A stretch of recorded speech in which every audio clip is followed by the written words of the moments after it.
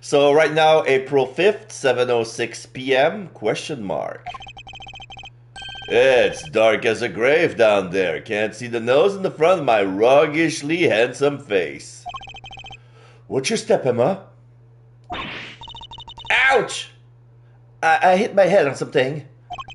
I'm not disappointed, of course. No, if they change it, they change it for the best. Like they made so much stuff with Eustace Winner. Like it has to be that name because Sebastian the best. Okay, Sebastian is like yeah, but you can't do anything. It's for the best. Exactly. Make your way down slowly, Kay. I don't want you to slip and hurt your head anymore. Yes, Mr. Edgeworth. There's gotta be a light switch here somewhere. Ah, bingo. This is... So the hidden 51st floor really is being used as a storeroom. And we see a lot of stuff that was used from previous cases. We see the statue of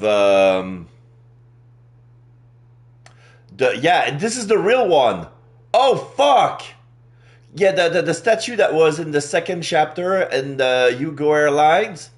The statue that has red eyes instead of orange. They were switched. This is the real deal. It's about to be sold for 2,400,000 yen, dollars. I don't know. There's a variety of different masks. There's Steel Samurai mask, Pink Princess, and there's a slot missing, which is probably for the jamming ninja mask that we found. And we also have a mask for the Badgers, the blue, the pink, and the bad. From what case? Okay, remember in Miles Edgeworth's first game, the second case, when he was in the airplane, the smuggling ring incident. This statue belongs to LeBlanc, Mr. LeBlanc. And that statue got swapped in Zhangfa. And there it is, right in front of us. I can tell it's the real thing because the jewels, they cannot be replicated. There's also a doll of the Iron Infant. And there's a doll of some sort of a baby bull-like kaiju. There's also a Rio de Janeiro suitcase. And there's a lot of stuff we're going to investigate, but there's also an elevator. So we'll need to take a careful look over at all these items. Big building pamphlet contains a cross-section of the building and a plan of the viewing platform. Alright, Mr. Edgeworth, you promised me an expedition or 3. I did indeed.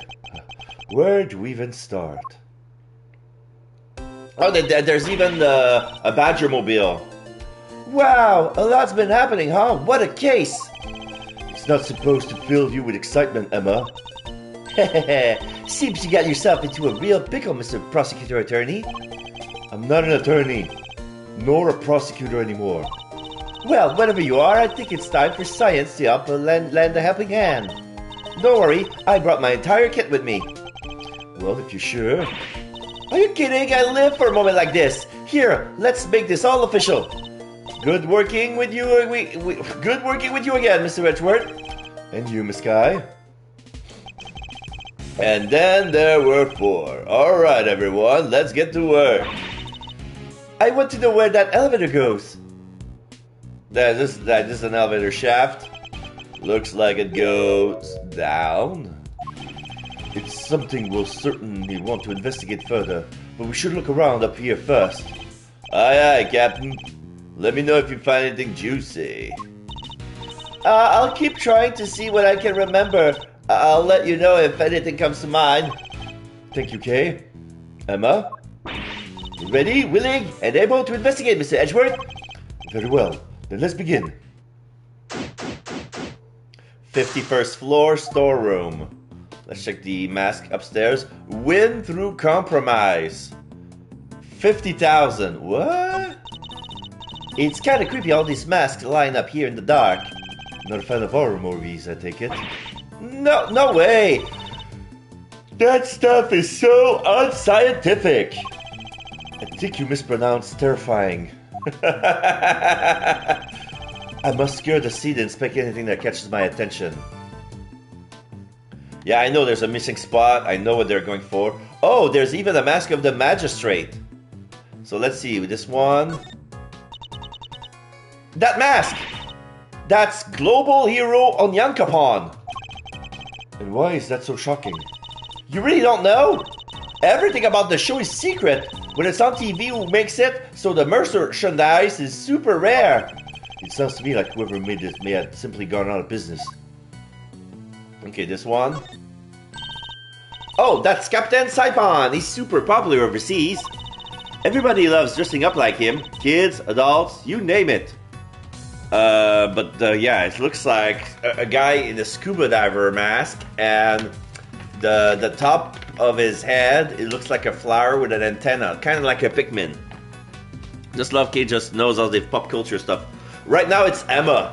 Right now it's Emma because Kay is amnesiac.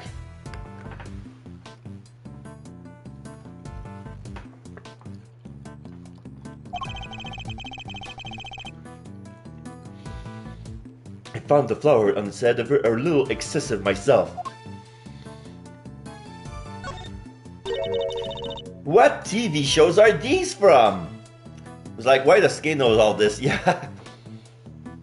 Yeah, it's hard for me like to make distant voices between Kay and Emma. Like Emma will be more like this, more childish and energetic, and Emma will be a little bit more cold but level-headed. You know? I don't know a whole lot about it, but I believe it's called The Student of Starry School. Oh, it's about elementary school where the students are all superheroes. So their masks are modeled on sports safety helmets or something, right? If anything become pulled off, I'm sure yeah, thank you, no eyesight. And maybe the number of eye slits tells you their student ID number. So the one on the left would be number 1, and the right is number 2. I suppose that could be it, yes. Yeah, the Red Ranger is the number 1, has 1 slit. The other one has 2 slit, but it's Blue Ranger. But there's supposed to be another one. Yeah, it's like... there are some fans who's trying to make it... Like, it's more popular in Japan.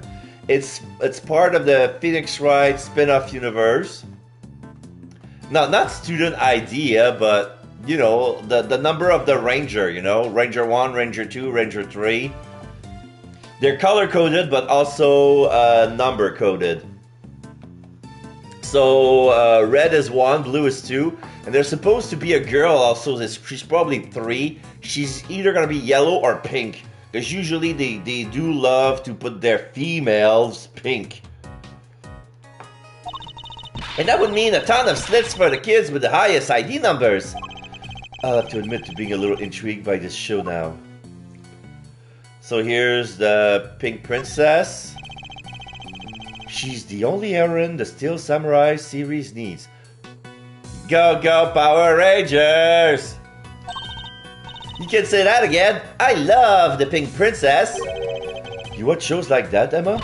Of course. You love them too, right? I don't really know all that much about them, but... Sure. Really? Because I saw the Steel Samurai figure in your office, so I thought, oh, I can't believe Emma's seen it. So yeah, there are 2 Steel Samurai masks, but they're slightly different. Pretty much, I'm pretty sure that Edgeworth can tell them apart. So let's try this one. It's the Steel Samurai. Oh, the one on the right is the Nickel Samurai. Ah, okay. So yeah, this one is blue and is not samurai, not Shokabe, The shokabe is like doesn't end like a puffy round ball of hair. It's just a really long strand of hair that is silver silver gleaming, like metallic, but it's actually nickel. Like it's called the nickel samurai because his hair are made of nickel.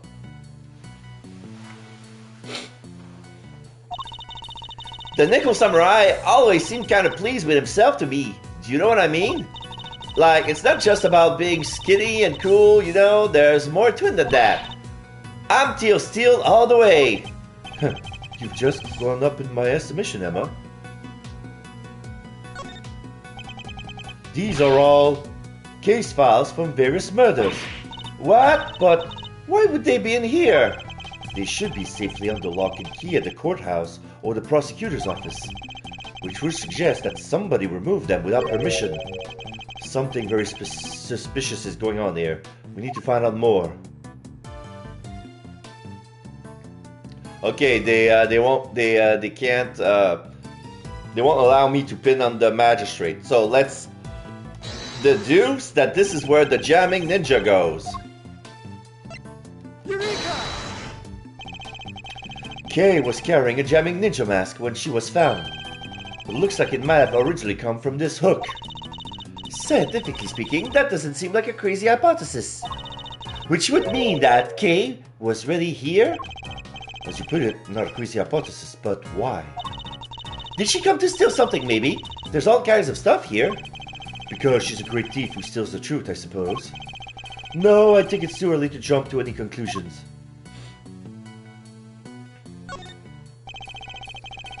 There's a selection of masks arranged on the rack here. There's even a steel samurai. And what an impressive, authentic likeness it is, too. The scientist in me is sensing something strange, though. A lack of consistency, you know? In the sense that the characters represented here feel a little haphazard somehow. I don't disagree. There's even an empty space here. Yeah, just an empty hook right in the middle. Somebody using that one, perhaps? So this statue! What is it? Got some new data for me? Not exactly. It's just something from a case I worked on, a piece of evidence. I believe it's called the Alfred statue? No, it's the Albed. The Albed statue. And there were two of them, a real one and a fake. Whichever one this is, it shouldn't be here of all places. An old case, huh? Guess you would have worked on a bunch of different... Huh? Gotcha! Key. That's a lot of hard taking pictures. Caught in the act, red dang-headed, guilty to the tomcat covered in cream. Ah! My eyes! Stop that at once! Ain't no stopping my snapping. Not can I got every dang detail and then some. Y'all think I'm about to let a bunch of dirty criminals go before I get the shot? Think again. We're not criminals. Yeah, sure. Pull the other ones. It got bells on. These here scammers a whipping of justice. I ain't about to be hornswoggled by your cheap denials. Oh, it's you. Huh? You're that low-down dirty jerk of a prosecutor, ain't you? Who are you calling a low-down dirty jerk? This is Lotta Hart, a photojournalist by trade. We've crossed paths on a few occasions, especially on that one particular case. She's hard to forget, and even harder to get a word in edgewise with. Quit making that face, will you? That's the face of a no-good schemer if I ever saw one. Seems I didn't leave the best of impressions on her either. Well, it's payback time, Mr. Schemer. You ought to be thankful all I want from you is a couple of pictures. But we're just here to investigate. Sure you are. If by investigate you mean pull the wool over Lotta's mile-wide eyes. Sorry, Mr. Edgeworth, I thought you might listen to me. It didn't hurt to try, I guess. But we're probably better off leaving her alone for now.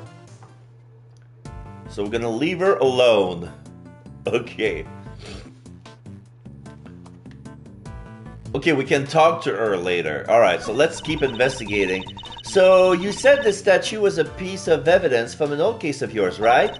It's pretty weird looking, I have to say. It's known as the Alfred statue.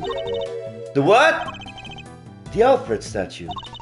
But it says here that it's called the Alfred statue. Oh, sorry.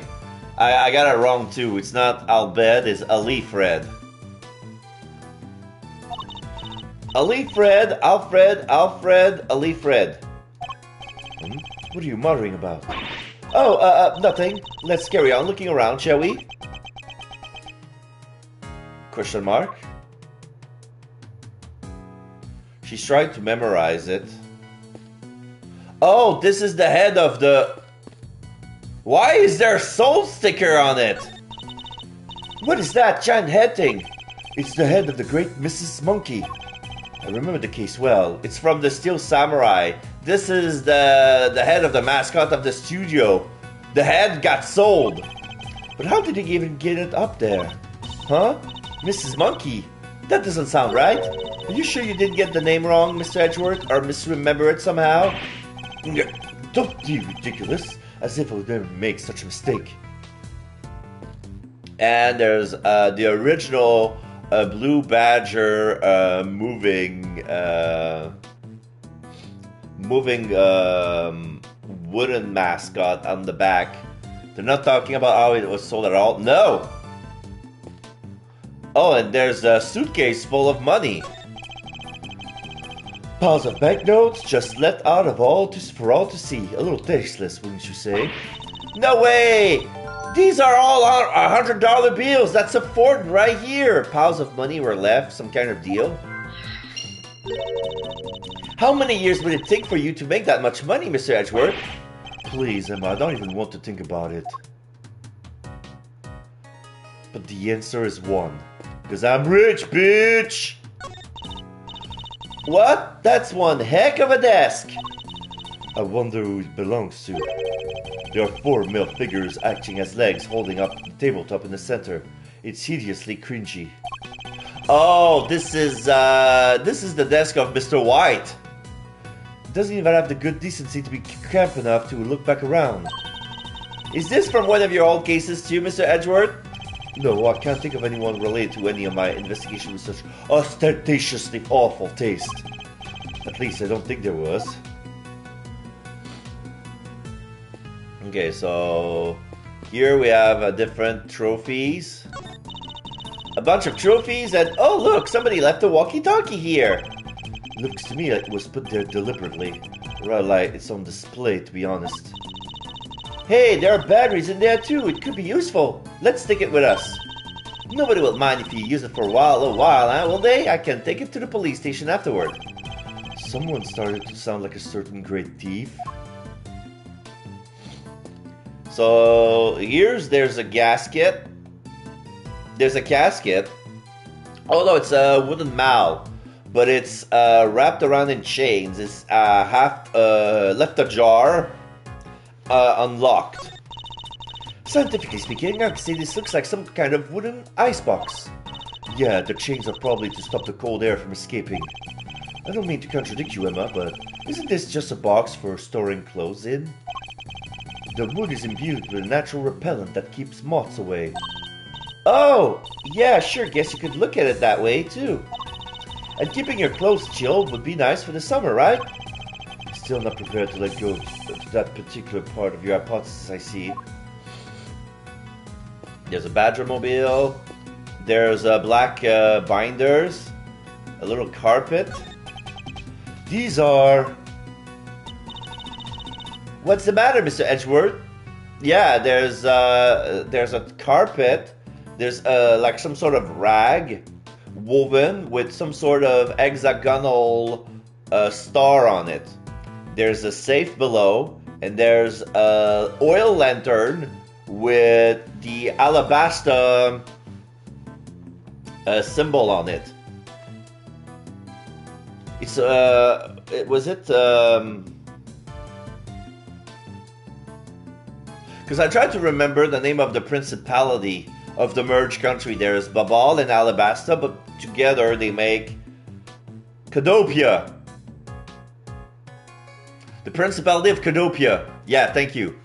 So yeah, this is an oiled lantern from Canopia. Oh, and there's also Callista Yu's bottle of perfume. If I'm not mistaken, several of the items on display here are pieces of evidence from old cases of mine. But what are they doing here? Oh, yeah, the plushie is Di Zhongwan's plushie that was on the plane. Why is it here? Maybe this is where the convenience store stuff it's looking into? It can't be. Evidence like this is stored at the police department.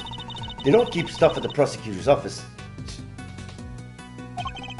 When the case is ongoing, it's kept in the prosecutor's office, but once the last trial has finished up, it's supposed to go right back to the precinct, unless there's a very good reason for it to go elsewhere. And yet, here it all is. There's no point in trying to figure out the whys right now. I should take a close look at it all. There are labels. Labels with numbers printed on them. Exhibit numbers, maybe? You said they were all pieces of evidence, right? Yes, but judging by how the numbers are written and by the items themselves, I would guess these are prices. The evidence all have price tags attached. High price tags. Prices? I would have never guessed that. Wait, but none of this stuff could be worth that much money, could it? The prices are very high indeed. It's no wonder she's surprised. I must examine all of these in details. So let's try the carpet. That's odd. This is the only spot with nothing on it. But it still has one of those signs in front of it. And look, there's an outline, the dust on top of the cloth. Oh! The chandelier. The star-based chandelier. That's where it went. That's where it came from. I would say something was probably sitting there until quite recently, wouldn't you? You know what? I think you might be right, but I'm drawing a blank trying to imagine what. Well, I might have an idea, a star-shaped outline. Must have to go to work. Try to see you in the next stream. Thank you. Hello, Kathleen. Comment ça va? Well, thank you very much, No Eyesight, for taking some time off before going to work. Be sure to come back when you're done. Have a nice day at work. Donc, qu'est-ce qu'on a là? Ah, isn't he a cutie? Look at this fluffy little guy. Je viens de voir que tu étais en live, je te laisse mon lurk. Oui, je viens de commencer mon live. Merci beaucoup de passer lurk avec un K, ouais. Fait que j'ai très apprécié que tu lurk. T'étais en train de travailler aussi? Mais je suis content que j'apprécie le monde qui lurk, hein. Je suis content que tu sois là. That's the stuffed animal we found at Gourd Lake. What? He should be in the position of the prosecutor in charge of that case. So how did he wind up here? Ah, but look, he's missing his left horn. He is, but he never had it in the first place. At least, not as far as we ever saw. Defective merchandise, huh? Then we need to contact the manufacturer. I demand a recall! Now that I come to think of it, why would anyone give the president a broken toy to begin with? Broken plushie, the stuffed animal we originally found in Jangfa presidential plane, missing his left horn. So this storeroom is actually more of a stock room? It would seem so, much as it pains me to consider such a thing. What kind of person sells off evidence from serious criminal cases? And to who? Who would even want to pay for all this stuff? Somebody clearly, the price tags have proof of that. Wow, people really will collect anything, huh? Fascinating. Someone who wants dollars. Let me try something. Okay, price tag is the only thing that I have. Oh, wait. I have price tags and lots of money. There's money lying around. We've seen items of old evidence marked with price tagged, along with a huge pile of cash. I think it's pretty clear that somebody has been running an illicit trade in the judicial goods. Shady deals on the 151st floor? This is big. It has to be, right? I think it might be, but we'll need to investigate a little further yet. We need to find out more about what's going on here. If only there was an eyewitness we could interview. An eyewitness, huh? We have one. Okay, let's investigate here. That's a cute little doll. It looks kind of like the Steel Samurai. It's actually the Iron Infant, son of the Steel Samurai and the Pink Princess. He was born burdened with the knowledge that he too would one day be called upon to fight for justice. I can't imagine the pressure that must have put him under, more than most people could bear. Yes, he's young. He's young, but you can sense it nonetheless, a certain tragic refinement. Edgeworth! Mr. Edgeworth, are you listening to me? Hmm? Oh, of course. A mannequin, huh? Wait, I know. All thanks to my powers of scientific deduction, of course. It's evidence from an old case of yours, right? Not this time. I've never seen it before in my life. It doesn't seem to fit with the other items in the room, either. No! I get it! Kay saw somebody with a red hood. It's the red hood from the shooter. For one thing, it doesn't have a price tag. So why is it here? So let's see the safe. Oh, we cannot examine the safe. Oh, there's even the Blue Badger mascot. A bottle of ink and a lantern. Both pieces of evidence from a previous case of mine. But why? Why is all this stuff that's related to you doing here? It's not as if any of it was in my possession for any length of time. The duration of the case, and no longer. Perhaps this all nothing but a coincidence. Seriously, a coincidence? I never thought I would hear those words coming out of your mouth. You must always face up the facts of the situation, however strange it may be. Is that what scientists believe too? Oh ho ho! You want to talk about what scientists believe? So Lynn, this may take a while.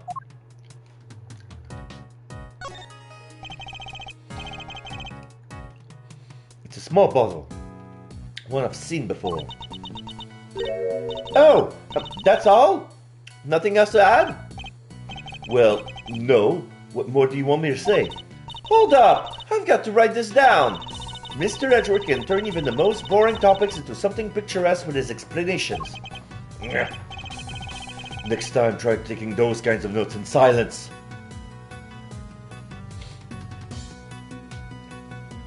Alright, we're gonna present the chandelier on the star-shaped sign. The candelabrum. Eureka! The outline in the dust matches the bottom of the candelabrum exactly. I'd say there's a pretty strong chance that this is where our murder took it from. Which would mean the candelabrum was evidence from another case? It certainly seems likely, but that's not our concerns right now. The key thing to note is that the murder weapon was taken from this storeroom.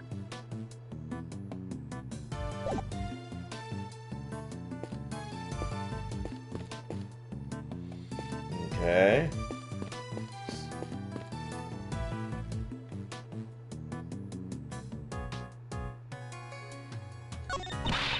Wow, this is some sturdy construction.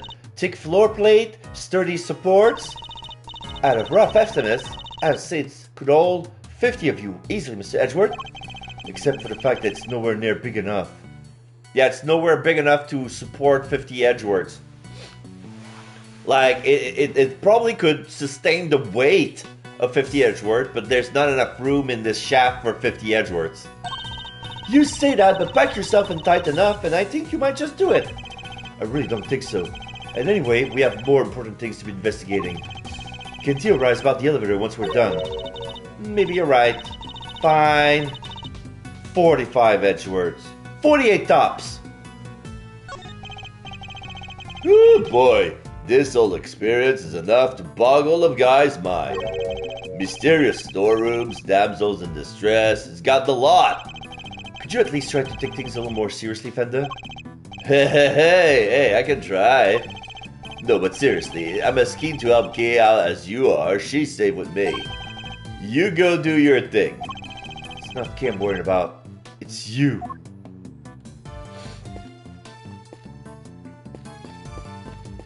Alright, let's talk to the eyewitness. Why exactly are you here, Miss Hart? Me? I told you I'm in it for the truth, for the good old society. And for little old me, of course.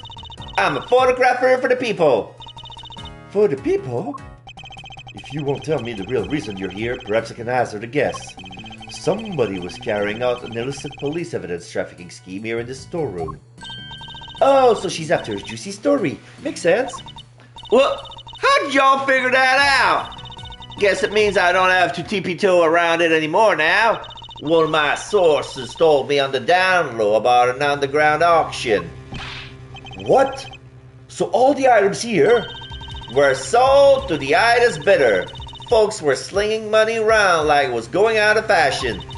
I had to come see for myself, of course. Get eyes on my subject, you know.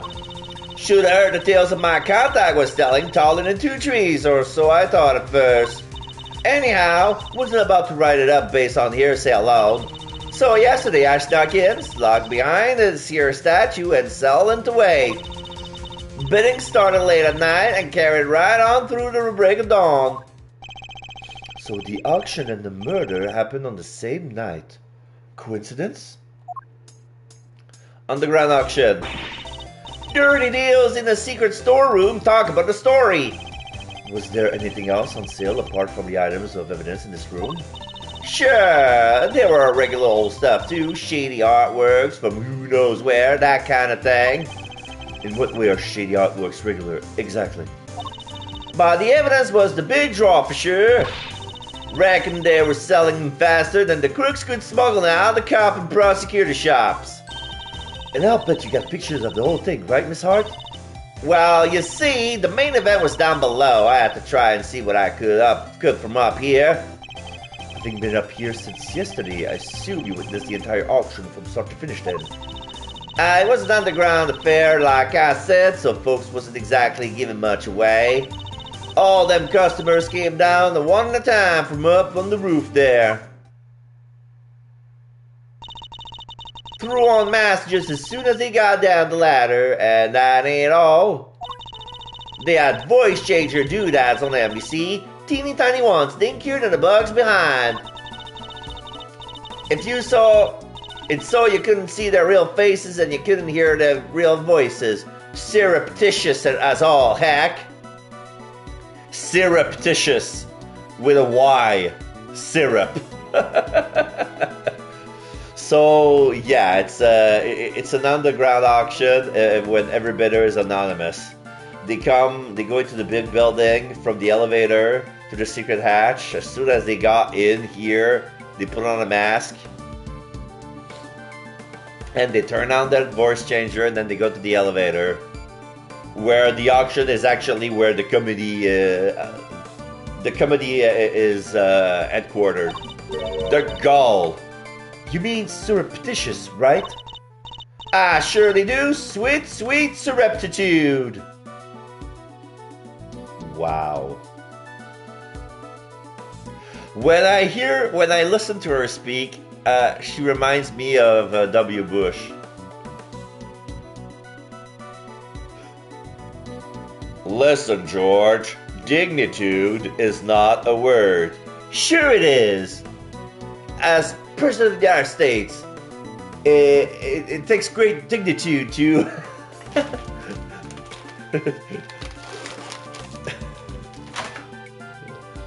dignitude, yeah, surreptitude, also not a word. Anywho, once they had their gear on, they went right on downstairs. And then in came the next one. When it came time to leave, they all done the same, but in reverse. Up they came again, one by one by one.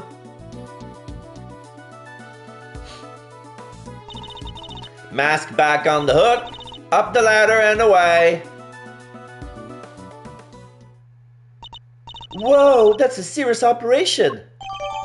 Mask data jotted down in my organizer. Selection of various masks was kept on a rack. Each participant in the auction wore one. And how many participants were there? 11 altogether. I counted them when they came down the ladder. Auction entry and exit. Participants entered the storeroom one by one from the roof. They also left one by one through the storeroom and up to the roof. Your stakeout. I didn't just hide behind a stupid statue the whole time, you know. You didn't? Then where were you?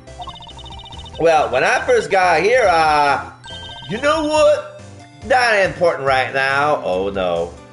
I feel it's gonna be a mind chess.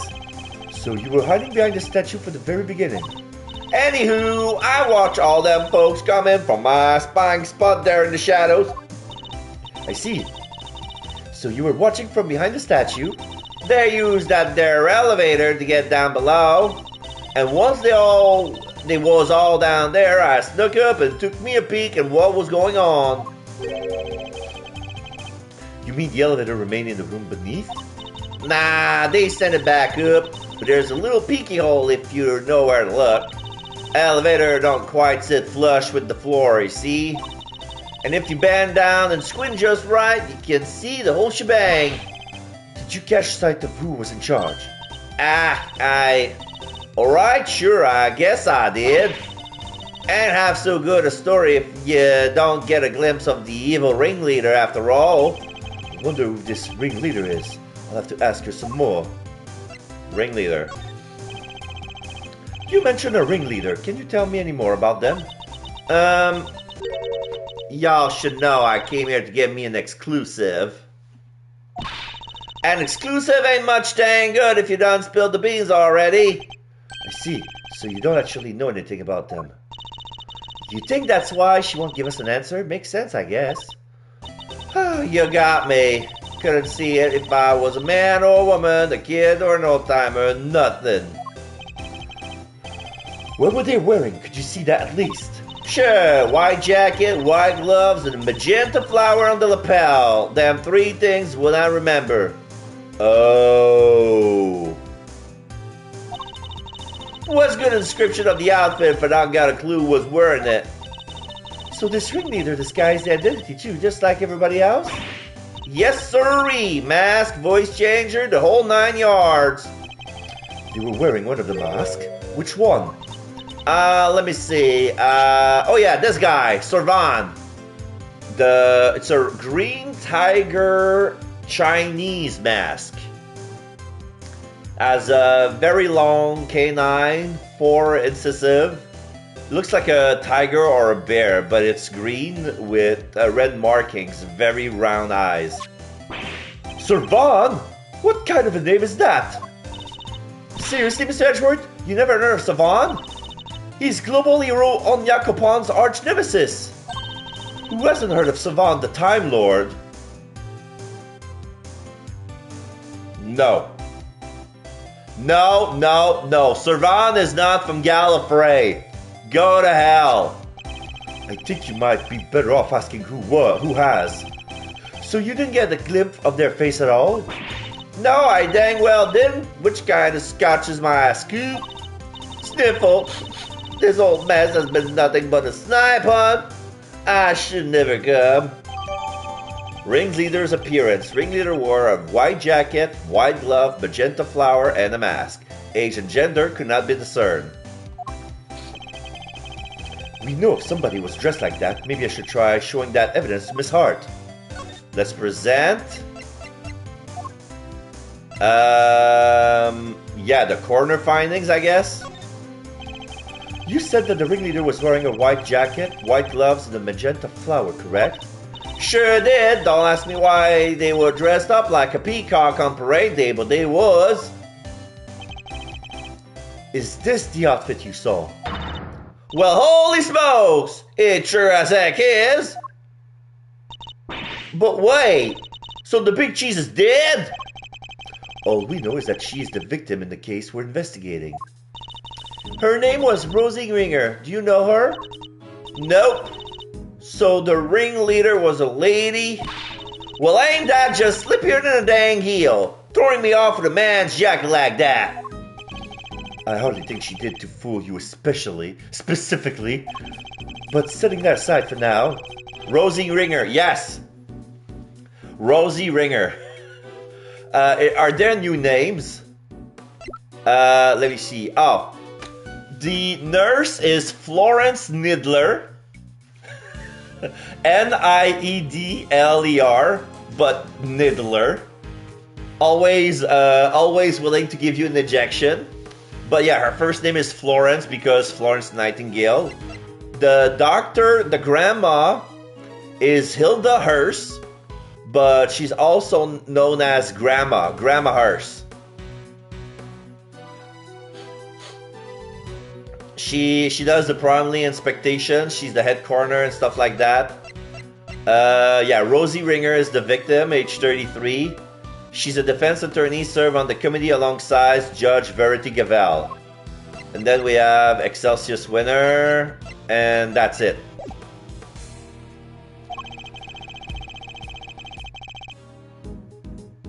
But setting that aside for now, what's important is that we discovered something vital to the case. Namely, that the underground auction was shared by none other than our victim. I want to know how Lada figures who the ringleader was. Well, she said that, well, when she was hiding on the 51st floor, the elevator shaft was like kind of crooked. She could see through the cracks of the elevators. Yeah, the person wearing that outfit could have been anyone. Of course. And she was wearing pants as well. She was dressed like one of those noble jockey riders. You know, when those aristocrats go horse riding?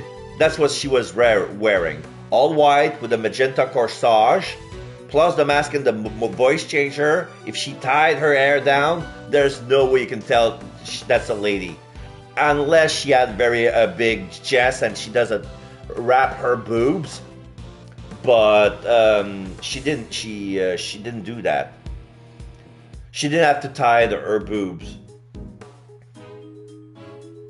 So somebody done bumped off the boss, huh? Then that's what was happening. When was what happening? Oh, nothing. Nothing at all. Y'all just go on about your business now. No offense, Miss Hart, but that made you sound about 5 times more suspicious. Suspicious, my foot! I told y'all it's nothing! And you won't get nothing more out of me than that. Wait, so there is more? How many dang times I gotta tell you it ain't nothing, okay? And I ain't saying nothing either way. Yeah, her name looks more like, her name is spelled Lotta. Lotta Hart. Oh, you can tell us just a little more, pretty please?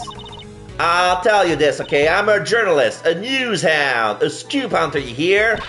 Exclusive article got out, money comes in, that's how the game is played. Tell you more? Heck, I done told y'all too much already. Wait, what if I examine some fingerprints for you? Pro bono? What kind of a cockamamie thank you is that? I'd sooner get a tooth pool. Lotta, how many times you told people that you changed and then eventually prove you did? Yeah. She's easy to crack.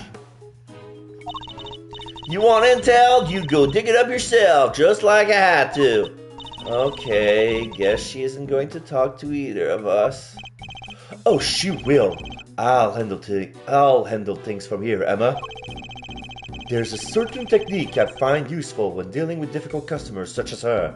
The mind chest. She may not give up the information voluntarily, but that doesn't mean she can't be persuaded to. Checkboard. Let's start by observing our opponent. 2 rooks and a queen. I ain't telling y'all nothing, you hear? Now quit wasting my time before I really blow a fuse. As we've seen, she's very quick-tempered. She'll try to cut the conversation dead wherever possible. I won't have much time to think, so I'll need to be swift and decisive. So that means I need to, I cannot bide my time, because if I play with her tempo, she's gonna misdirect the conversation elsewhere. Miss Hart is definitely hiding something from me. So my first move is to discover what that something is. Alright? Tell me what you know. You need to tell me everything you know. And don't you dare leave anything out. Go jump in the creek, you big bully! Why should I tell you anything? You don't got nothing to do with me, nor me with you neither. I don't have a clue as to how to proceed with this line of questioning. Better try another tack. Let's talk about this reasonably. I can see you're a little agitated, Miss Hart. Let's just calm down and try to... I am calm down, you leastways. I will be just as soon as y'all quit yanking my dang chain. By my time, you don't look very calm. I'll stop when you actually calm down. Okay, let's try binding down, because she's not agitated. That's better, being a news hound's all about keeping a cool head no matter what the world throws at you, see? Speaking of news hound, this might interest you. I met one a few days ago. She was a very hungry young reporter indeed. A reporter with a very particular turn of phrase, similar to your own, in fact. Oh yeah? She spoke like me, huh? Guess that could have been someone I know. She was your sister, she was your apprentice. Her name is Tabby Lloyd. And if I had closed my eyes, I could have believed I was listening to you. She told me about somebody she called the Chief. She was talking about you, wasn't she? Oh! So y'all met Tabby, huh?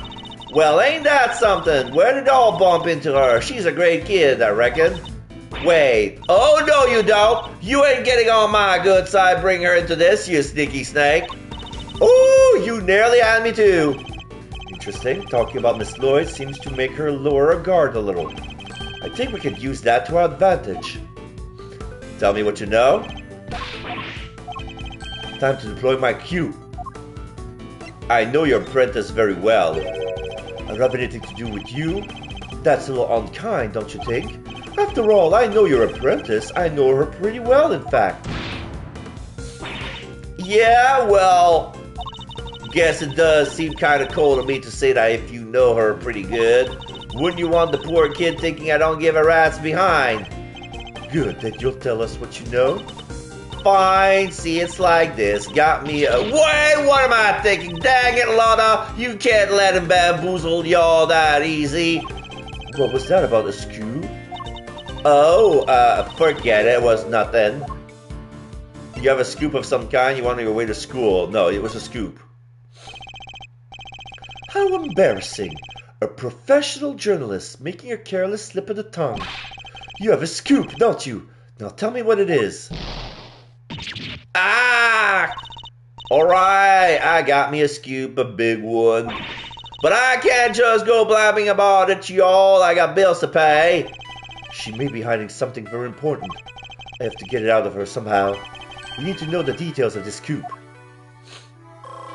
Okay, I got my time back. She's quick to anger, but she's also quick to let key information slip. Now that we know that, the rest shouldn't be so hard. Let's see what else we can get out of her.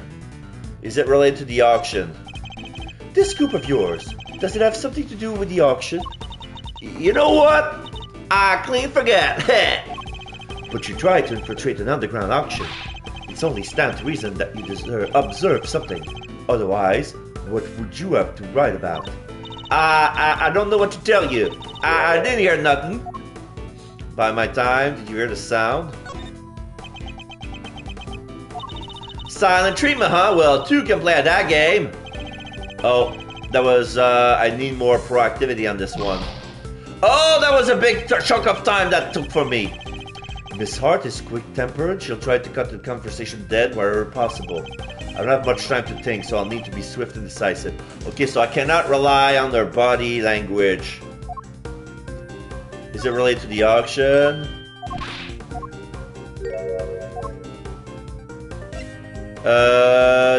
Did you hear something from Miss Lloyd? Did you hear the sound of something? So, if you didn't hear the sound of nothing, does that mean you did hear the sound of something? Something during your time in this room? Well, see, it wasn't nothing really, just a little noise is all. Wouldn't even make page 16. Forget I mentioned it. So something happened during the auction. Something that made a noise of some kind. That could be a valuable clue. Is it related to an incident of some kind? Your big scoop involves something in a criminal nature, doesn't it? Man, might be it did, might be it didn't. Which is it? This is important. Alright, you don't gotta holler at me like that. I ain't done nothing shameful or nothing, just snuck in and did some undercover reporting. Your sneaking is a big problem, should snuck someplace else. Shit, I'm dead, I have to start over. I don't got time for this hogs, Will, that's it, I'm out of here. Oh! If I failed the mine chest, I take a hit in my life points. Okay. I didn't know that. Curses.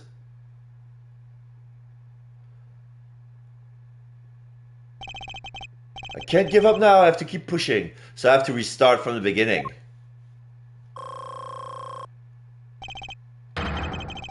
Once more onto the breach. Yeah. Okay, so... Oh! Okay, so it's not from the very, very, very beginning. Only where I failed.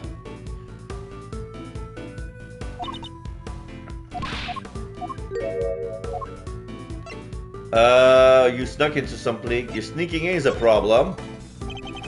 I'll be the judge of whether your actions were shameful or not. An unlawful entry into private property is very shameful indeed. In fact, it's a crime. Hey, you did the exact same thing, genius. Aw, but I guess you're a prosecutor, huh? You're allowed to do stuff like that. Let's not mention the fact that I handed my badge, shall we? Still, it didn't amount to a whole hill of beans, right? These folks out there that have done way worse. Murder for one. Next murder, trespass ain't hardly nothing. Your scoop is about a murder? From your muttering about murder just now, I gather that your scoop has something to do with a homicide? Nah, I was just talking all hypothetical like. You know about murder being the big one and all, ain't nothing worse than murder. Not the most skillful evasion I've earned in my career. Look, I done told you, okay? I snuck into the auction, I'll cop to that. But murder, I don't know nothing about no murder. Ain't seen nothing, ain't heard nothing, Scout. Scout's honor. ... I don't have a clue as to how to proceed with this line of questioning. Better try another tack.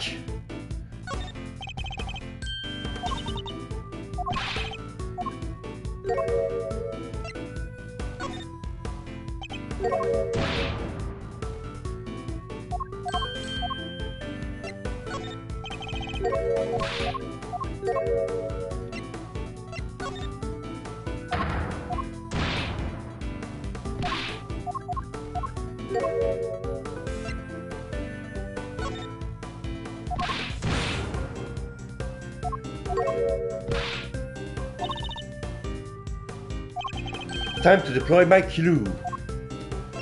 But you did hear something. You told me you heard something during the auction.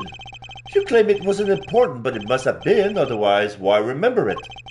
I think it was something very memorable indeed. In fact, I believe it was the cry of a murder victim. And the second rook is down. Ah! How do you keep doing that? Alright, it's true. I wound up smack dab in the middle of a murder scene, but only by accident. And that's all you're getting out of me. Won't be no scoop left otherwise. The murder Miss Hart witnessed. It must be the same murder we ourselves have been investigating. That should prove to be a very valuable piece of information indeed. Perhaps we should finish up by confirming the credibility of her claim. I have her on the back foot now. Time to finish this. Tell me more about the incident. I need you to describe the murder in detail. It's vitally important. Yeah, I wish I could help y'all, but I don't rightly recall the whole bunch. Ain't much I can tell you, sorry. I mean, look at me. Can't even get my facts straight half the time. I don't have a clue as to how to proceed with this line of questioning. Better try another tack. There's something you're still not telling me. And nothing left to tell, dang it. I done spilled my guts already. I don't have a clue here either. Were you really in the middle of the scene? You say you wound up in the middle of a murder scene. Is that really true? You're calling me a liar now? Woo-wee! Now I'm mad. Real mad. Go ahead, stay mad. I'm the one who should be angry. Okay, buy my time. I'm a journalist. How am I gonna sell stories if folks can't trust that I'm telling the truth? I got me a motto, you know. Faster than anybody, honester than everybody. A motto, huh? That could be an important clue. I should bear it in mind. Tell me about the incident. Would it work? I thought you were honester than everybody. Can't imagine that being so vague on the facts is a trade value among journalists. Surely accuracy and honesty are what's necessary when we're reporting on a story. Well, you see, it seems your so-called information is not credible after all. Look, that was a murder, and I was there. I can even prove it, grumble. She has a photo. You can prove it, can you? How? I've got it right. Wait, you heard that? I was just talking to myself. Don't think nothing of it. She's still hiding something. This is a very vital clue. We need to use to maximum effect. Okay, there's something you're still not telling me. Time to use the clue. You're still hiding something. The Queen! Queen on Queen! I know you've been keeping something from me. And that something is proof. Proof related to the murder you witnessed.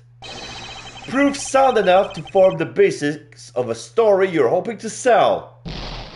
Ah, god dang it! Dang it all to heck! Give me a break, will ya? I'll come clean, okay? That's what you want, right? Here, I done snapped me a photo. I knew it. Happy now? You better be. And that's checkmate. That was tough, but I got my health back. Can't believe I let that happen. Betrayed by my own big mouth. Well, it happened, so it's time to tell us everything. I saw the whole thing, watched that auction from start to finish. But you didn't just watch it, right? You took pictures too. Yeah, about that. So like I said, I was spying on the whole thing right from the get-go. There was all shouting out biz and somebody wins something and then BAM! Down comes the hammer. Head on upstairs and pay, shouts the old ringleader. And then the whole thing starts over again. Anyhow, soon as that happened, I had to think quick. That's when I ran behind that there statue and hid. And who was it that eventually appeared? Didn't see nothing, but I heard something that made me pretty sure it was whoever plays the winning bid. The sweet, sweet sound of cold, hard cash. I'm not sure I have any idea what that sounds like. The sound of someone counting bills, perhaps? Anyhow, the deal was you settle your bills up here. I heard two people yabbering for a little while. Wait, so two people came up on the elevator? You betcha! My guess is the other one was our friend, the ringleader. Anyway, yabber, yabber, yabber, on it goes for a little while, and then, scream. Well, that shook me up pretty good, so I hunkered down in my hiding place and tried to stay out of sight. So you didn't see the moment of the murder? Nah, but I heard it real good. You didn't try to help whoever was being attacked? Quit trying to be funny, girlie. It don't suit you none. I'm just a dainty little journalist, another lonesome. You think I was fixing to jump in and save the day? Dainty? Anyhow, then there was a bunch of rustling sounds. Right about when that was happening, I got to feeling pretty bad about what I'd done. That makes sense, I guess. After all, you didn't... I didn't remember to get out my camera and snap even a single picture. Emma, Scoop like that drops right in my lap and I miss it. Somebody ought to tan my hide. Edgeworth, Anyhow, then a little more time comes by, and there's this kind of clattering noise. I'm there thinking, gotta get the shot this time, and so I grab one real quick from in the shadows there. Could we see this photograph? Aw, do I have to? Here. Yeah, the guy with the red hood next to the mannequin. That's the person in the red raincoat. The one who attacked Kay. So Kay's raincoat assailant also attacked the victim there in the storeroom. Then proceeded up to the roof where they assaulted Kay. Miss Hart's picture, a photograph of the mysterious figure in the red raincoat.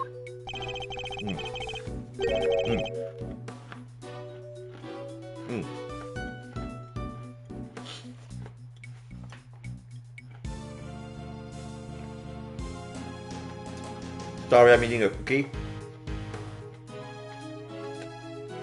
There's only one person in this picture. Where is the victim? Weird, huh? I wondered the same thing. Heard two people, but there was only one in the shot I got. And I didn't see nobody nowhere else in the room neither. But that's the killer, alright. These ways, I'm pretty sure it is. You know what? I'm pretty sure they put the body inside the wooden box. So are we saying the victim disappeared? It's possible the murder happened in the storeroom during the auction. How did you know it was the killer just by looking? Because they were literally red-handed with blood. How else would I get there, huh? And the auction just carried on after that? Sure it did. They just went right along like nothing had happened. Rich folks is crazier than a box of frogs. I'll never understand how they think. Funny. I found journalists struggle to understand as well. Miss Hart's statement. Miss Hart's observation about what happened during the mysterious auction.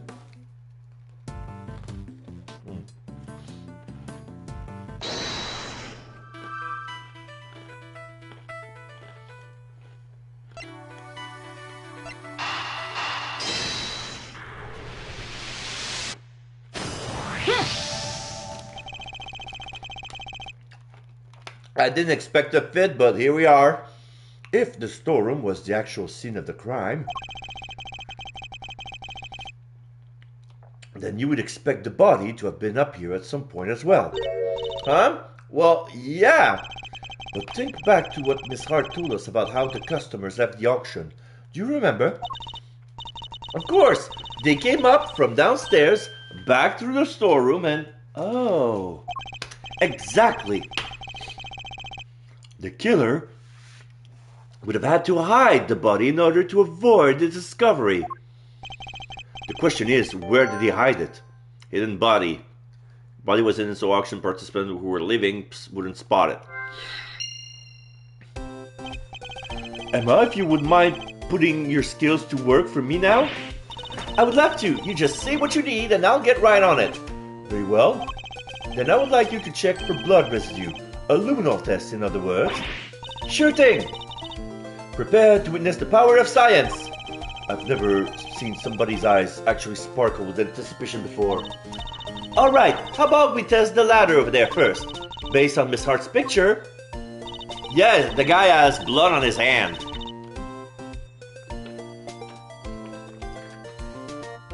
I'd say the person in the red raincoat was about to climb it and make their escape.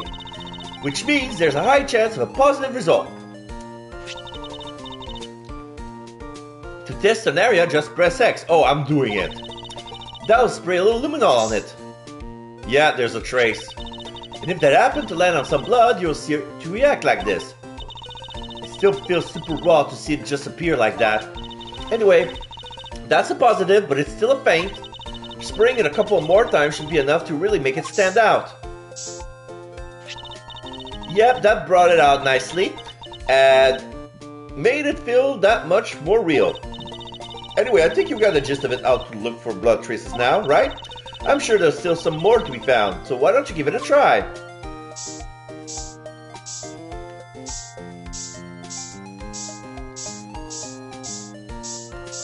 Spraying the masks.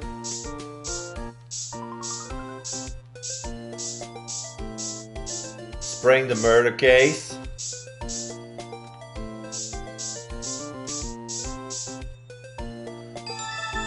Okay, there's another stain on the ladder. And that's how it's done.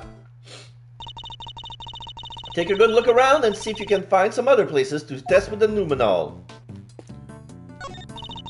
You want to test here? Yes. Just spray some luminol on any place suspicious. Yeah. There was blood inside that box. Mr. Edgeworth, blood! But how could that have gotten there? Maybe somebody put something with blood on it in there? Closed box blood. There are still places we haven't tested yet. Let's see what else we can find. Okay, let me test here. Sorry, it's a negative.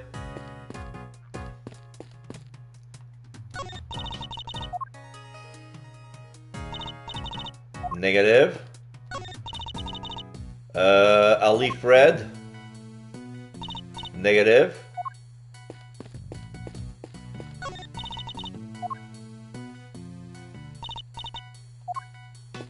The money.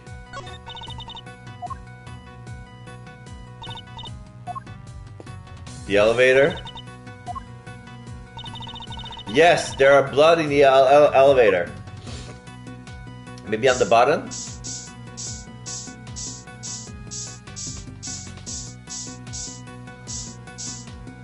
On the floor. Just outside. We've got a positive, there's blood here. But how come? Probably because this is where the murder was actually committed, I would say. Oh, looks like some of it dripped through the floor below too.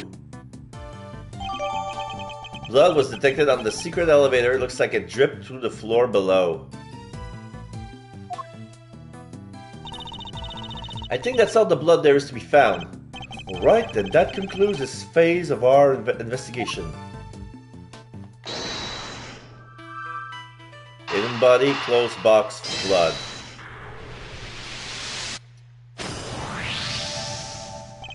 Blood in the clothes box can only mean one thing. That is where the body was hidden. I'm certain of it. I wonder who won the box in the auction. I haven't the foggiest. Still, it's a very helpful discovery. Now, you just hold your horses there. There's no way the body could have been in there. What do you mean? I took a look at that there box when I first got in here. Looked to be just about the perfect size for a little hide-and-go seat if they need a rose.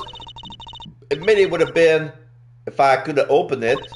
But it was wrapped in chains and locked up tight. And I ain't no escapologist. I ain't no escapologist. The murder happened just to be a little farther. Just a little after I scooped it out, so can't nobody have put nobody in there. Wrapped in chains and locked up tight, you say? That's odd. Because it doesn't look to be wrapped in chains any longer. Huh? Well, slap my head and call me silly. Could have swore it was, though. Clothes box in which the killer hid the body. Traces of blood were detected inside. I think we examined all we can now. Great! Time to see what's waiting down below. Shaking a leg already, are we, Miles? Okie dokie. Hey, K-Meister. Yes, Mr. Fender? We're about ready to move out, so I want you to stick with me, okay? Can't have you getting lost. Of course, I'll be sure to stay close. When did those two start getting along so well? Investigation complete. All 5 of them in the elevator. Going down, going down. And we're right in front of the Lady Liberty. April 5th, 7:43 p.m. Committee for Prosecutorial Accidents Chamber.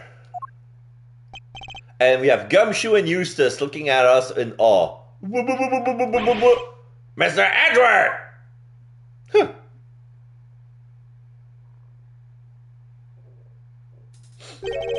This room. This is the auction room? No, this is the comedy chamber. Yeah! Yeah! Way to drop right into my lap, Cape Faraday! Exclamation mark. You've got real guts, I'll give you that. Arrest her, man! Arrest her right now! Wait, but jeez. As for the rest of the riffraff, throw them out into the streets where they belong.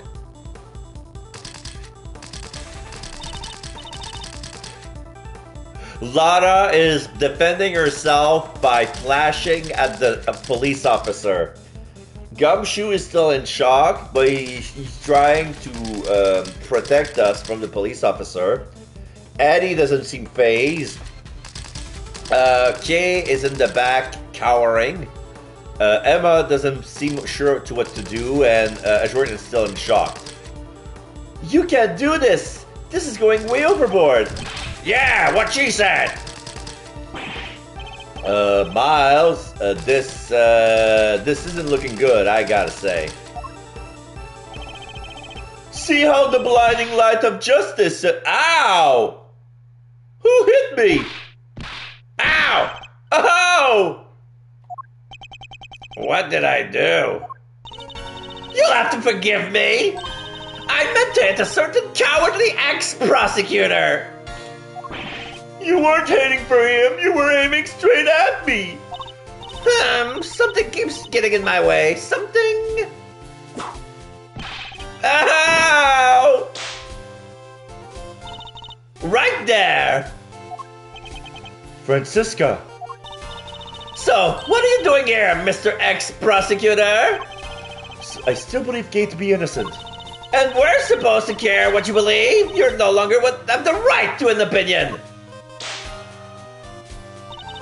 I am Francisca Montgarma, and I have no intention of stopping here or now. But you choose to stop by giving up your badge, and so our game has already come to an end. My badge was an obstacle to proceeding along the road I've chosen. I haven't stopped, I simply cleared the way ahead. And now I'm free to follow that road all the way to the truth. And don't you think for a second that my conviction has changed. I'm every bit as dedicated as I ever was. You seem to think you know what lies at the end of this road to the truth. In that case, I demand that you show me. I'll explain my current theory first, and if your road fails to lead anywhere, my whip will happily guide it. So yeah, the puddle of blood that we see in front of the statue matches with where the blood was dripping from on the superior floor. Francisca's current theory. The victim used her keycard and entered this chamber with her killer.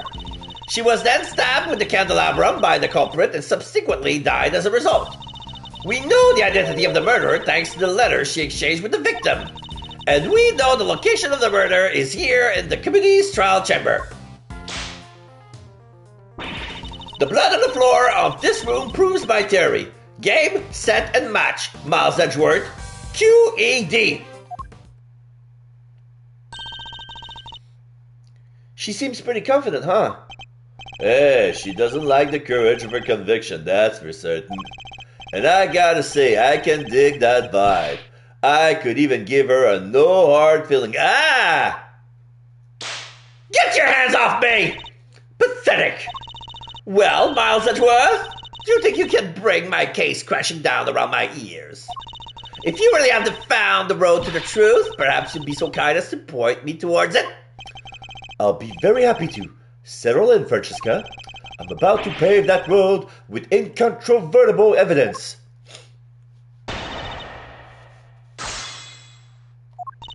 The victim used a keycard and entered the chamber with her killer. Hold it! And you're sure the data from the security system is accurate? That data is just like me, perfect in every way. There's no room for doubt on either front. Well, your theory is far from perfect. I suppose I'm not going to change your mind on this so easily, am I? Correct! As I said, the victim entered the room with her killer.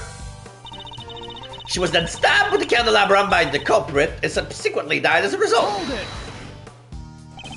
And the stab wounds she sustained are a perfect match with the candelabrum in question.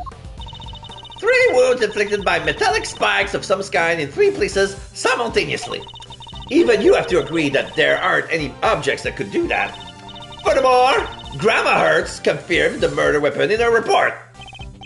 Then there's absolutely no doubt in your mind that it was a candelabrum. None whatsoever. And as for the culprit, we know the identity of the murderer thanks to the letter she exchanged with the victim. Hold it! Have you managed to prove conclusively that the letter found on the victim was sent by Kay? I wasn't aware that there was any doubt on that front. Are you suggesting that it was a forgery? Well, if there was any doubt, there isn't any longer. Document analysis turned up nothing. Nothing to suggest the involvement of anyone other than the sender and the recipient, or of any forgery.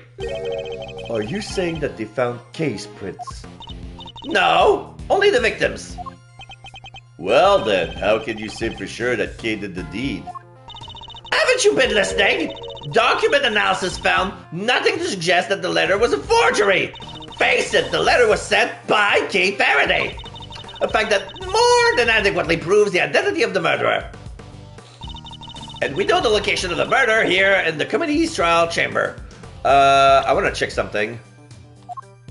Amongst the new clue, broken plushie, no. Mask, no. Ringleader's appearance, no. Mr. Hart's pictures, no. Let's see Miss Hart's statement. Illicit auction held in big building. Items on sale, mainly items of police evidence related to homicide cases. 11 attendees altogether, all were wearing masks. Auction continued even after murder occurred. Elevator blood. Detected on the secret elevator. Looks like it dripped through the floor below. Objection! Oh no, I should have pressed that before. There's a clear contradiction in the testimony. Is there? Perhaps you'd care to explain to me? Of course, if your explanation isn't to my satisfaction, my whip will inform you of my displeasure. I haven't started explaining. Words are useless on the face of that whip, Mr. Edgeworth. You just have to present some other evidence instead. Indeed, I won't make the mistake of letting her swing that thing at me again. Hold it! You can prove that the murder happened here in the committee chamber, I suppose. Avant Karma is perfect in every way. Or did you forget that when you handed in your badge? The blood on the floor of this room proves my theory. Oh, I presented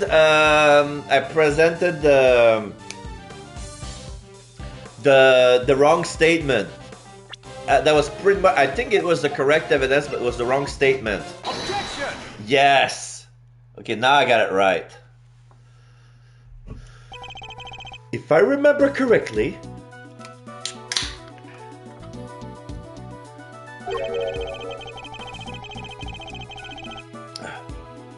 the blood discovered in this room was located at the foot of the Goddess of Justice statue.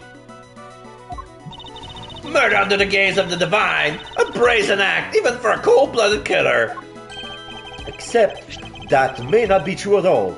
Take a look at this if you would. It's a blood stain we discovered in the storeroom directly above the committee chamber. As you can see, the blood we found looks to have dripped through the room below. And the elevator it dripped down from descends directly to the foot of the statue. Ah, you know this. Then you will agree that the murder cannot in fact have happened in this room. I put it to you that the victim was killed in the room above, and only afterward was she moved down here. The Goddess of Justice did not witness a murder. She witnessed a killer trying to cover their tracks. Ah, that. Why is she smiling?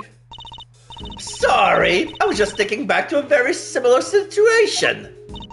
Well done, Miles Edgeworth. You've proven yourself to be even more foolish than I thought. Mr. Edgeworth is anything but a fool, sir, and you know it. Yow! Have you forgotten the picture you just showed me? Or are you really that hare-headed? Even a cursory glance shows that there was far more blood here in the committee chamber than upstairs. Ouch, whipped and ignored again. Wish I could get some love too!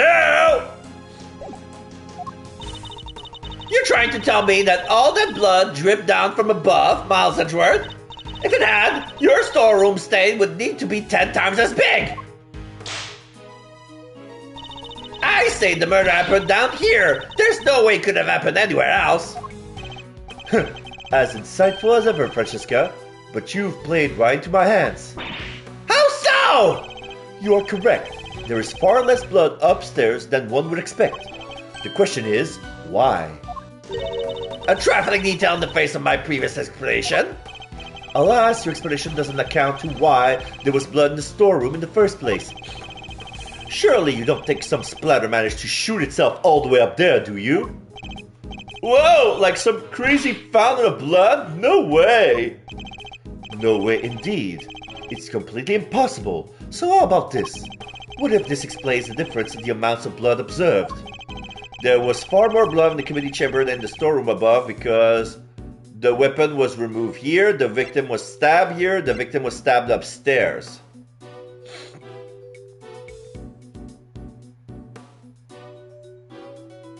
Oh!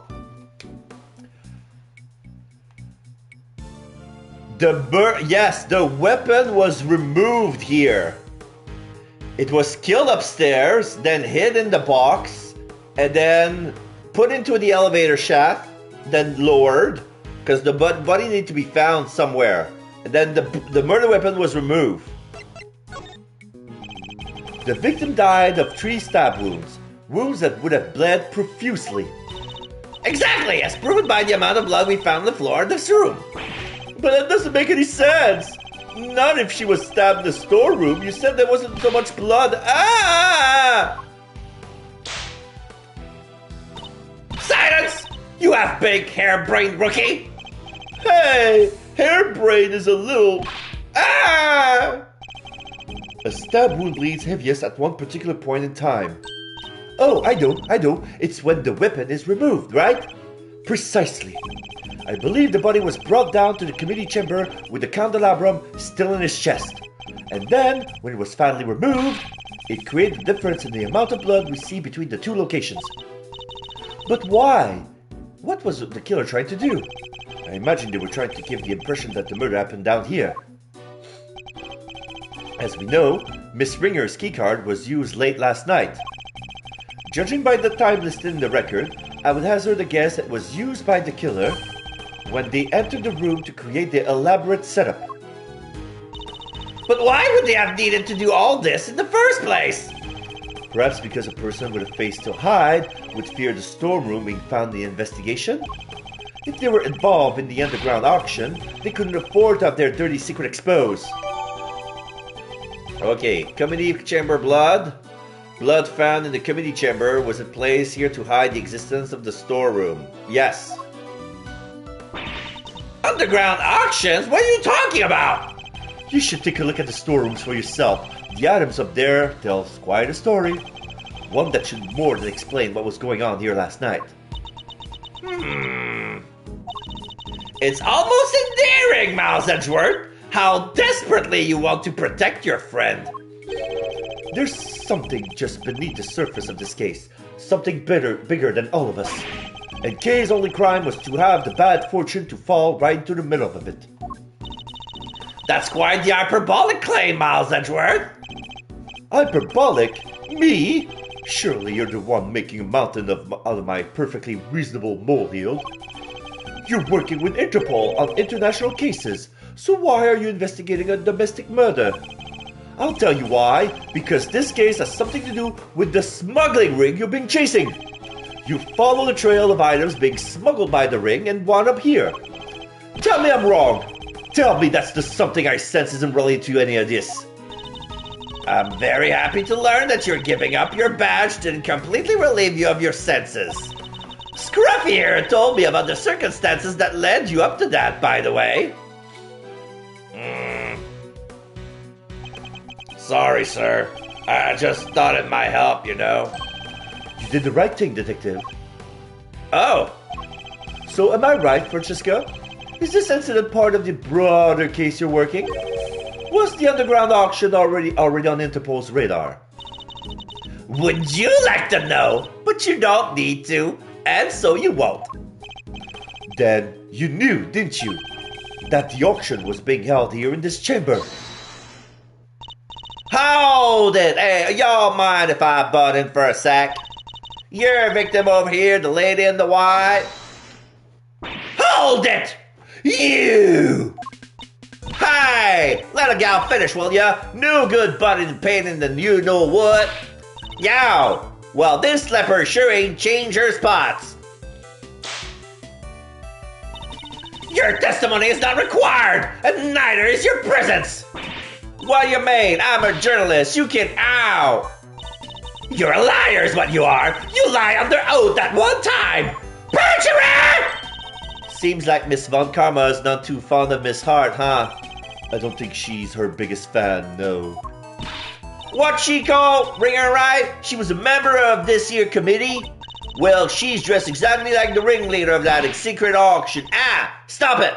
Stop whipping me, dang it! What is the meaning of this interruption? Miles Edgeworth, explain! Miss Hart here helped us out by describing how the auctioneer was dressed. And it seems that they were wearing the exact same outfit as the victim, Miss Rosie Ringer. But that would mean that the victim was also the ringleader. Now, how about we just calm down, sir? Ow! It seems I have some new information to consider. It's true that I came here to investigate the underground auction and to arrest its head of operation, the auctioneer. But if Miss Hart is to be believed, the ringleader is dead. I guess that means your journey here today was wasted.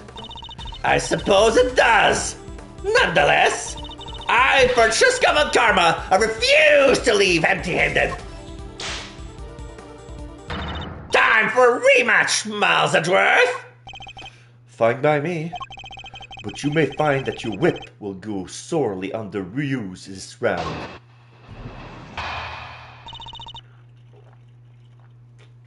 Francesca's latest theory. Fine! I accept your explanation. That will make the storeroom the actual scene of the crime, yes? In which case, the murderer is someone connected to the auction. And if the photographer is to be believed, the victim was the auctioneer and the culprit was an attendee. The killer lay in wait for the victim in the storeroom where the exchange of illicit goods was to take place.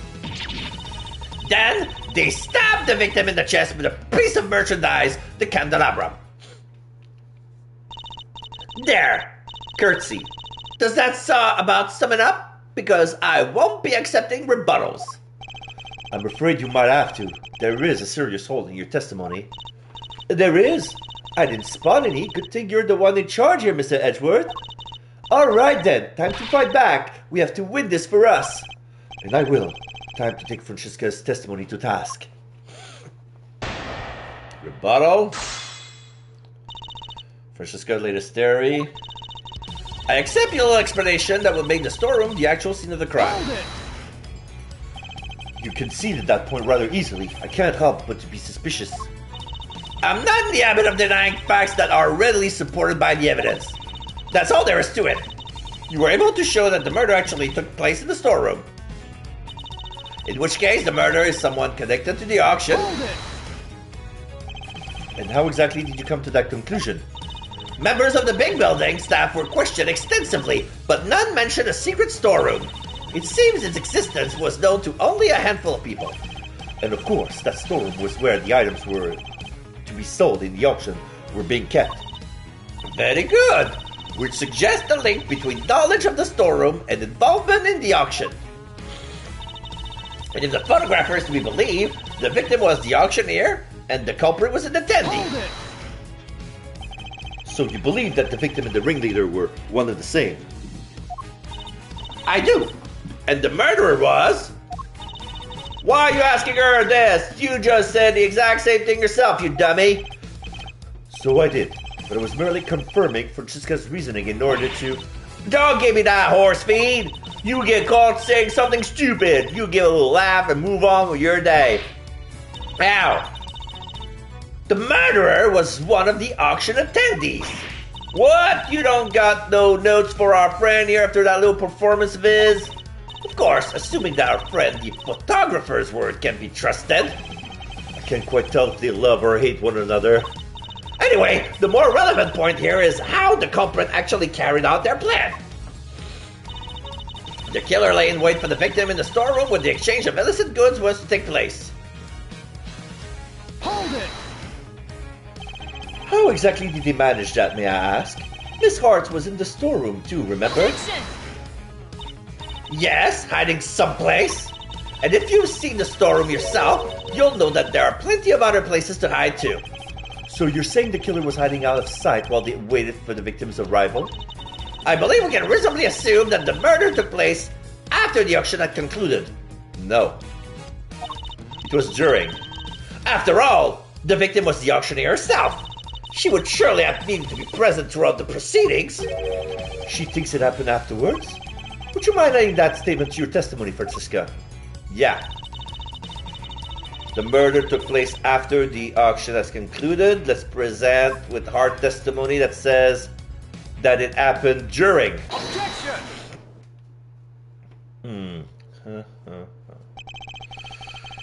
It seems you're one step behind yet again, Francisca. How so? The auctioneer was not in fact the victim, and I can prove it. This is the statement Miss Hart gave us. Well, if she made it, it's not worth the air she used to say it. I done told you I'm a journalist, dang nabbit. My word is youch. Did I ask you to open your mouth?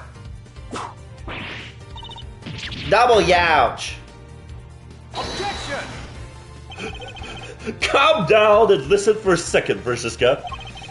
Miss Hart witnessed at least some of the events surrounding the murder, and she confirmed that the auction continued even after the murder had occurred. You bet it did. Went right on like nothing had happened at all. How would that have been possible without an auctioneer? It wouldn't. So you see, the victim could not have been the auctioneer. She was one of the attendees. No! As I've been saying since the start, there's no way Kay can be the murderer, because she had been pushed down the hatch by her assailant and not unconscious by that time. So then, who was the victim really? Right, well, if the auction carried out after the murder, the victim must not have been the auctioneer, but an attendee. Oh, that's enough! Verity Gavel's in the house. I know that sound all too well.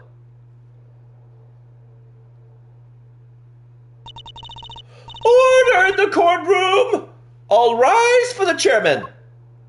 Oh, Excelsius is here. Oh, there's no need for all that pomp and circumstance, Verity. Please, everyone, feel free to call me Celsius. That would do nicely. Oh my god! Is that why his name is Excelsius? Because his nickname is Celsius. Blaze the best, Celsius. As in flame, degrees, Fahrenheit. Love to burn things.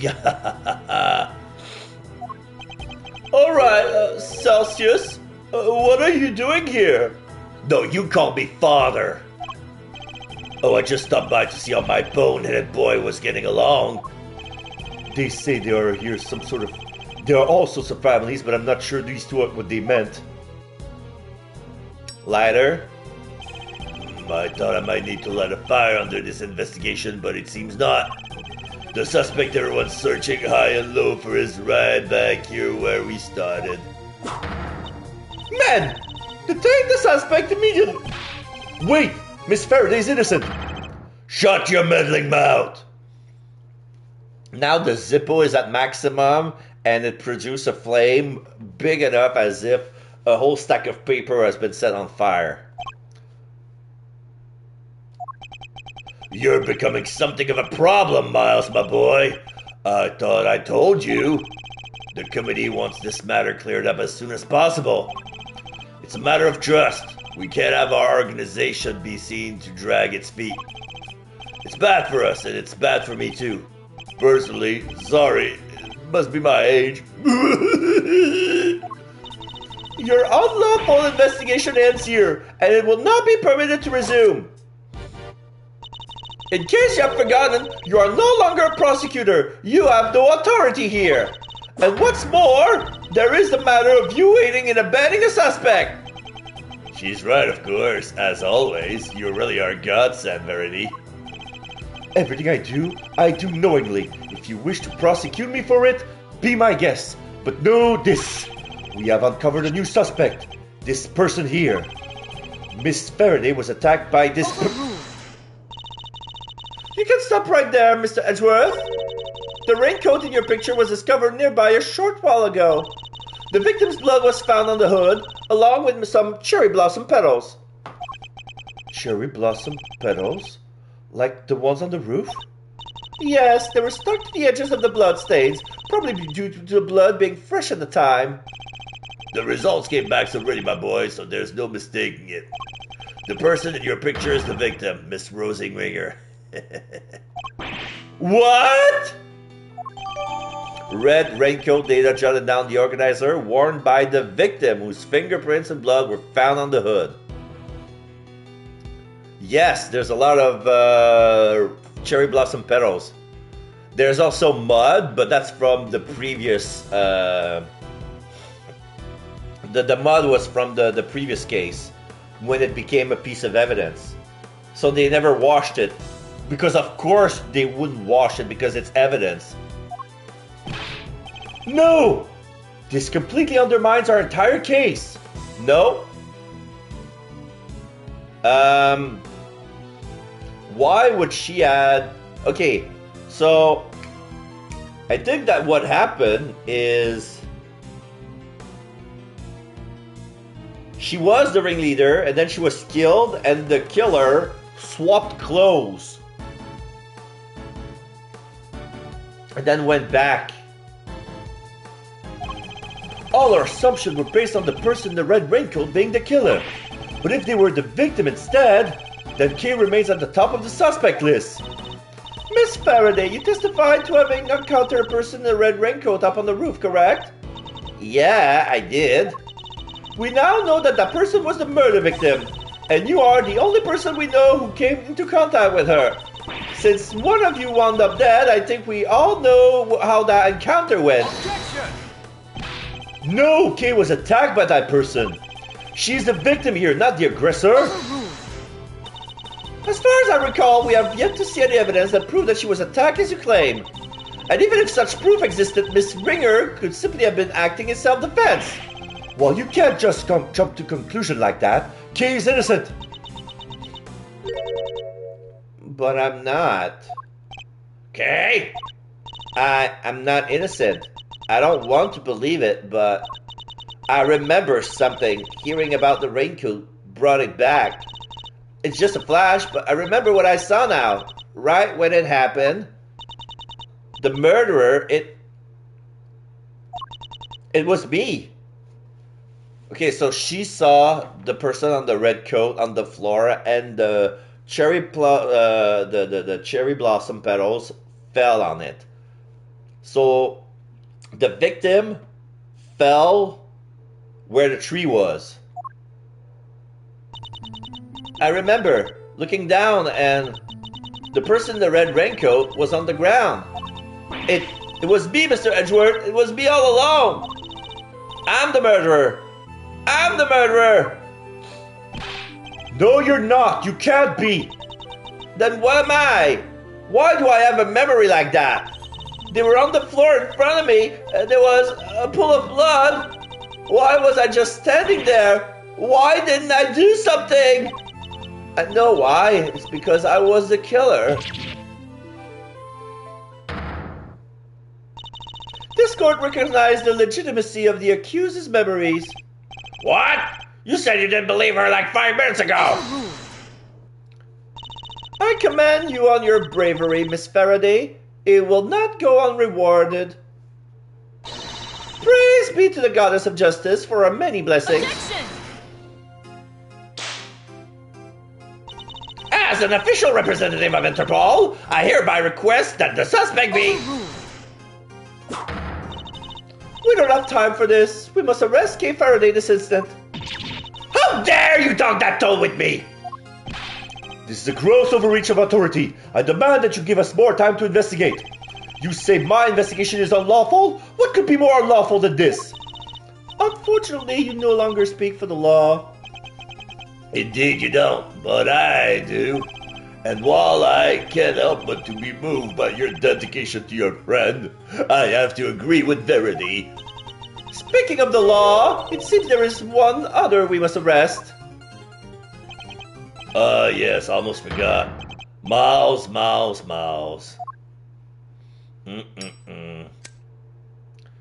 He's burning some stuff. What are you talking about? Mr. Edward was just doing his job. He didn't do anything wrong. He wasn't doing squat. By which I mean to say, unfortunately, Miles is no longer serving any kind of official capacity. You went too far this time, Mr. Edgeworth. You conducted an unlawful investigation. Worse, you aided and abetted the flight of a suspect. You are no longer even an ex-prosecutor. You are a criminal, nothing more. Oh, that reminds me. There was supposed to be a hearing today, wasn't there? Concerning your conduct? I'll make sure it's officially rescheduled for tomorrow. Although I fear I already know the outcome. Look at this as an opportunity to reflect on your action, Miles. A chance to really think long and hard. This court is adjourned. To be continued. You want to save? Yes, save the progress. Save complete. Okay, we're already at the latter part. Judge Gavel's goal. All right. So yeah, we're in jail. And this looks awful like... This is the holding cell. This looks like the same cell as Bronco Knight was. Did they cover the hole, or are they dumb? But then again, if we're using the hole, we're just leaving the holding cell to go to jail. April 6th, detention center, holding cell. The sound effects rewards are unavailable. Oh, you mean with the Tangia? Yeah, the Tangia is not working. Yeah, because it has to be connected with OBS, but since I'm streaming straight from the PlayStation 5, it's not even active. I understand your disappointment. I thought I turned them off. But yeah, if I was streaming with my OBS, they would have been available, but not here, I'm afraid. Never thought I would spend another night here again.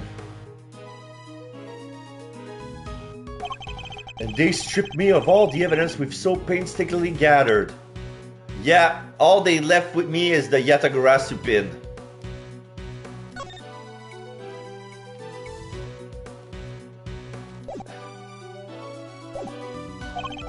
Even if they did let me keep... Okay, even if they did let me keep Kay's Yatagarasu pin, I can't help but worry about her. They better be treating her well. The murderer, it was me.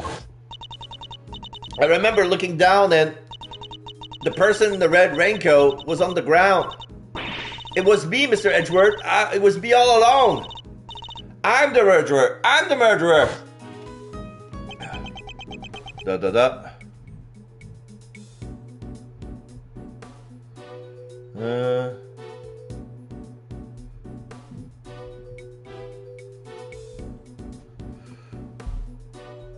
Okay.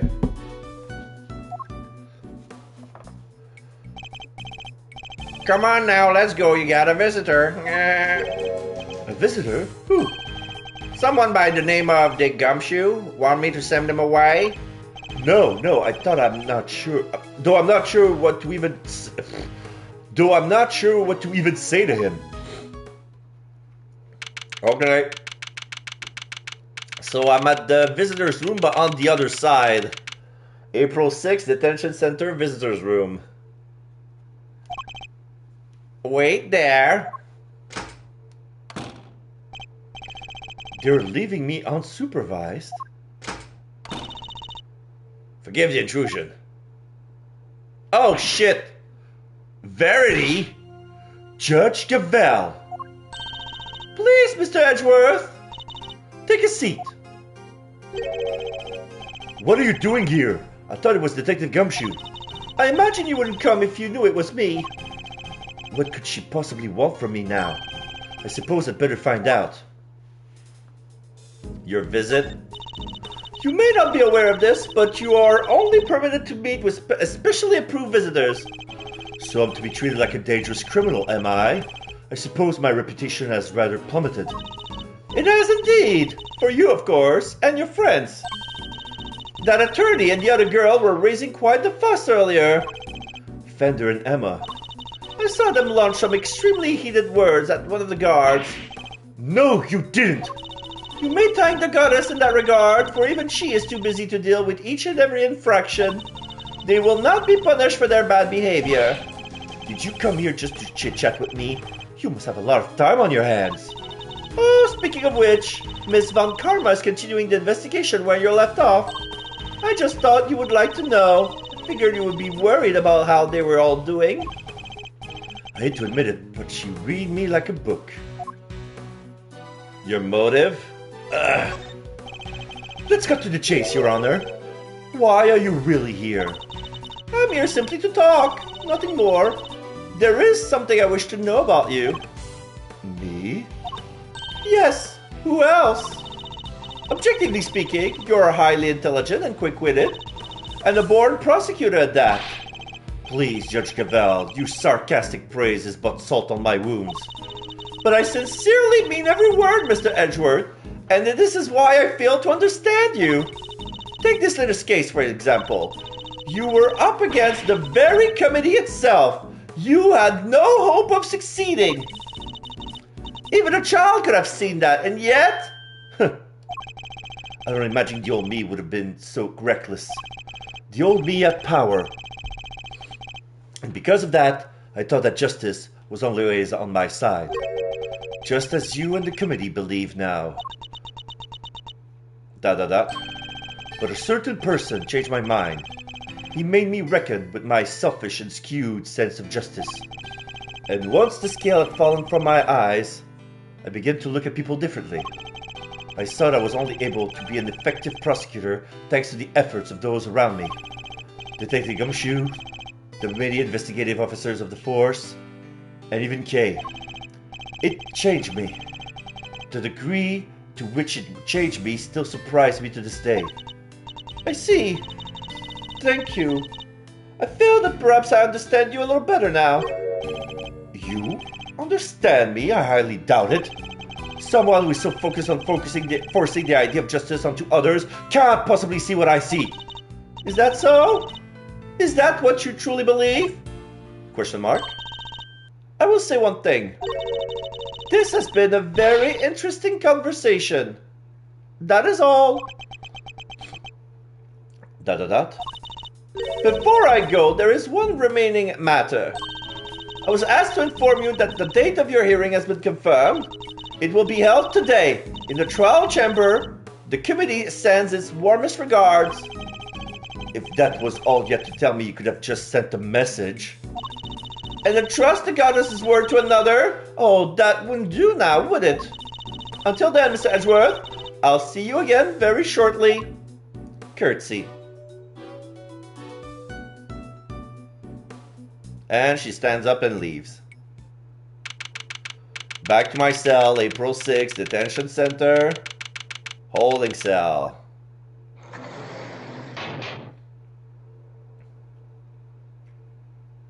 Oh, I can move now. I've barely spent any time in here and already I can feel my personal appearance slipping. I may have given up on my badge, but I mustn't give up on myself. My collar, it's slightly creased. That's better. There. A tidy outside begets a tidy inside.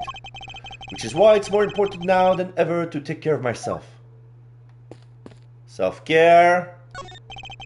There's a menu here on the table. Seems that detainees are able to pay to have their meals brought to their cells. What looks good?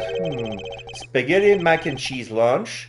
Add linguine for only $1. Basmati and brown rice special for a limited time. Only add regular rice at no extra cost. It's probably for the best. I'm not very hungry. Toilet. There's a note on the wall next to the toilet. Sorry, we're currently out of toilet paper. Indeed they are. Please make the necessary mental preparation before using the toilet. What sort of mental preparation can one even make? At the very least, I could use the note to wipe myself, but I will never. The window is barred with heavy steel. That reminds me of a movie I once saw. A prison inmate hatched a plot to escape by using a file to cut his cell bar. I won't be doing that, of course. For one thing, I don't have a file on me at the moment. What am I saying? I wouldn't do anything if I did have one. A very basic bed. Can't say it was very comfortable to sleep on, however. Imagine Detective Gumshoe would sleep soundly on it nevertheless, loudly snoring all the while. I suppose we'll probably never get to work together again. But I don't have any regrets about the bed I've made. I will follow my own path to the end.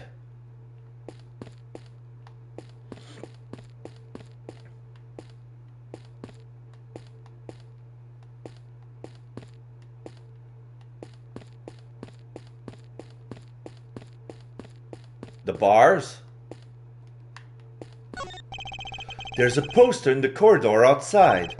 We regret to announce that due to the warden's arrest, the Die of Destiny game will be discontinued. Aww. Inmates will no longer need to roll a die every morning to determine their meal for the day. We wholeheartedly apologize to those who were looking forward to their daily casting of the die. Did anyone really need an apology for the cessation of such a ridiculous idea in the first place? Do we have another visitor? Kay! Excelsius! Oh, thank goodness you seem alright. That's a load off my mind. Such a heartwarming scene. It's enough to make a grown man cry. But you're still not your usual cheery... you have to stay positive, Kay. You didn't do anything wrong. In fact, I guarantee you didn't. No, you have to let it go. I'm the murderer. I know that now. But you're not. You cannot be. Why don't you have any faith in yourself? How can I, Mr. Edgeworth, when there is no me left to believe in? Not at all. I don't think that's true. Before you lost your memory, we spent quite a bit of time together, and I dare say you left quite the impression on me. So you see, there's still plenty of you left. That's why I believe so much in your innocence, and why you should believe in yourself too. Thank you. But I can't. It would just cause more pain for the both of us. Please, you have to forget her. Forget that Kay. She's gone. Kay, no! You remind me of my younger self, you know. So noble, so bold. This is the justice you and the committee stand for? Justice? I suppose you could call it that. What is he up to? Why is he going to such lengths to control everything? I can't shake the feeling that something is very wrong here. Is there some hidden agenda at play? This is no time to second guess myself. If I'm going to find out what it is, it's now or never. Well then, my boy, I suppose I should be. Wait! Hold it! Mine chest? Why is the chairman so intent on seeing Kay charged with this murder? It doesn't make any sense. There must be some rhyme or reason to this madness. 2 knights, 1 rook, 1 queen. Come now, Miles. I'm a busy, important man. I can't be wasting my precious time talking to you. The only way out of our current predicament is through Chairman Winner. There's so much to ask and so little time. Let's start by trying to find out why you rushed to have Kay arrested so quickly. I can't just let this happen. I'm getting answer, if it's the last thing I do. Why the rush to arrest Kay? Why were you so keen to push through Kay's arrest? I've yet to hear a satisfactory explanation. An explanation? I'm not entirely sure what you mean. Don't give me that. You know exactly what I mean. Tut, tut, tut, tut. I advise you to moderate your tone, dear boy. Need I remind you of your position? Oh. The lighter is not working. I'm gonna buy my time. And suppose we did let your friend go free. What then, What do you mean, what then? Think how that would look, my boy. And who would have to take the blame? Me, that's who. Doesn't work? You're right to keep your mouth shut. That way you won't say anything foolish. Sorry, but I can't stay silent forever. Not while Kay's innocence is still in doubt. You're breaking my heart. Just look at this flood of tears spilling out. Please, just leave it alone, will you? Things were coming along nicely until you interfered. Coming along nicely? What do you mean by that? Coming along nicely? That's a pretty strange way of putting it. It's almost as if you wanted Kay's arrest to happen. It certainly doesn't sound like the statement of an impartial representative of the law. Oh, one night destroyed. You think so? Well, that wasn't my intention. Has it occurred to you that you might just be overthinking things a little? Chairman Winner certainly knows how to dodge a question. But it doesn't change the fact that serious doubts remain concerning Kay's arrest. Next time, we'll need to press him on whether he really believes the investigation was sufficient. Okay. We can't allow any of this statement to go unexamined, no matter how trivial they may seem. One of them may just give us the breakthrough we need. How much time did you spend investigating?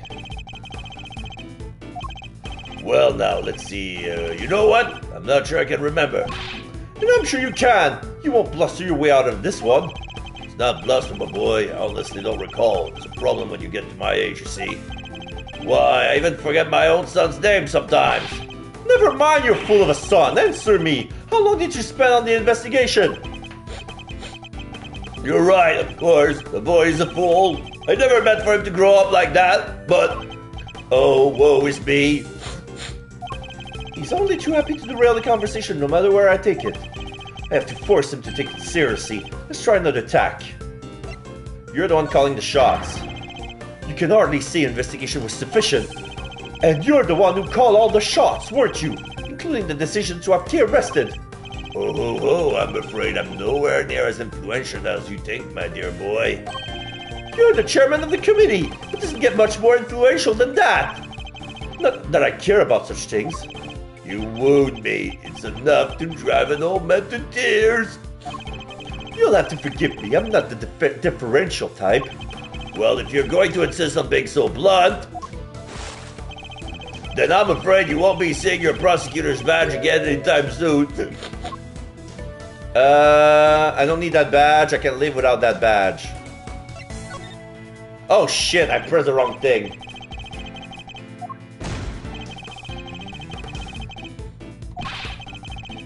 I thought it says I can live without my badge, but it's basically, oh no, I cannot live without that badge. You need to cut an old man like me some slack. I can't keep up with all that youthful energy. Curses.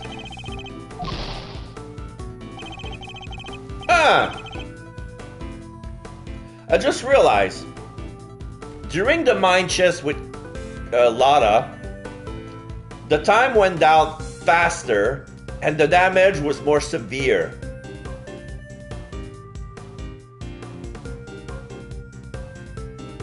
So that was the difficulty with her. Okay, you're the one calling the shots.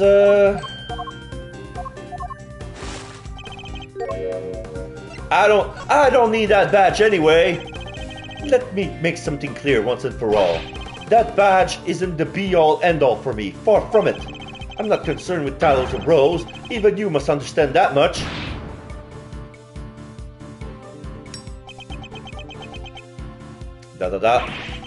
So young, so very young. A word of advice, Miles, from somebody who's been around the block. You are hopelessly naive, my boy. Idiotically so. Well, that certainly got under his skin. He might be less guarded by his answer while he's in the state. Now's my chance. How much time do you spend investigating? But even my patience has its limit, you know.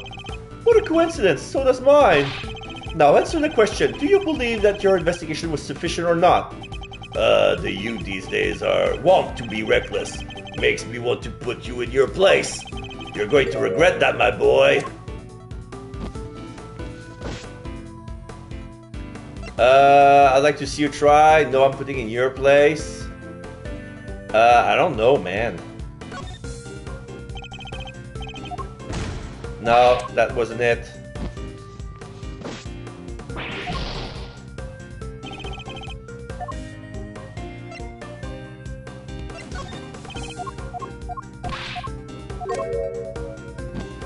I'm gonna buy my time since I'm not sure. Well, maybe you do know her place after all. What's the matter? Scared? Oh ho ho. Hardly. I was just thinking about how best to proceed. Getting answers from the elderly requires sensitivity. They can get quite emotional after all. You have no common sense whatsoever, do you? Don't you understand? Your fate rests in my hands.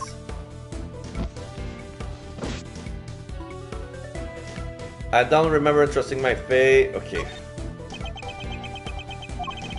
Let's say you do manage to get some answers from me. There's nothing you can do with them. So why not give up, my dear boy? No. And why not? It's simple. Because I'm not about to let the truth escape me. Interesting. I think I'm beginning to see what makes you tick. But what you're doing is pointless. Tragically, miserably pointless. Please, just give up. She's guilty. The decision has been made. The decision has been made? Once again, your choice of words intrigues me. It's almost as if Kay's guilt has already been determined from before her arrest. What are you trying to imply?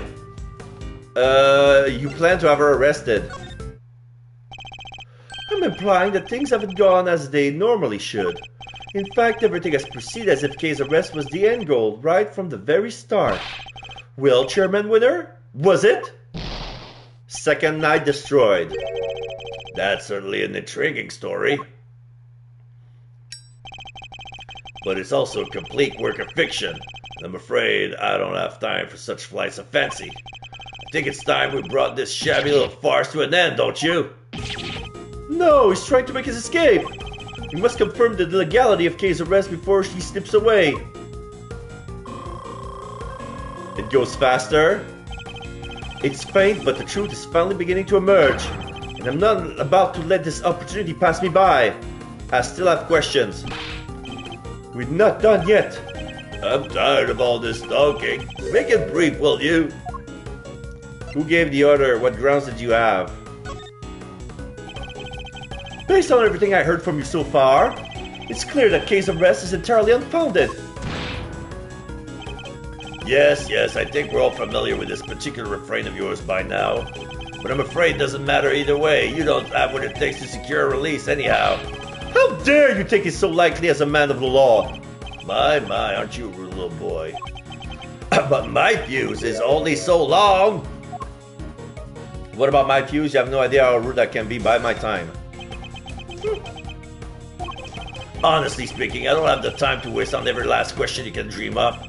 I have certain responsibility to attend to, you know. I really am quite the busy man. Or are you just pretending to be busy, That's That's an awful thing to say to a fragile old man. I work harder than I should at my age. I ask you, my boy, what could I even hope to accomplish by putting such a pretense? You're trying to make me feel sorry. You're hoping to avoid talking about the case. You obviously don't want to talk about the case anymore. That's why you're so keen to get out of this conversation, isn't it? It's just so tragic, it really is, that you would suspect me of such things. It's not a suspicion, it's a certainty. There were no clear grounds on which to base Kay's arrest for a start. Now, my boy, let's not get carried away. There was plenty of evidence to support our case. The mask, the letter, the corsage, these were all in her possession. And, of course, her confession. More than enough to prove her guilt, I would say. But those are... Those are what? What's the matter? Struggling to come up with a way to explain everything away?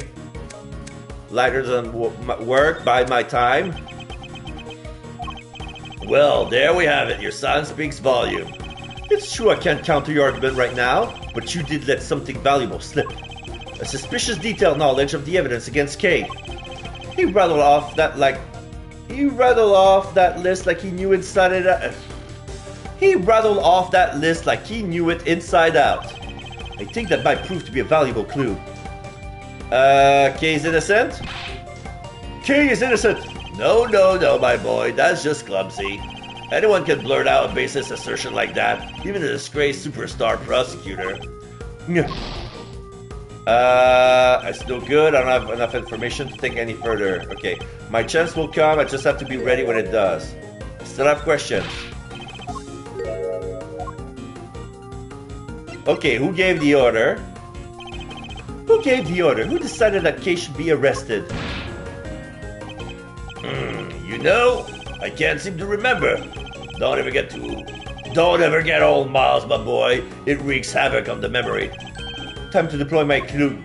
You remember all the evidence pretty well, though. Don't play the memory card. I would appreciate if you stopped playing the old man card. You remember the details of the evidence against Kay pretty clearly. Perhaps if your memory didn't fail you only when it was convenient, I would be more inclined to believe you. So let me ask you again. Who gave the order for Kay's arrest? You're a sharp one, I'll give you that. My son could learn a thing or two from you. If he wasn't such an incurable numbskull, that is. A tragedy, really. I don't want to hear about your son. I want to know who authorized the arrest. You're very mean. You know that, do you? Don't you? The arrest, you say? I believe the order was given by... You, of course, Judge Gavel. It was you. Come now, Chairman Winner. We both know it was you. Rook destroyed. Alright, you got me. You make it sound like it was somehow a bad thing, though. I have a reputation to uphold, so I guess I'd better clear up this little misunderstanding. I'll entertain your question for a few more minutes. Let's see if I can't put your mind at ease. The key thing to do now is to establish how intimately he knows the details of the case. I just have to ask the right questions. Okay, I got my time back. The end game is at hand. We are but a few moves away from the truth. Tell me what you know about Kay. You seem to know an awful lot about the case. The suspect, Kay Faraday. How much do you know about her exactly? I know that she's a suspect. Aside from that, not much else. Cross my heart, but it's true. I don't have a clue here. I'm gonna try another attack. You seem to know a lot about the case. And quite some details. I know about lots of things, my boy. I'm just smart like that. Too bad the same cannot be said about the way you handled Kay's arrest.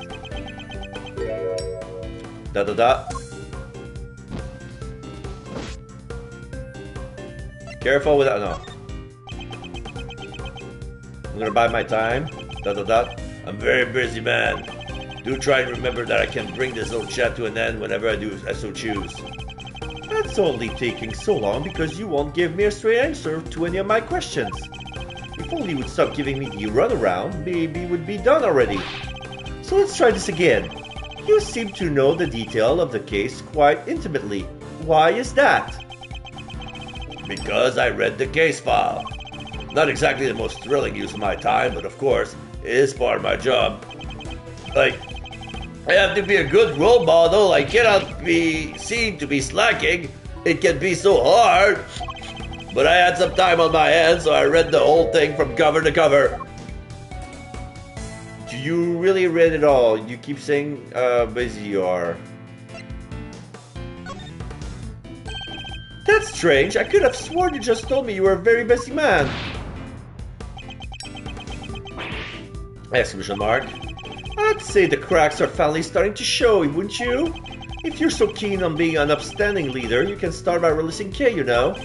You really don't give up, do you? It's a moving sight indeed, my boy. But a tragic one too, after all. Your efforts are for naught. I'm afraid your little friend was found unconscious near the scene of the crime. What? Did you actually see where she was found? We have yet to hear much about the circumstances under which Kay was found. She was lying unconscious in the storeroom, correct? ... Exclamation mark. That's right, although I'm not at liberty to tell you how I know that. He knows things even we didn't. In fact, he seems to be aware of every tiny details about this case. This could be a valuable clue. Okay, tell me what you know about Kay. Suspect, Kay Ferdinand, what you know about her. Time to deploy the clue. Yet you know every other details about the case. Sorry, but the more you tell me, the less sense your story makes. For one thing, you know details that even those investigating the scenes were not aware of. Why is that? Just how much do you really know, Chairman Winner? Oh ho ho, there's that intimidating face you like to make again. Well, two could play this game. How do you like me now, huh? Burn! I'm gonna bide my time. I do have to commend on your own dodginess. It really is something. I'll take that as a compliment. Take it however you like, but wrap this up, will you? I just don't have the stamina anymore. She's the culprit, the only possible suspect. Just accept that already. How much more evidence did you want us to load her down with, for goodness sake? Load her down with? Yet another interesting turn of phrase. One that makes it sound like the items Kay was carrying might have been foisted upon her. Exclamation mark. Impressive. You really do pay attention, don't you? It's no wonder they used to call you a prodigy, Mr. Ex-Prosecutor. I think you know the answer to your own question by now. Why don't you just go ahead and say it? I want to hear it from you. It's finally time to shed light on the truth. All that's left is to play one last move. Kay's innocent. Kay is innocent. No, that's just clumsy. Except I know it wasn't her. Using my queen on the queen. Kay was framed. The true culprit set it all up so she would take the fall instead. That is my answer, and I won't let you deny it any longer. Oh, the beer was on fire, and he doused it out with his own tears. He set his beard on fire with a lighter, and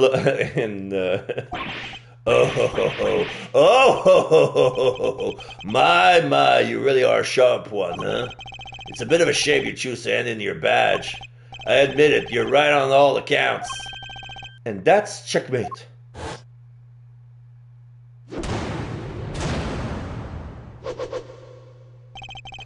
You knew Kay wasn't the real murderer, and yet you still had her arrested. What's worse, you thought you could get away with it. Well, you won't. Not if I can help it. There you go with that naivety again, my boy. I guess that's what always your problem.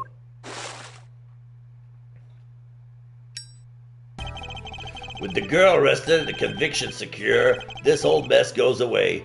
And that's what will happen. But whose interest does a conclusion like that serve?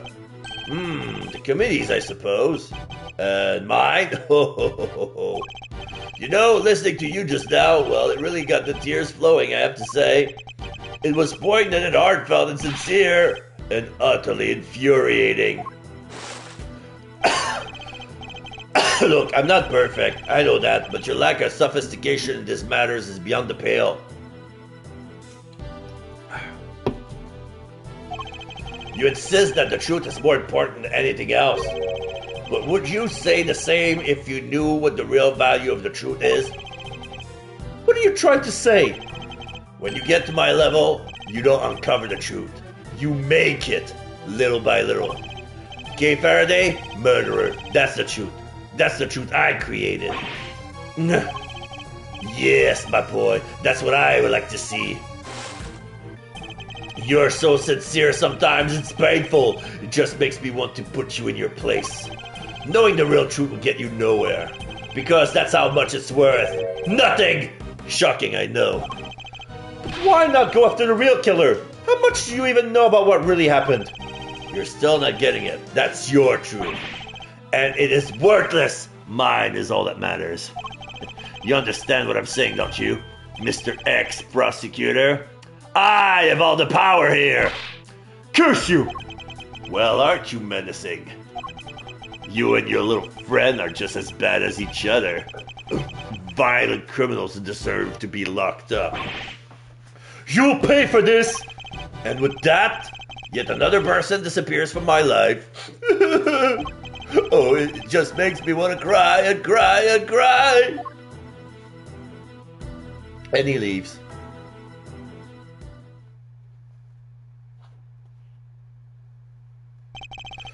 I'm not planning to disappear just yet, Chairman Winner. There's still the hearing later today. Just you wait. One way or another, I'll prove Kay's innocent to the world then. Oh, this is well put. All right. April 6, 8:30 a.m. Committee for Prosecutorial Excellence Chamber. So here we have the chairman sitting in the middle seat, like it's a throne. And we have a half circle with everybody else. Everybody has a specific different design. There's an empty seat that belonged to Rosie Ringer. She's no longer there. Judge Gavel is at the far right seat. We have an old Asian guy, an Asian middle-aged woman. There's a Westerner guy with a little bit long hair with his elbows on the desk, pondering with his fingers laced with each other. A stoic guy with glasses. There's a Chinese-looking dude with a bit of a tan. There's an old man, bald, with a mustache. There's some sort of woman with bangs so high in front of her face we cannot see her eyes, and some young man at the far left. He looks like the Clark Kent type or a Japanese salaryman. All right, so this is the hearing. Oh, we also have Lotta Hart, Kay Faraday, and Eustace Winner next to Edgeworth. 10 members, over a majority, are present. I hereby call this hearing to order. We are gathered here today to assess the professional competency of Prosecutor Miles Edgeworth. Here in the sight of the goddess, we do solemnly swear to pass fair and frank judgment. Fair and frank? Don't make me laugh. Verity, if you would be so kind as to summarize the case again, Mr. Edgeworth. Curtsy. On April 5th, despite having been advised of the illegality of an investigation he was conducting, the accused refused to desist and eventually had to be detained by myself and Chairman Winner.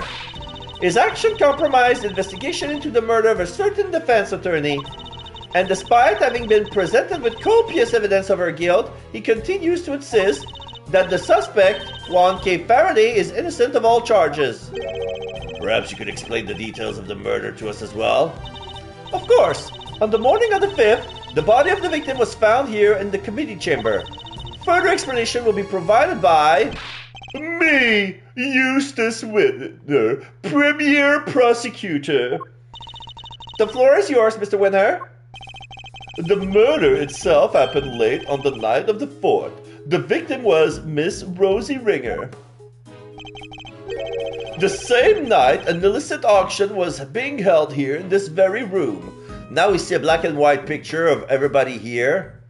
We see people with the masks on. A lady with a pink princess mask. A guy with the Onyakupan mask. The guy... There's a guy who has his elbow on the counter with his fingers laced. That's probably the same guy, too, with the magistrate mask. There's the fat guy with a little bit of beard who has a blue samurai mask. He's standing up and raising to bid. He's right next to the chairman. That's probably the ringleader. But he's standing next to the chairman chair. And there's a candelabra every 3 seats. And all of them are lit. Ringer took part in that auction, I think. Yeah. Meaning that the murder took place sometime during the auction.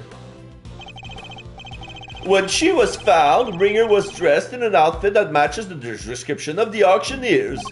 However, due to the fact that the auction carried on after the murder had occurred, I deduced that Ringer was not in fact the auctioneer. You deduced nothing of the sort. And what about the basis on which the suspect was detained, Mr. Winner? Yeah, I got this. So Faraday was overcome by... ... Crushing remorse, Eustace? Yeah, that. Tons of crushing remorse, so she confessed. According to her confession, she was on the roof of this building when she encountered a person in a red raincoat on the viewing platform. That person was Miss Ringer, I take it. Precisely, Mr. Chairman. The killer dressed the victim in the auctioneer's outfit after the fact. But at the time when she was killed, Miss Ringer was wearing a red raincoat. And who won the race to find that raincoat nearby? Me, that's who! Did you? I thought it was somebody from forensics. Strictly speaking, it was found by one of the forensic investigators under Mr. Winner's command. I knew it! The blood analysis on the coat showed that it was indeed Miss Ringer who had worn it, and the suspect confession was the final nail in the coffin. She confirmed having committed the murder. So as you can see, Kay Faraday was the killer. There's no way anybody else could have done it. Alright, Miles. I expect you to have some objections, so let's get them out of the way, shall we? I have no objection, Chairman Winner. Well now, is that so? I thought it would have taken more than a single night in detention to... No objection in the matter on my unauthorized investigation, that is. But in the matter of Miss Faraday's supposed guilt, I have plenty. I can personally attest to the fact that Mr. Winner's investigation was fair and impartial.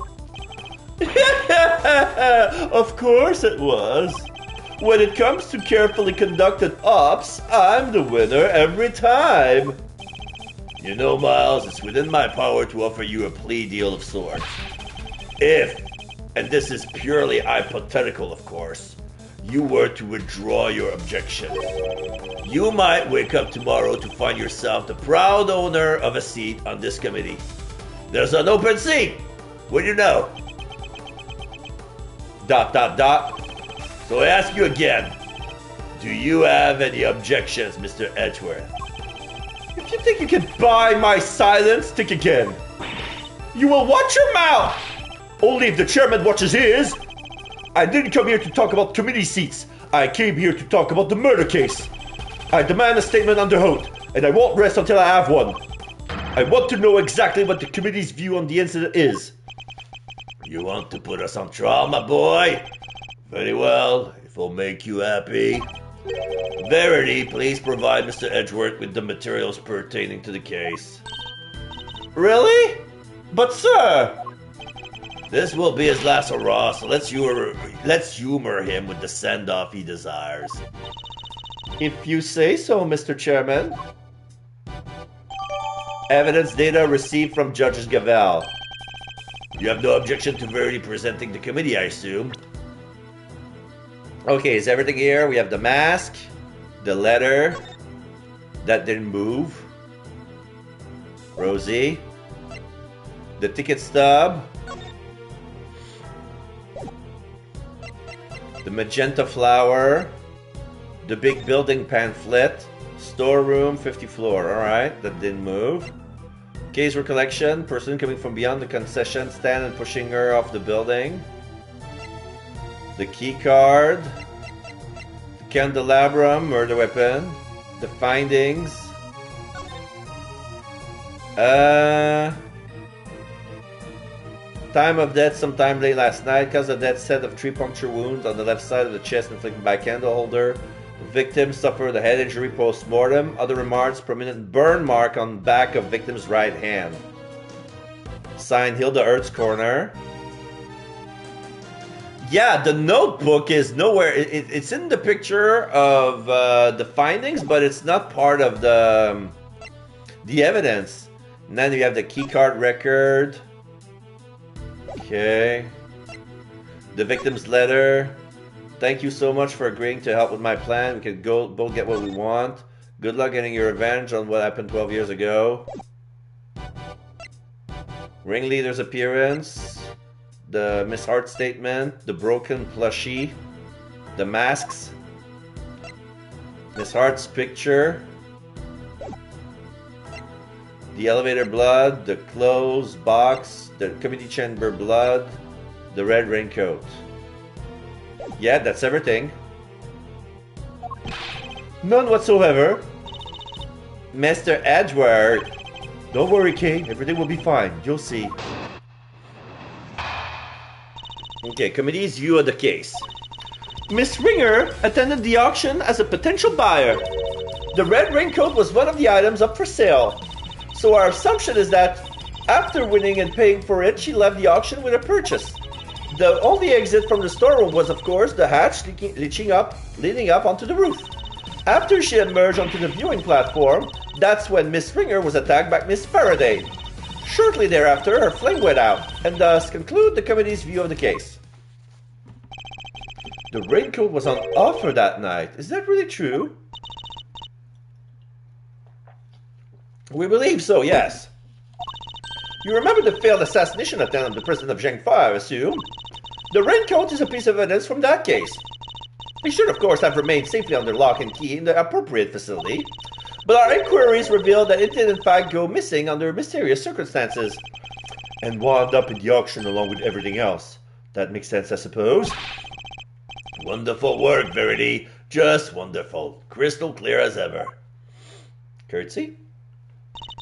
You flatter me, sir. Now, Mr. Edgeworth, perhaps you should have saved us all sometimes and simply admit defeat. I'll do no such thing, thank you very much. Very well, it's good to know that you still have some fight in you. Is it? Why? Come to think of it, she said some strange things when she visited me this morning, too. What exactly is she up to? Yeah. It's like she has her own agenda or something. Miss Ringer attended the auction as a potential buyer. Hold it! In other words, a member of the committee was actually involved in the illegal evidence trade. It is unfortunate. I don't know what else to say. And of course, we'll be looking into any such activities just as soon as this hearing is over and done with. I commend your decision to pursue the matter further, Mr. Chairman. Oh, don't be silly, Verity. It's the least we can do, really. Not that it's any of your business, Miles. Not anymore. If only you'd remained a prosecutor. But you didn't. Now, if we're quite done making an old man cry over this whole sad affair. Very well. Allow me to continue. The red raincoat was one of the items up for sale. Hold it! So the raincoat really was one of the auction lots? That's correct. I believe it originally belonged to Mr. Shelley the Killer. Considering its status as a piece of evidence is the only logical conclusion. It's from when he made his attempt on the president's life? There was an unexplained mannequin standing among the other items on sale. It could well have been used to display the code prior to the auction. Do we know how the items were being smuggled in? That is still under investigation and is entirely unrelated to the matter at hand. Especially considering that you will soon officially be a prosecutor, no longer, Mr. Edgeworth. Sounds like the outcome of this hearing is a foregone conclusion. No surprises there. My personal circumstances are important right now. Please continue, Your Honor. As I was saying, the raincoat was one of the items up for sale. So our assumption is that after winning and paying for it, she left the auction with her purchase. Hold it! Why did she leave so soon after making her purchase? Because of the auction house rules. Winning bidders are expected to pay for their items immediately. Miss Hart told us pretty much the same thing. Miss Ringer, having paid for the raincoat, probably left immediately afterwards in accordance with the rules. The only exit from the storeroom was, of course, the hatch leading up to the roof. Hold it! Miss Ringer was a member of the committee. Could she not have left the committee chamber via the main door? While the auction was still underway, that would risk exposing his existence to those outside the trusted circle of attendees. Given that Miss Hart found out about it, I think his existence is already well and exposed. The rules of the auction stated that attendees were to enter and leave via the hatch in the roof. Miss Ringer had no reason not to follow those rules. And given where the murder took place, we know that she must have done so. After she emerged into the viewing platform, that's when Miss Ringer was attacked by Miss Faraday. But why? What possible motive would Kay have had? That is exactly what we're hoping to establish in our upcoming interviews with Miss Faraday. Coercive interrogation after the fact. Something you seem to specialize in. If the murderer knew that the attendees would all be leaving via the hatch, then the roof would have been the perfect place to lie in wait. So, as I was saying, after she had emerged onto the viewing platform, that's when Miss Ringer was attacked. Shortly thereafter, her flame went out, and thus concludes the committee. Her flame went out. The flame of her life, Mr. Edgeworth, though perhaps her flame was stolen from her, is more apt. Objection! But the candelabrum that extinguished her life was one of the auction lots, meaning Kay had no way of getting a hold of it to begin with. Miss Faraday could not have lain in wait for the victim without knowing of the storeroom's existence. She could easily have snuck onto the ladder and stolen it while the auction was underway. If only we knew where the candle holder was during the auctions. That would surely clear the matter up, no? Well, either of you? Sadly, we don't have anything that could tell us much about that front at the moment. Forgive me, sir. This is something we are hoping to establish through further investigation. Well, isn't that a shame, Miles, my boy? It seems this line of inquiry is something of a dead end, then, isn't it? So the theory is that the victim and her killer met on the roof, and that's where the murder took place. In other words, it's assumed the viewing platform as the scene of the crime? Or is that really the case? I thought I have evidence that clearly shows the story of what happened that night. Time to double check. Yeah. The murder didn't happen on the roof because we didn't find any blood there.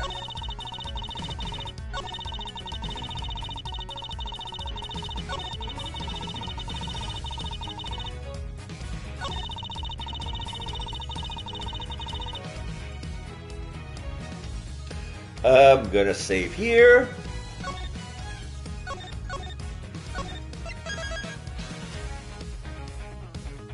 Committee for Prosecutorial Excellence, okay. Present with the elevator blood. Objection! No. Such statement will not be tolerated by this court. And why not? What precisely is wrong with my statement? For one thing, the fact that you clearly don't believe it yourself, yeah.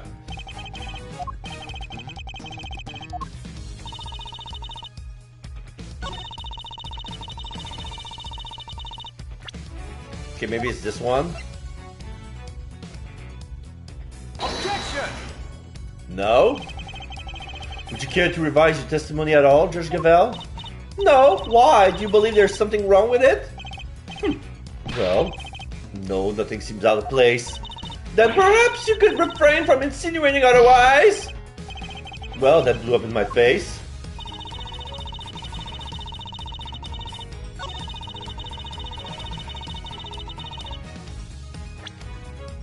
Okay, what else can I use? After she emerged into the viewing platform, that's when Miss Ringer was attacked by Miss Faraday.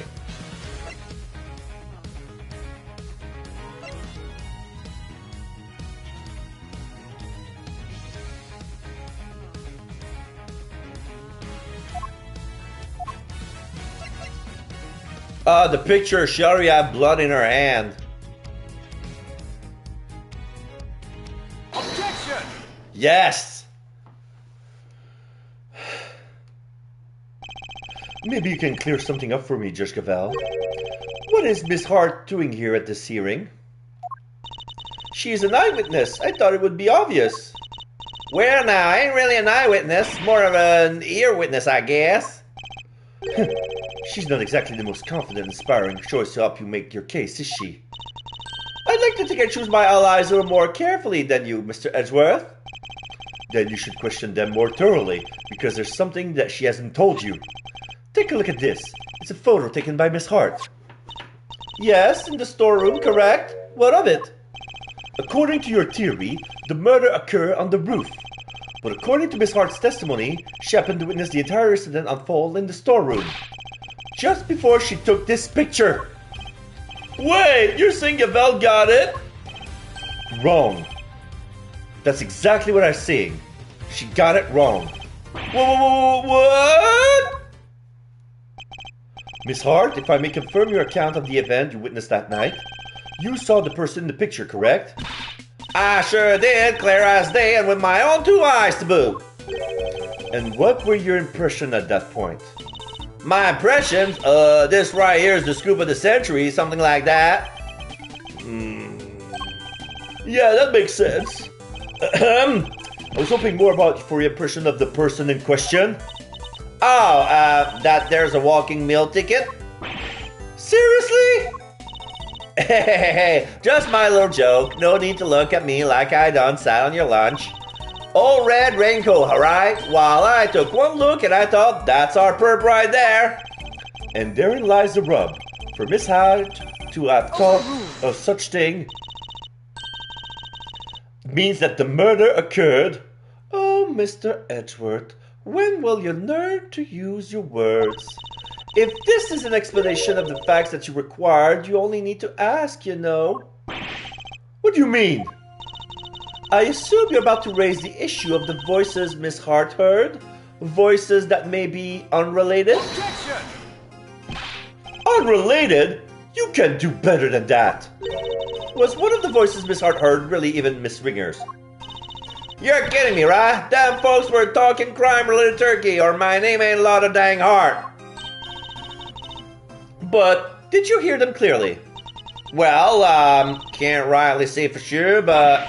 God, can't rightly say nothing, and you know it. They was using voice changer, I done told you all that. Precisely. Miss Hart heard voices, but those voices were disguised. Which means we cannot even be certain that whatever she did over here had anything to do with the murder. Objection!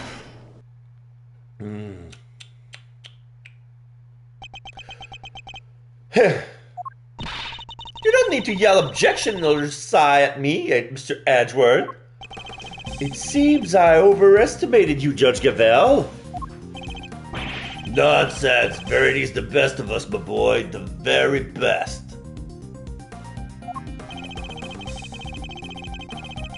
And yet she believes that what Miss Hart heard might not have had anything to do with the murder?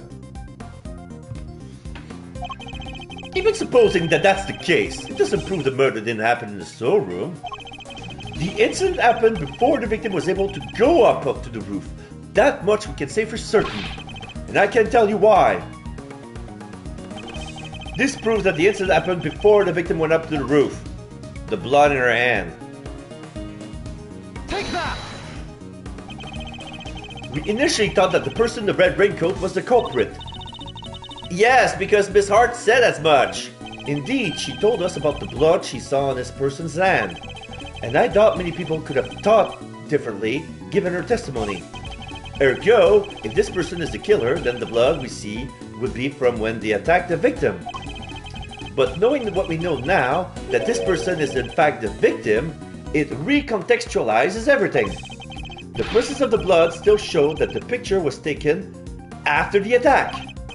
But now it tells us something very important about the victim too. The picture tells us that the victim was a relator, struck the killer, survived the attack.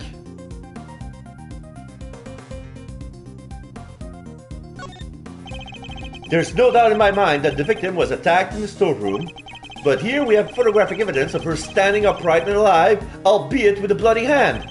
This can only mean that Miss Ringer survived the attack. The blood on her hand is from the wound she had sustained. What are you talking about? Who dies from a hand wound? But then again, I mean, let me check the cause of death is a stab wound to the chest. The head injury is post-mortem. So she hit her head after she was killed. The wound wasn't on her hand, Miss Winter. I imagine that she had used her hand to try and staunch a wound. That's right. While it's impossible to tell from this angle, the victim was already mortally wounded here. Oh, well that certainly would change things, wouldn't it? It very much would, not least by making it absurd to suggest that Kay was the attacker. Her encounter with the victim happened after this picture has been taken, after the victim had already been attacked and was in a critical condition. I put it to you that all Kay witnessed was the victim finally succumbing to a wound. That would have been quite the coincidence. It's a textbook case of wrong place, wrong time, I would say. You seem to be forgetting a rather important fact, Mr. Edgeworth. Well, that I'm pretending to not remember it. What? What fact am I forgetting? I think it's time to wrap things up, don't you, Verity? Push the boy out of his misery. Dad, Gavel works for me! Why'd you keep giving her orders? That's my job! You really are total and utter embarrassment. I'm not! I hate to break it to you, but you both are. Go to it, Gavel! Put Edgeworth out of his misery. As you wish. What you're forgetting. Miss Ringer's body was found with 3 wounds in her chest. And we all know what those wounds are from, don't we? That's right, they're from when she was stabbed in the chest by a 3-armed candelabrum. I doubt anybody could survive such grave wounds. If you care to read the coroner's report, I'm sure you would change your tune. Nicely done, Gavel. Now Edgeworth will have to make several objections. Yes, I'm afraid I will. What? Why? Weren't you listening? Oh, I was listening, very carefully in fact. Hence my objections. Come on! Why do you always have to undermine me? That's never my intention, I assure you. It isn't? Because you do it so well to yourself every single time already. Of course it isn't. Yeah, I knew that. Because I'm... Please, Eustace, just stop, for goodness sake. You already embarrassed me enough. Huh? What do you mean, Dad?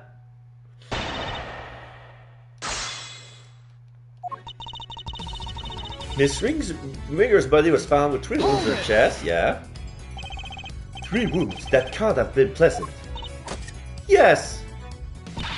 Which is why we must see that the perpetrator of this cruel act pays for her sins. Don't listen to her, Kay. She's just trying to scare you. If we could please continue on, Judge Gavel. Very well. As I was saying, there were 3 wounds. And we all know what those wounds are from, don't we? Hold it! I do, but perhaps we should ask Mr. Winner. He does, I'm sure. Don't you, Eustace? Me? Oh, you bet I do. I know this case inside out. Who does he think he's fooling? Eustace, my boy, make an old man happy and at least glance at the coroner's report, won't you? Sure, let's see. Yada yada yada, tree prickers wound wound, blah blah blah, candle holder. No way, that's what they use? Crazy!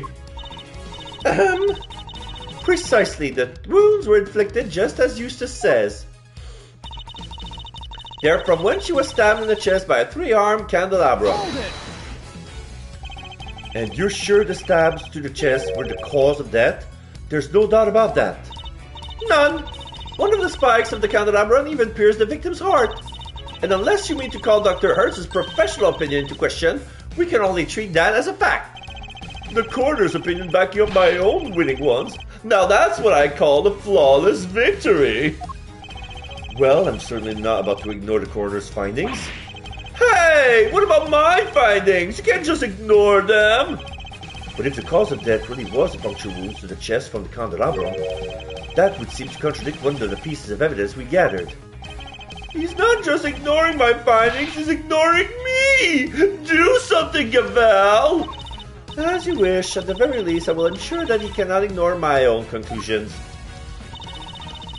I doubt anybody could survive such grave wounds. What's this? You can't read the coroner's report. So this... Was she stabbed by a 3-armed candelabra? So what is... what does that contradict?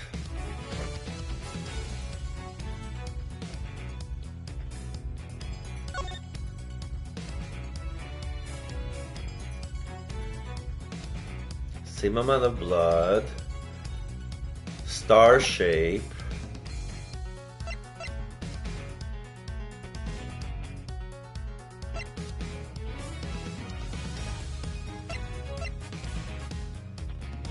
oh!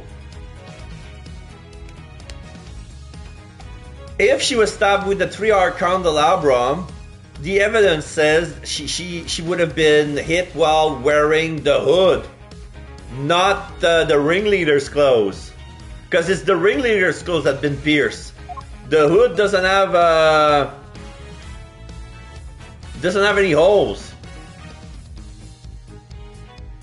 Okay, how do I make it stick? Hold it! The victim may not necessarily have died instantly. I think we can say that much at least. Perhaps, but she would certainly not have lived for longer than a few moments either. So there are people who could have survived even if you stabbed them in the chest? Sure, there might be, and there might not be too. So which is it? Trust me, there are not. And in case you're still tempted to believe there might be, if you get rid of the coroner's report, I'm sure you would change it too. Cause of death is the set of 3 puncture wounds on the left side of the chest inflicted by a candle holder. Well done for reading, Mr. Edgeworth. That report formed the basis of my own conclusions. In other words, if I disprove what it says, I disprove your conclusions too. You have the strangest sense of humor, but I wouldn't mind seeing you try.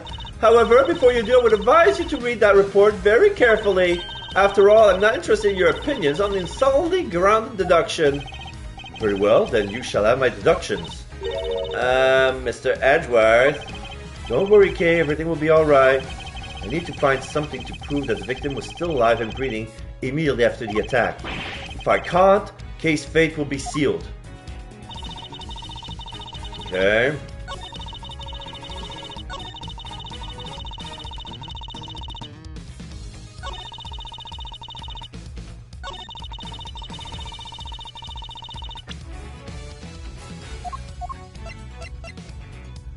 Okay, I'm gonna try with the red raincoat. I'm gonna save it and try with the red raincoat again. Because it says red raincoat worn by the victim.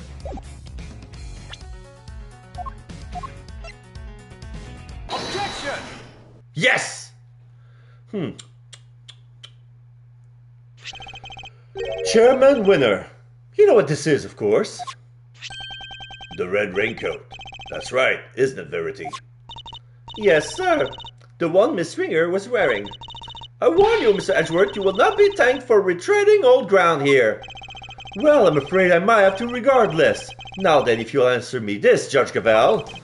You told us that the victim's bloodstains were found on the coat, but do you remember where exactly they were found? Of course, they were found on the hood and... Oh, no! What's the matter, Verity? The hood, and was blood found anywhere else on the raincoat? No, it was not. Doesn't that strike you as odd? The victim died of stab wounds to the chest. Wouldn't that lead one to expect to find blood stains in that area? And yet there was blood only on the hood. That's a glaring contradiction if I ever saw one. The head wound the victim suffered wasn't just some incidental injury. It was inflicted before the stab wounds to her chest.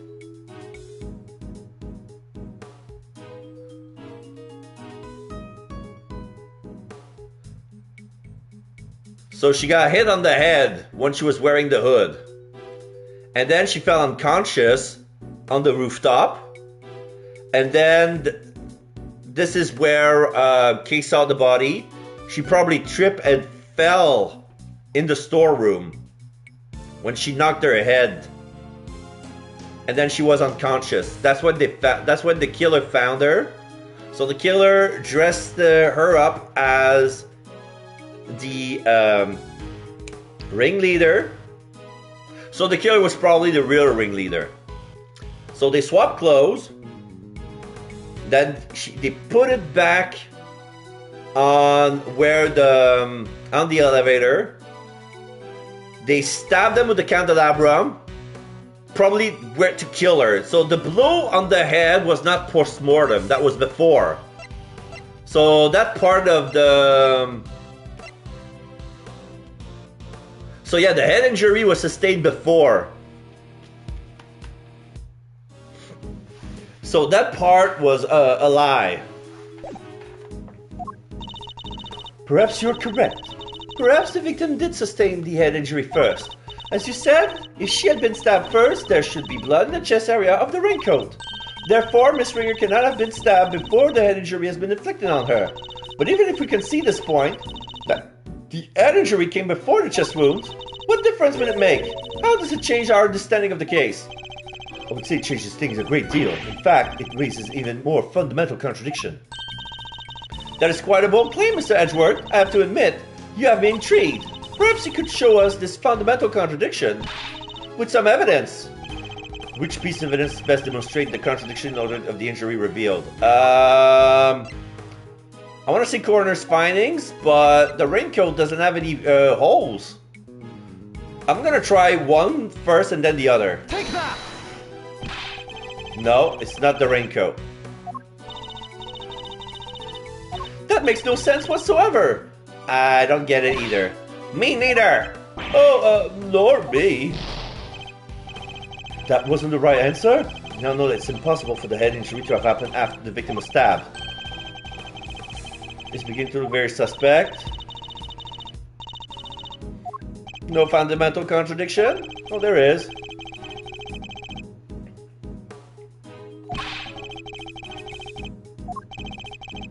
Okay, so they're saying that if she's been hit on the head before she was stabbed, they say that one piece of evidence doesn't make any sense. What would it be? It's not the raincoat.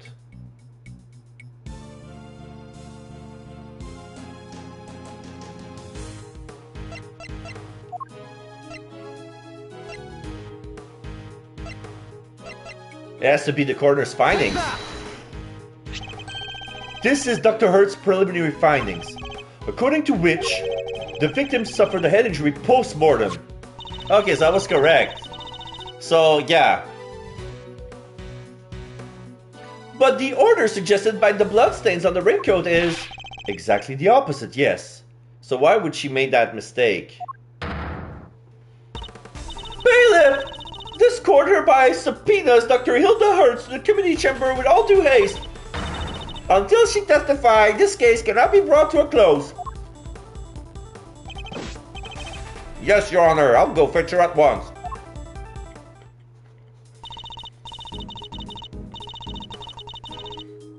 Unfortunately, Dr. Hurst is a very busy woman. I doubt she will be able to come immediately. In the meantime, there is another important angle I would like to explore. Frankly, something has been bothering me about the person at the heart of this case. The so-called ringleader. Who exactly are they? Yeah, good point. We never looked into that, huh? Despite having been mentioned repeatedly in this hearing, we still don't know even the most basic facts that might help us uncover their identity. Well, Mr. Edgeworth, do you have any thoughts on the matter? We've seen nothing that might serve as clear evidence of the auctioneer's identity as of yet.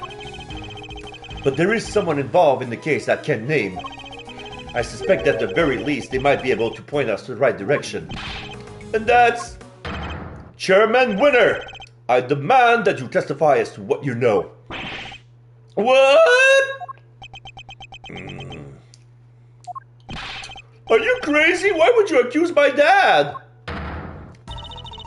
You would cast doubt on the integrity of the chairman of the committee? Do you understand the implication of such an act? I don't care who or what it is. We're talking about the truth here. And about a man who seems dead set on framing Kay at all costs. The mask, corsage, ticket stub, everything else, the items Kay was carrying when she was found, they were deliberately placed in their position somehow. By Chairman Winner himself. A shocking accusation, and one I found hard to believe. But for the sake of completeness, I must ask, why would he do such a thing? To cast suspicion on Kay, of course. Why else? I even managed to get him to say something on that effect. Chairman Winner, your rebuttal, please. I think the good chairman might be in shock. So what if I did? Question. Did you hear me, my boy? I said, so what if I did? You say you got me to admit as much? Where's your proof, huh? With no witness to speak of, your word alone is hardly enough to make an accusation like that stick. Or do you mean to tell us that you have something more to base your outburst on? He still has the arrogance he showed back at the detention center, and yet... Mr. Edgeworth, I am going to have to ask you to explain yourself. Is that if that's all right, Mr. Chairman? Not at all. I'll be very interested to hear this for myself. I'm intrigued to learn where Myers might have gotten the idea that I'm some sort of criminal. Because you'll never find a more fine and upstanding citizen than myself. There's a lot of nerd acting all innocent like that. Very well, let's start at the very beginning. The fact that the auction took place right here in this hallowed trial chambers is a point of suspicion. A location that should, by rights, only be accessible to members of the committee. Yeah, they all have key cards into the room after all. Furthermore, these auctions seem to be held on a somewhat regular basis. And for that to be possible, there can only be one winning explanation.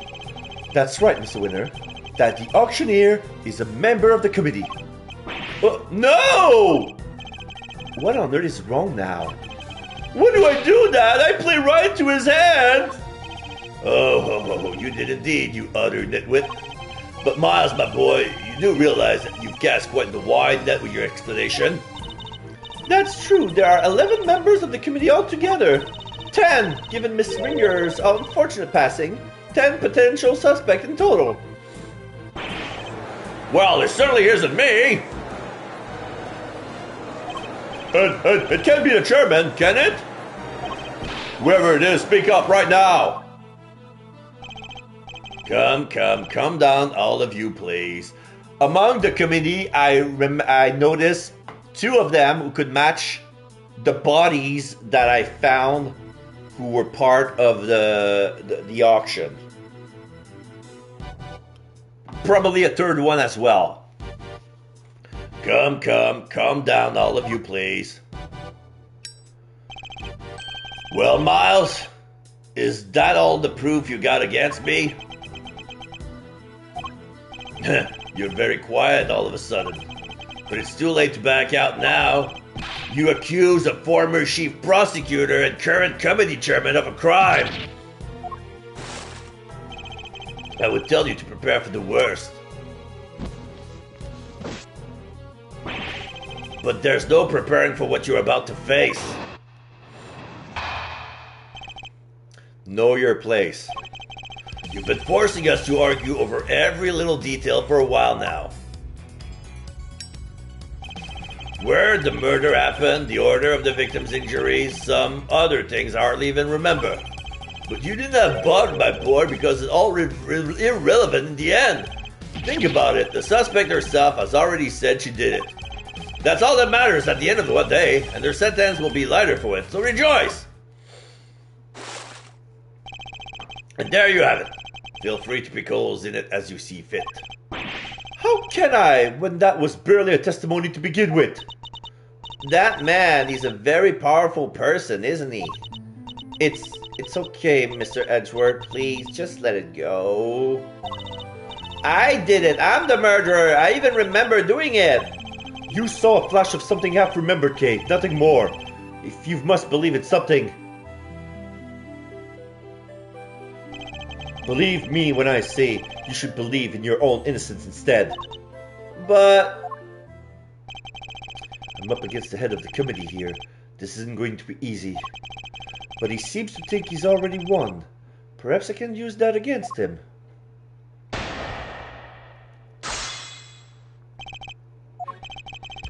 Been forcing us to argue over every little detail. Even if the broad strokes are correct, it doesn't make something true. Oh, don't be such a stick in the mud. I would say the bigger picture is more than enough here. After all, every case has little inconsistencies and contradictions. If we let ourselves get bogged down in every single one, we'll never make any arrests. And once we did, the trials would drag out forever. Even you understand that, right? Not in the slightest. Hence my inquiry to the details. Oh, to be so young and pig-headed. Anyway, you keep digging into these little details. Where the murder happened, the order of the victim's injuries, some other things I hardly even remember. I seem to recall the ringleader's identity and the faulty coroner's report being critical points of contention. Yes, I was listening, my boy, but critical is a matter of opinion. How can you possibly suggest that such fundamental issues are not important? Perhaps it is your ability to make sound judgment that should be on trial here today? Oh, ho, ho, ho. Bravo, my young hothead. Wonderfully cutting stuff. You do like to try, though, don't you? But you need not bother, my boy, because it's all irrelevant in the end. There's no way of what we've discussed today is irrelevant, not unless you intend to bury the truth. But none of it is relevant, dear boy. The only reason you keep trying to make it relevant is because otherwise, you're up a creek without a battle. Think about it, the suspect herself already said she did it. Just because she confessed to something doesn't make it the truth. Kay's suffering from amnesia. Any statement she makes should be taken with at least a grain of salt. Objection. Even so, it doesn't exactly solve anything for us, does it, dear boy? It would be nonsensical to dismiss her confession outright. I tell you what, why don't we ask her one last time? Though I'm sure she'd just say she did it again. Fine, let's do it. Let's ask her again. We'll see if she really believes herself to be the culprit. Huh? You mean me? Is this really what you want, Mr. Edgeworth? If it goes badly, it could significantly weaken your position. I know, but there's no other way. I only request that I be the one to question her. You really know how to tug on an old man's heartstring, you know? But fine, ask away on one condition. If this turns out to be a waste of time, that's it.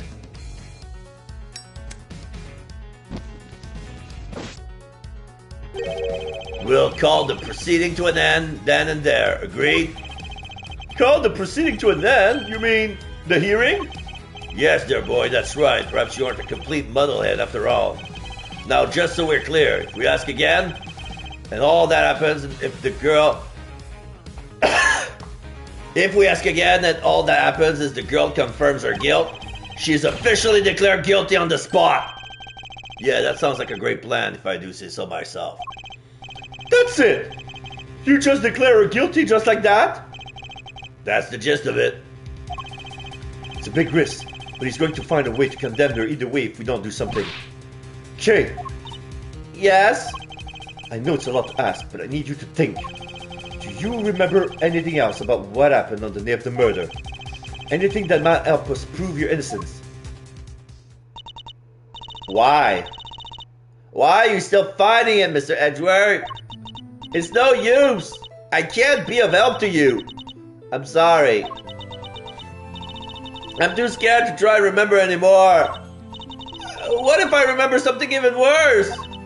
And if I did, I'll just be making more trouble for you. Please, just accept it. The kid you thought you knew is a dangerous criminal. A criminal let you down and betrayed your trust. Don't worry, Kay. You have nothing to be afraid of. I may not have known you for very long, but I know you well enough. And right now, I would say I know you better than you know yourself. Whoa! That's half my life right here. You would never commit a murder. You could never, because this is who you really are. Represent the Yatagarasu pin. Take that! You're the great thief Yatagarasu, a noble outlaw who would never stoop so low as to kill. Ah! Da. I can't do it. I'm sorry. Because all I can see is the one memory that's returned. I have to face it. Hold it! No! The only evidence of your guilt is the confession they force out of you. As I said earlier, you have to believe that you're better than that. Or are you saying you don't believe a word of what I've been telling you? No, it's not that. You're trying so hard to help me. And you're risking so much for me. It's too much. You have to stop. I'm begging you. So that's what's going on. I thought it was strange, but now I see. The reason you're allowing yourself to be railroaded into accepting your fate is because of me, isn't it? Which is exactly what the KA I know would have done. You're a good person, Mr. Edgeworth. Sorry to burst your bubble, but I'm not. And I don't plan on becoming one anytime soon. Because despite all your wishes to the contrary, I'm still trying to help you. So you see, I've merely been servicing my own ego, regardless of what I put you through. Da. Now let's try this again. See the good in yourself, Kay. Remember the noble thief you truly are. That memory of you committing the murder, you need to question it with all you have. That's all I ask. So please, do it for me.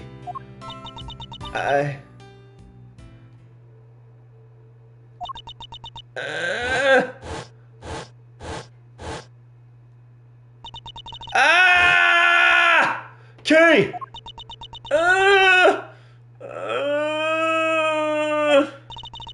What's wrong? Did you remember something? Oh, it'd be like some cliche movie plot if she did. A cow.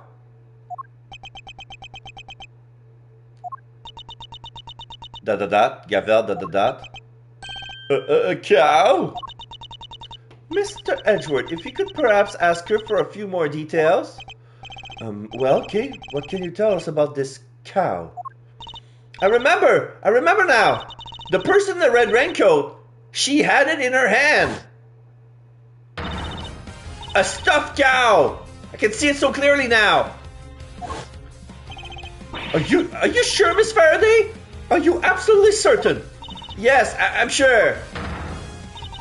Then this court acknowledges the defendant's latest statement as new testimony. Objection. Have you lost your mind, Verity? We can't accept testimony like this. With all due respect, Mr. Chairman, information pertaining to the victim and her possession is new and highly relevant evidence. Objection. Need I remind you of the adult state of her memory? No, this simply won't do. Adult? But if we claim our memory is unreliable now, then our argument is weakened, sir. You said yourself only a few minutes ago that thanks to the suspect's confession, we need not worry ourselves over the finer details, did you not? We need to call the validity of our memories into question. Then we must also call into question the confession of which our entire argument is based. Is that really the most advisable course of action? Yes, you're right. Proceed as you see fit, then. Thank you, Mr. Chairman. Curtsy. We're still in the game, but only by the skin of our teeth, and only thanks to Judge Gavel's intervention. It's almost as if she was on our side for a second. Well, Mr. Edgeworth, the stuffed animal? I believe the cow in question is this thing here, Your Honor. We found it in the storeroom and believe it's yet another auction lot. Wait, that's... Do you know something, Gavel? No, it's just not what I imagined. I suppose it's a rather odd thing for the victim to have been carrying. We should look it over carefully. Okay, we can examine it now. There's some sort of stain on the top of the head. Oh, it's a petal! There's a cherry blossom petal caught in the fur there. There were petals on the raincoat too. And a cherry tree in bloom up on the viewing platform. If you definitely appear that way as it was taken outside at some point. But what did the victim want to do with this thing? So let's see the missing horn. The left horn is missing. This hole. It looks like that's where the horn would have gone. But that doesn't look like stuffing in there. So what is it? Let's take a look at the rest of the story and see what else we can find.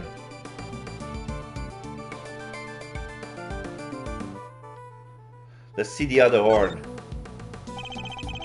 The right horn seems intact, but I can't say it's doing much for the overall symmetry of this stuffed toy. Look, Mr. Edgeworth, it moves! It does? Bzzz. It sounds like sand being crushed. It seems there's a recording device hidden inside. Oh my god, it's a tape recorder! Shh is z and Excelsius ... I knew it was you the moment I lay eyes on you. You can't hide that burn from me. Nothing to say for yourself. I've waited so long for this day, and now I'll finally have my revenge. Ah!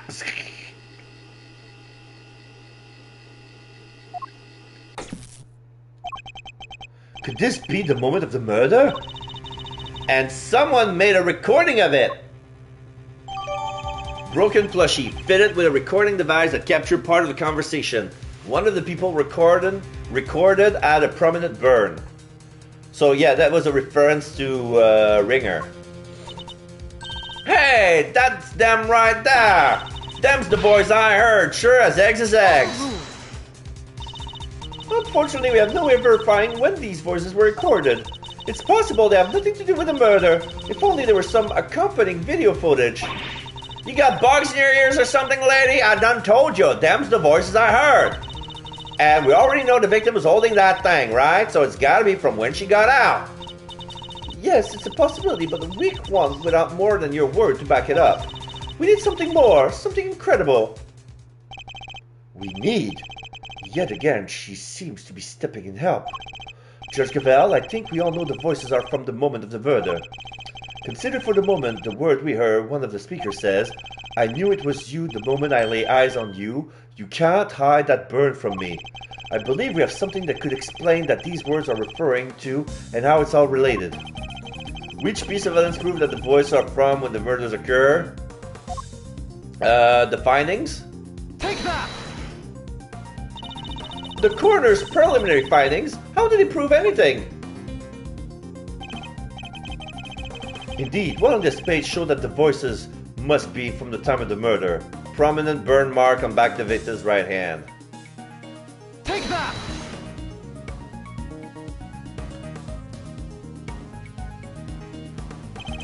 Think again on the words we heard.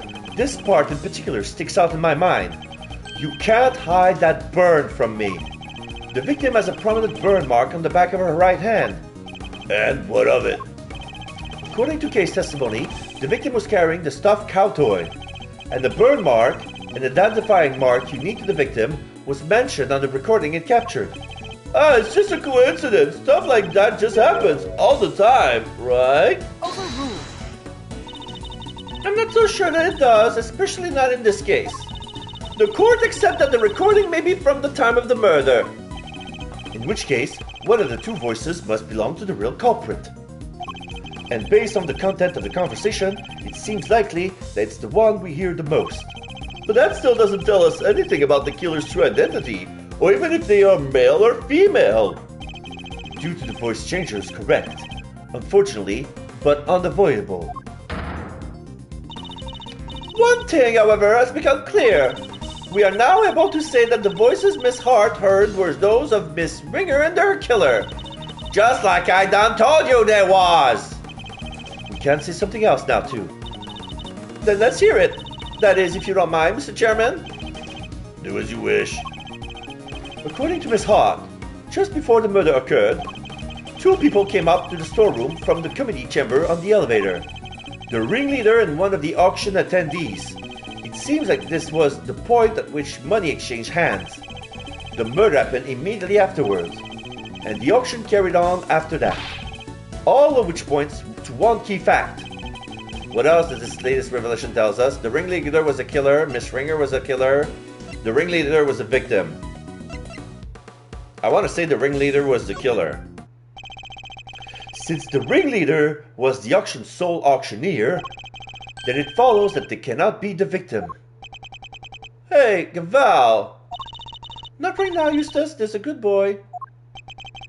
And if they weren't the victim, then they can only have been the killer. A compelling argument, but hardly conclusive. I'm fully aware of that, Your Honor. I was merely warming up for the main event. Excelsius ... Lighter doesn't light up. There were certain traces left on the scene that seemed to suggest that the ringleader was the killer. Then please hurry up and show us! What is something that was placed on the scene that points to the ringleader as having been the killer? The swapping of the clothes. Take that! This evidence closed that the ringleader was the murderer? I don't think so. I don't get it. No surprises there. I'm sure the rest of the room will see what I'm getting at. For once, I agree with my idiot boy. How can that be? If the ringleader was a killer, there's something they would have wanted to hide. I need to present a piece of evidence just... okay, I get it. It's the blood. Okay, I remember now. They removed the weapon near they stabbed the victim with the ringleader's clothes near the elevator so that the blood would make it look like the scene of the crime was at the committee.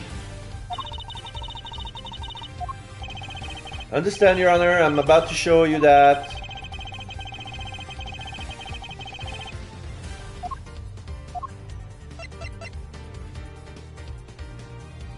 Yeah, it was placed to hide the existence of the storeroom. Take that! The killer deliberately left a large pool of blood at the foot of the Goddess of Justice statue. It was used to that blood that we originally thought the murder had happened in this chamber. But it was simply a ruse designed to cover up the blood as dripped down from the storeroom. In order to conceal the existence of the underground auction, correct? Correct. If the culprit had nothing to do with the auction, they would have no reason to cover up that blood. Which further supports the theory that the ringleader and the killer were one and the same. And as to the identity of the ringleader, do you have anyone who would like to name? The auction is always held in this committee chamber with its storeroom located just overhead. So at the very least, we know the murderous ringleader has some connection to the committee. Yes. And you suspect me, correct? As the committee's most powerful member, that should hardly be surprised, right? Objection! You're a fine prosecutor, that much I'll give you. But as I think I may have mentioned it already, you're also hopelessly naive.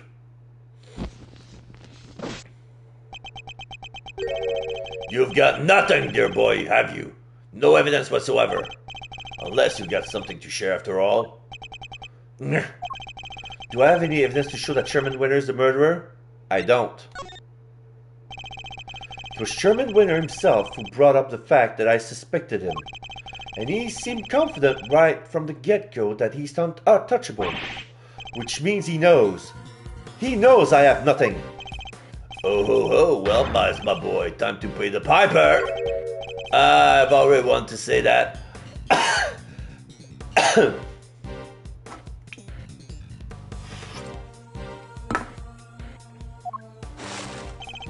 Verity is all yours. Hold it! Now wait, dang it! I just remembered something. Huh? Did you have amnesia too? Nah, it just came to me. Flash of inspiration. You know how it is. Very well, say your piece. Objection. What are you doing, Verity? Mr. Edward made it clear that he won't give up until every last lick of hope has been extinguished. So extinguish we must, lest he try to drag us through this excruciating process again in the future.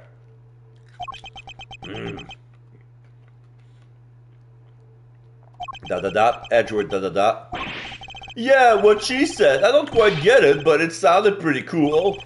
Don't worry, Dad. I'll help Gavel bring this to a winning finish. We'll show them how wrong they are. Fine, let's hear what the witness has to say. You heard the chairman, Miss Hart. If you would be so kind. Well, alrighty then. Here goes nothing.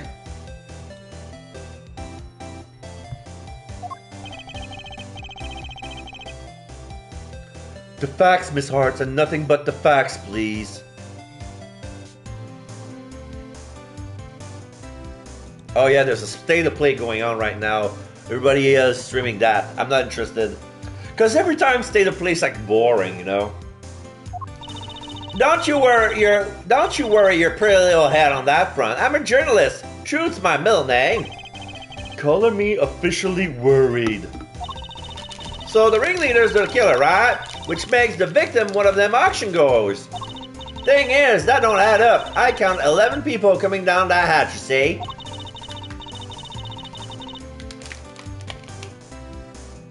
Then the murder happened, and then the auction started back up again.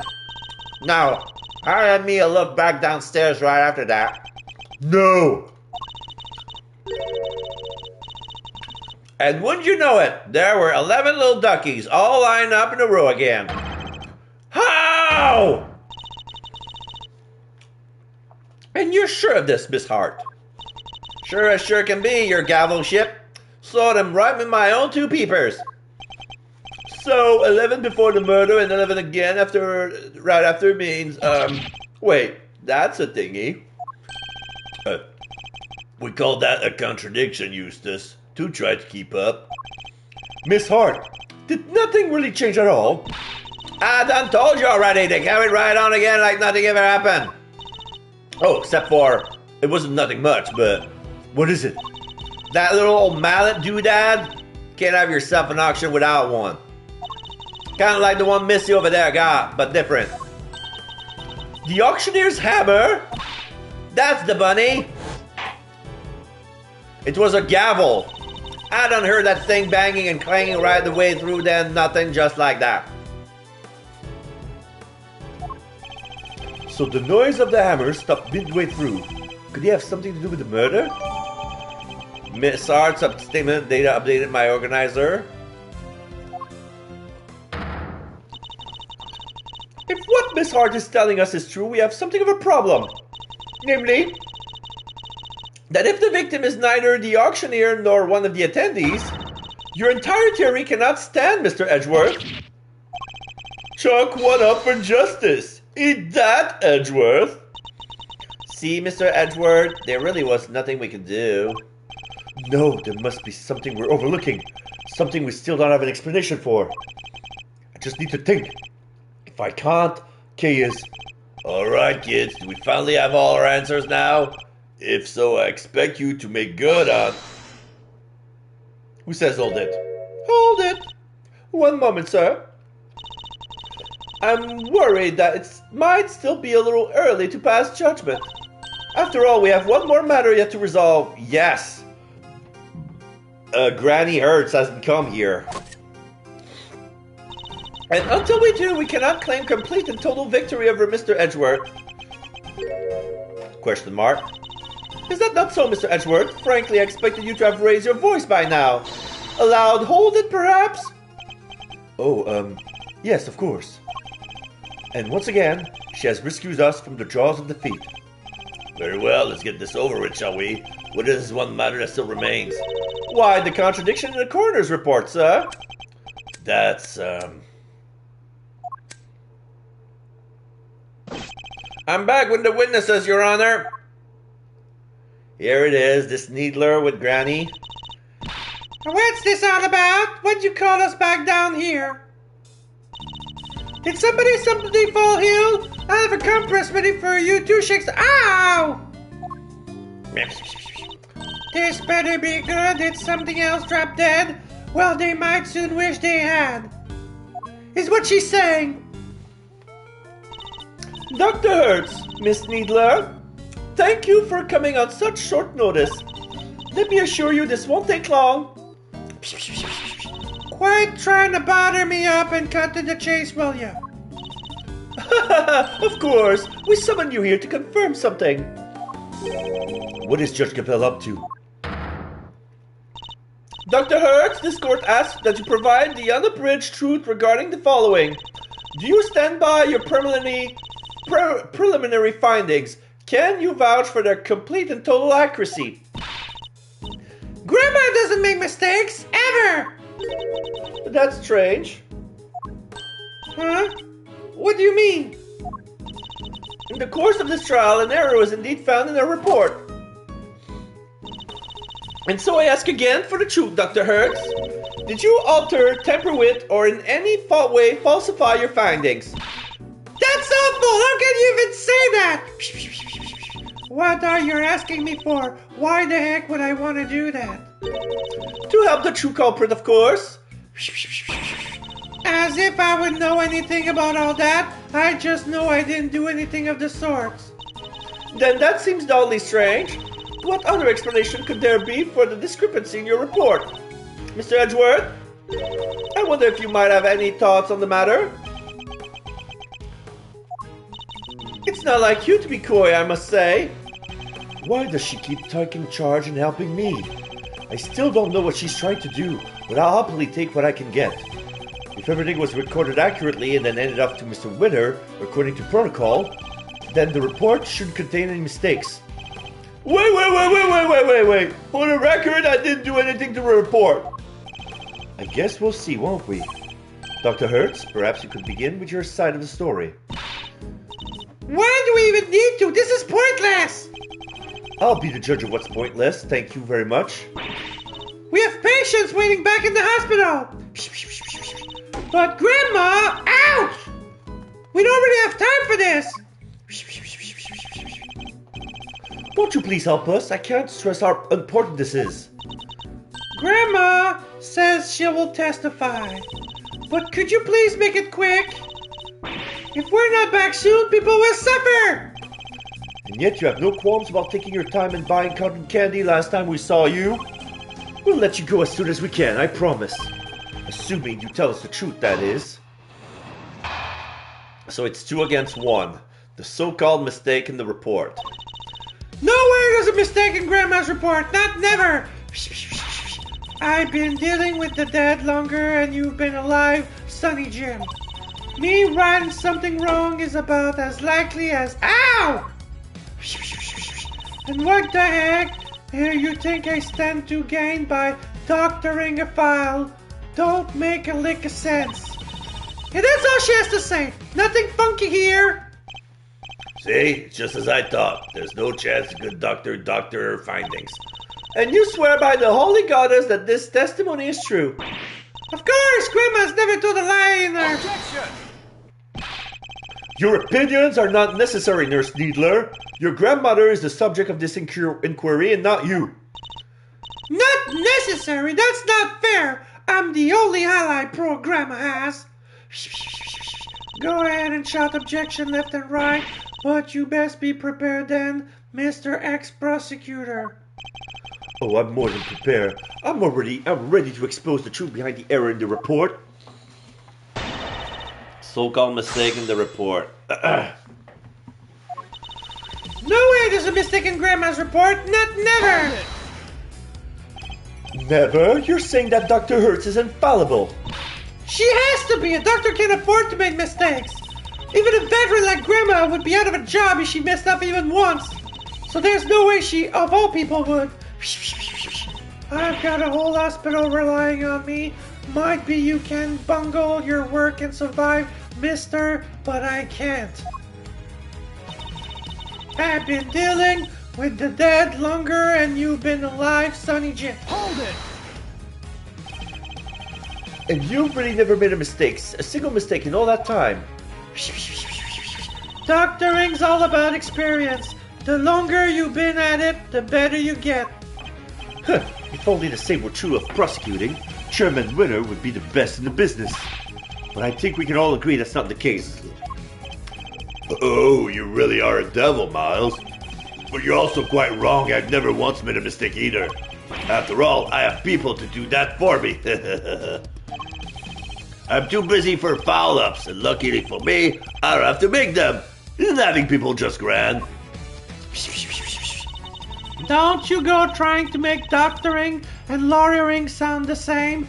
They ain't nothing alike. Nothing alike, I tell you. Me writing something wrong about it is as likely as... Hold it! The victims appear to have put on his raincoat on after sustaining a head injury.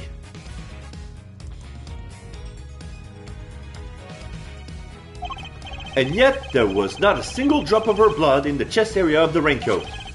Therefore, she must have been hit in the head before she was stabbed in the chest, making it pre-mortem. Oh, that's... Ow! I don't need you to teach me how to suck eggs, young man.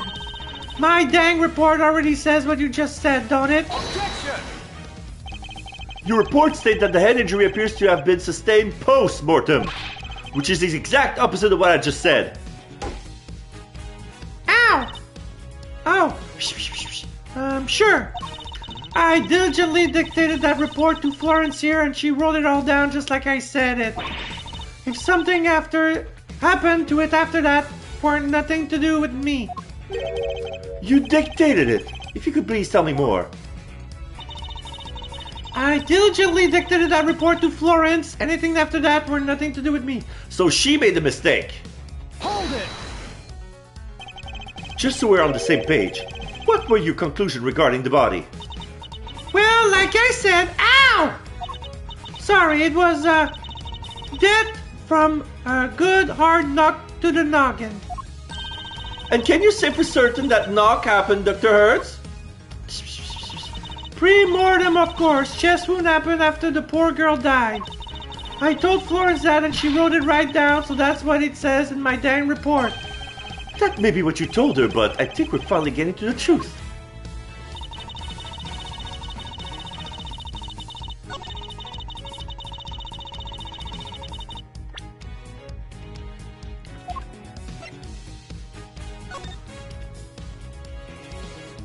So yeah, she signed the report, but she didn't read what her granddaughter dictated. Objection! Because she would have noticed something was wrong. Dr. Hertz, I would like you to take a look at the report for yourself. Oh, I read it to you. Ow! Oh, she's sweating. The grandma is sweating. And bonged the daughter again. This ain't what I said. This ain't what I said at all. What? What do you mean exactly?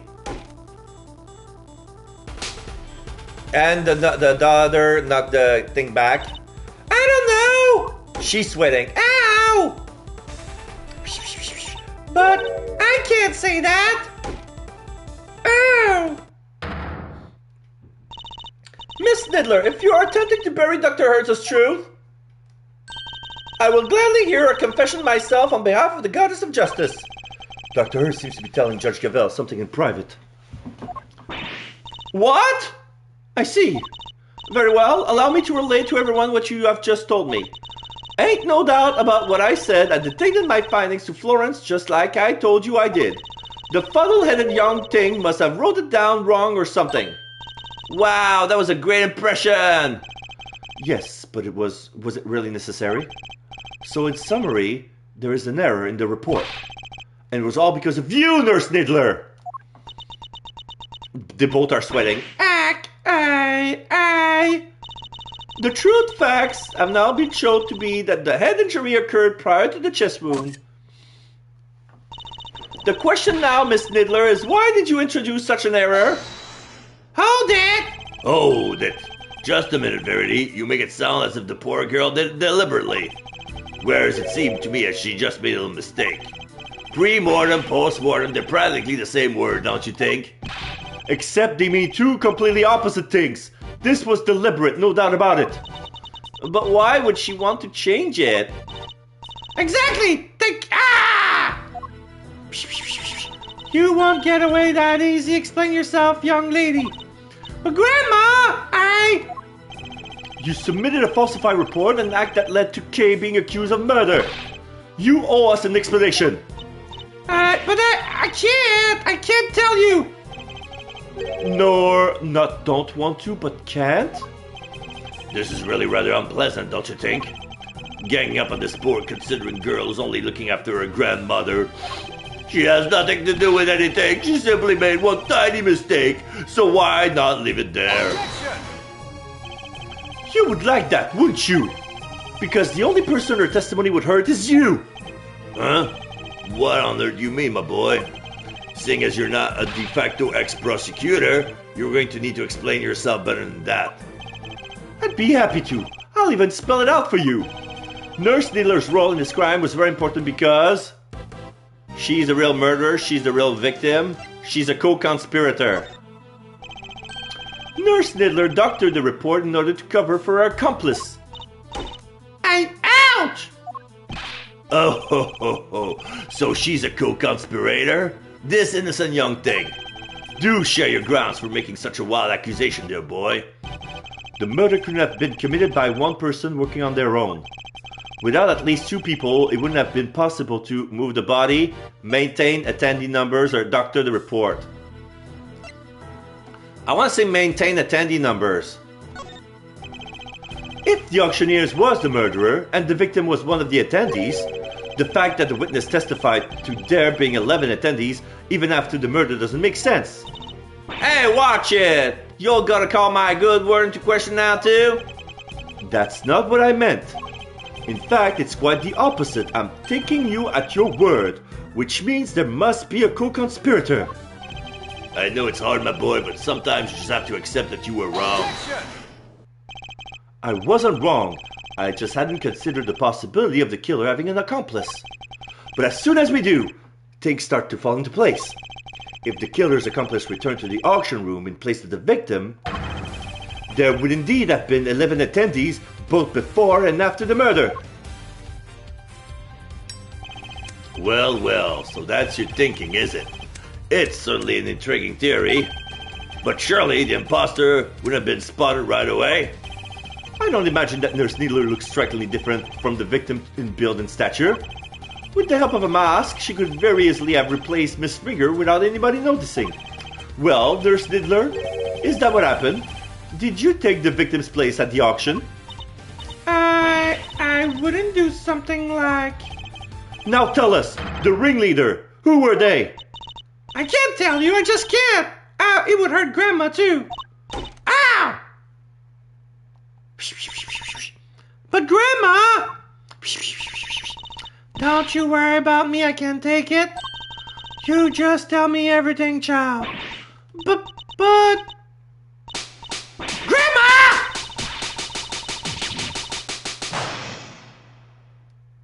She broke the hairdo. She smacked it so hard, the beehive broke into a plant. So it was right. She was an accomplice. Miss Needler, why? Well, Miss Needler, can you explain yourself? Yes. Huh? Oh, thank you, Grandma, but I'm all right now. I confess it, I changed places with Miss Ringer. So you admitted that you were working with the ringleader? Yeah, I was helping them. I don't know how, but they found out Miss Ringer was going to attack them. The culprit was going to be attacked by the victim? They seemed pretty sure it was going to happen that night, so they made a counterplan. They wanted to strike first, and they wanted me to help them. I was told to go to the storeroom before the auction began and wait there. Hold it! Now hold on right there, Messy. I didn't see nothing, and my eyes don't lie. If you'd been there from before the auction, I would have bumped right into you.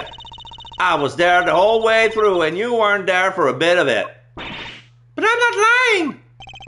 Well, that's easy for you to say, but you were lying about altering that report only a few minutes ago. Objection!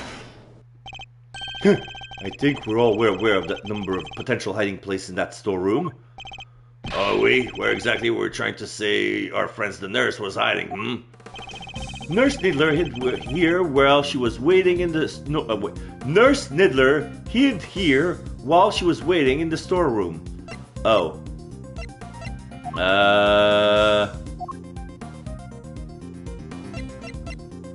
Not the closed box. This is where the killer hid the body.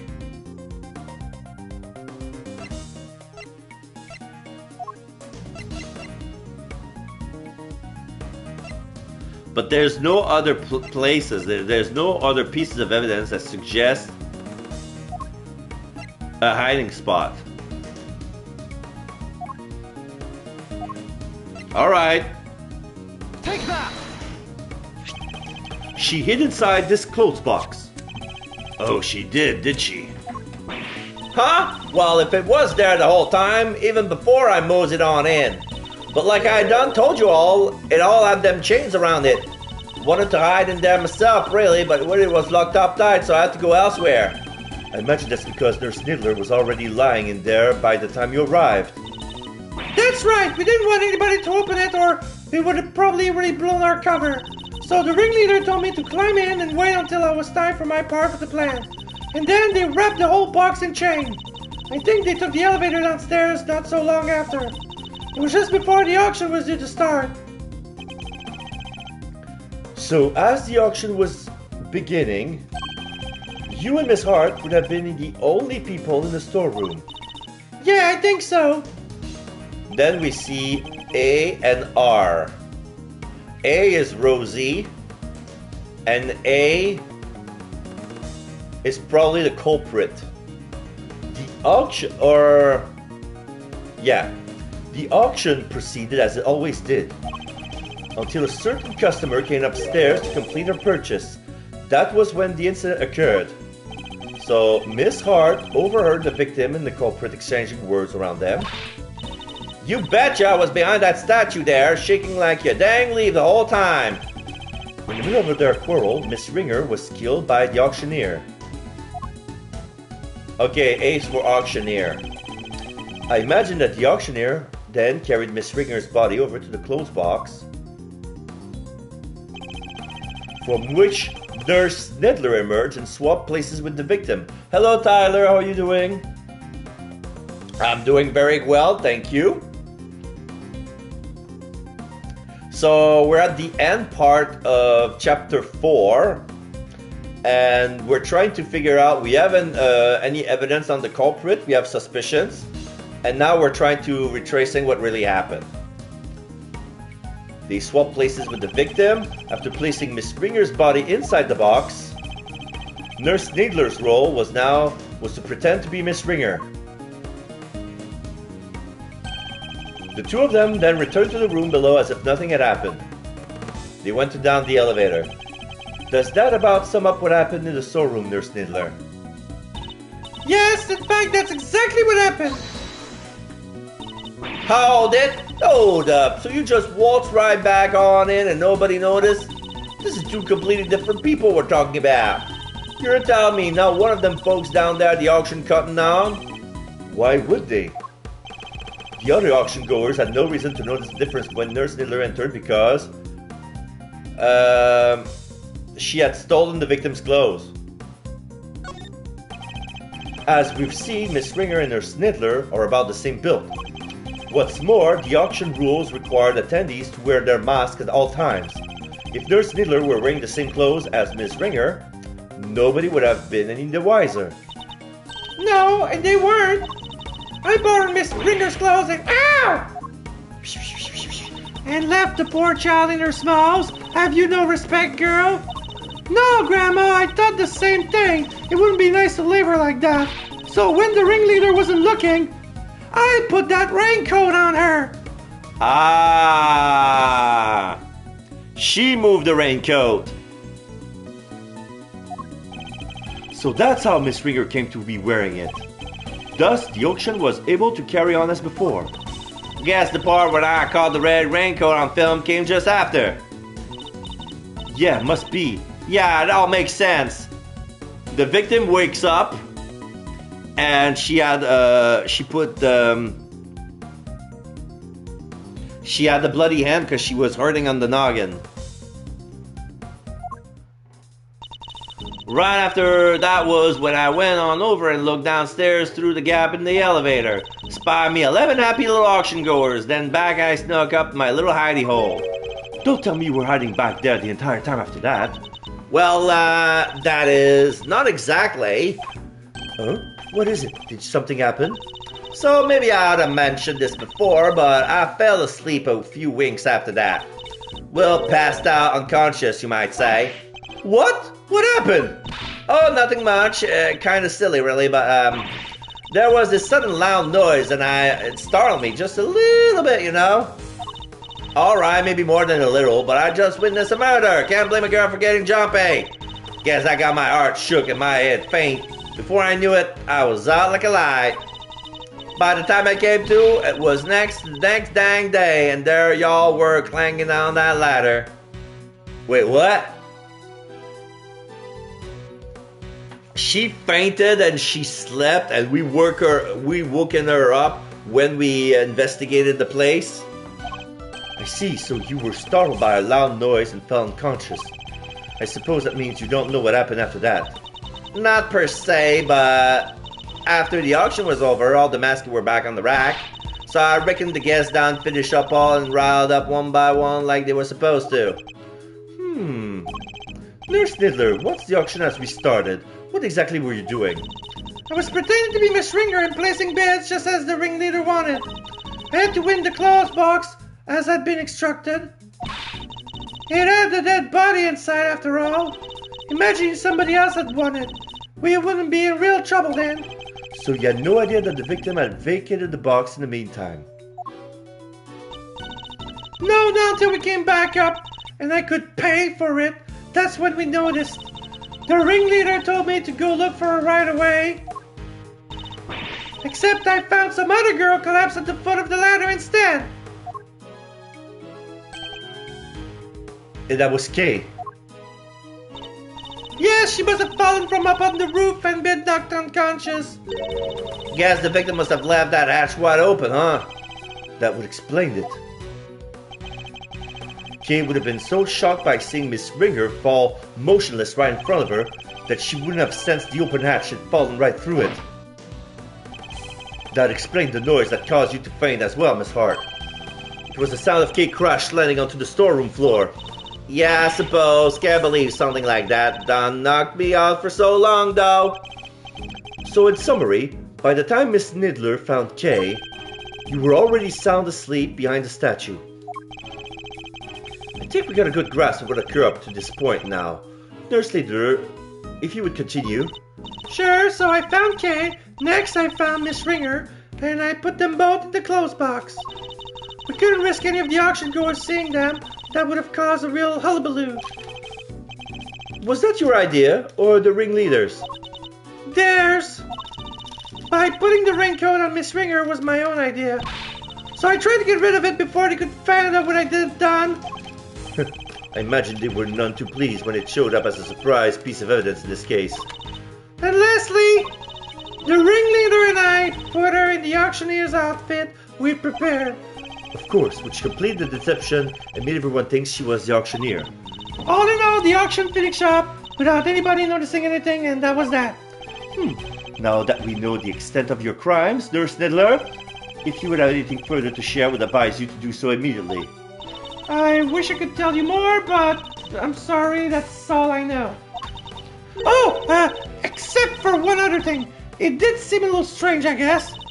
When I was borrowing Mr. Ringer's clothes, I took everything I could, but I couldn't take her hair, obviously, so... Ah!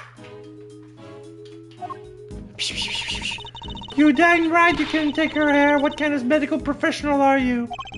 That's where you draw the line? So taking her clothes was okay? Her hair was totally different, the style, the length, everything. I kind of panicked. But the ringleader thought of everything, including wigs. 2 of them, in fact. There was a straight one and a wavy one. They were both stashed in the clothes box. 2 wigs? But why? Right? I wondered that too. I thought maybe they were worried she might have changed up her style. Anyway, I took the straight one. That was the one that matched her hair on the day. Leaving a wavy wig in the box. Nurse Needler's statement, description of how she swapped places with Rosinger. So there's supposed to be a wavy wig somewhere, but we didn't find it. Huh.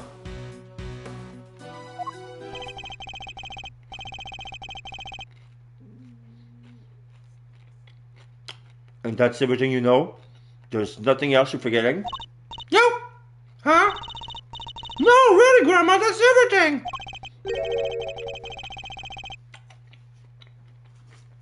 And I take it that you really have no idea who the ringleader might be. Sorry, I only know that they were in charge of the auction. I didn't see them without their mask on. And they were pretty careful to keep their identity a secret for everyone. If I can't get something concrete on them... Oh, ho, ho, ho, ho, ho. Well, Miles, are we about done? You've proven the nurse was part of the murder plot, but sadly for you, it doesn't change a whole lot. Because it does nothing to prove that Kay Faraday isn't the ringleader. And justice must prevail. We can't change the law even for your sake.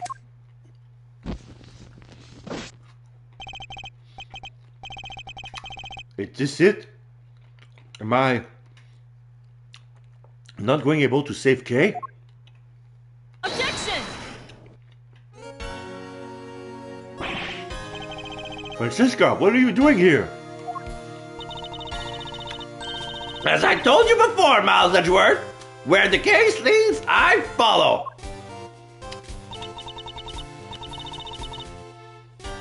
Gavel kneels on one knee. Your dedication is an inspiration to us all. But don't go getting the wrong idea, little brother. I'm only here to deliver the truth regarding the suspect. I'm certainly not here to forgive you for abandoning the way of the prosecutor. I understand that. You should thank your former subordinate for what I'm about to share. Former subordinate? Which one? Bender? Oh, Gumshoe. In his desperation to help Kay Faraday, he gave me a valuable piece of information. Detective Gumshoe did that? Prepare yourself, Miles Edgeworth, for the final piece of the puzzle. Rosie Wigger's hand wound was the first of the injuries she suffered, and not the second. Wow. Oh my god. Poor Gumshoe. ...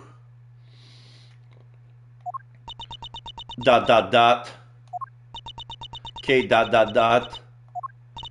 Well, someone say something! Yes, there's no easy way to say this, Francesca, but, we already proved that ourselves. You... what? Yes, just a few minutes ago. Oh! Don't whip me, bitch. Well, why didn't you say so sooner? You didn't exactly give us a chance. And I suppose you know about the murder weapon too? No, not yet. Ah! Good, then listen up. The victim was struck on the head with a blunt object being a circle surface. And the wounds to the chest were actually inflicted post-mortem. A circular surface? Oh my god, is it the other horn? Objection.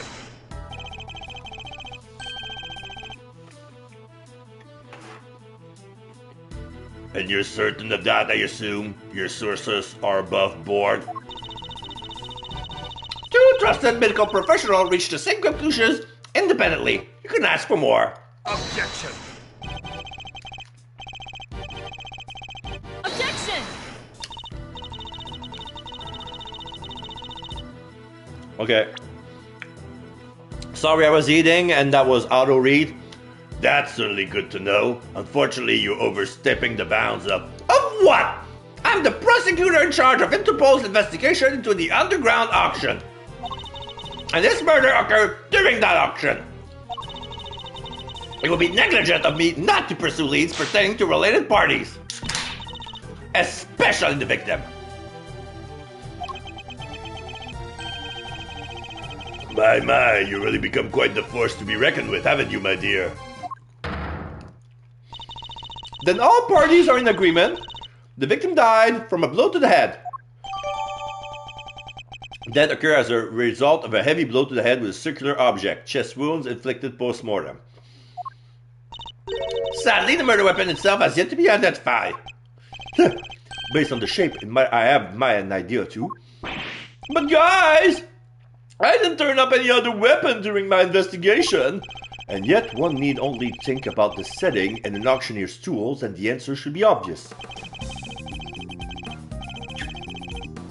An object with a circular surface used in an auction, we're obviously talking about Judge Gavel's hammer, the auctioneer's hammer, a judge's hammer.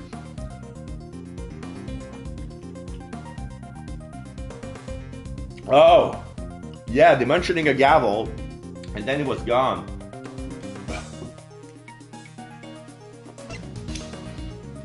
So I want to say the auctioneer's hammer. What would an auctioneer's have readily in hand?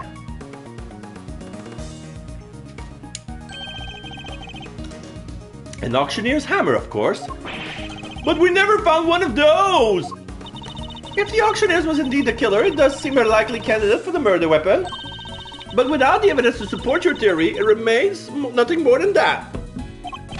Oh, I have just the evidence you need right here. This piece of evidence strongly suggests that the auctioneer's hammer was the murder weapon. Oh, was it Lala Hart's testimony? Where is it?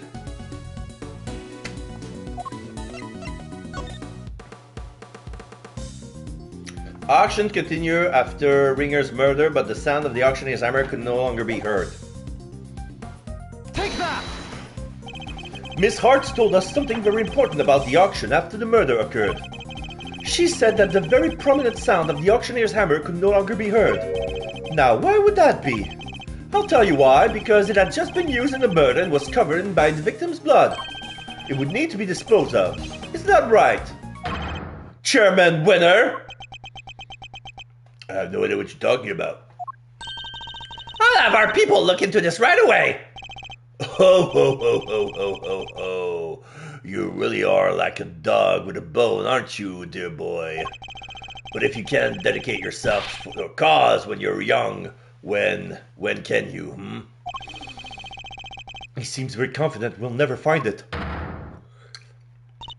Very well, a search for the murder weapon will be conducted. In the meantime, this court is in recess. To be continued. Do you want to save? Yes, we're going to finish this tonight. I have enough energy. I feel good. We're doing this. A formal accusation. The whole committee is agitated. Needler is still there. Von Karma is gone. April 6th, Committee for Prosecutorial Excellence, Chamber. Rabo. Von Karma comes back. Silence in the courtroom, please. Miss Von Karma, if you will be so kind as to update us on the progress of the search. ... It's not good news, I'm afraid.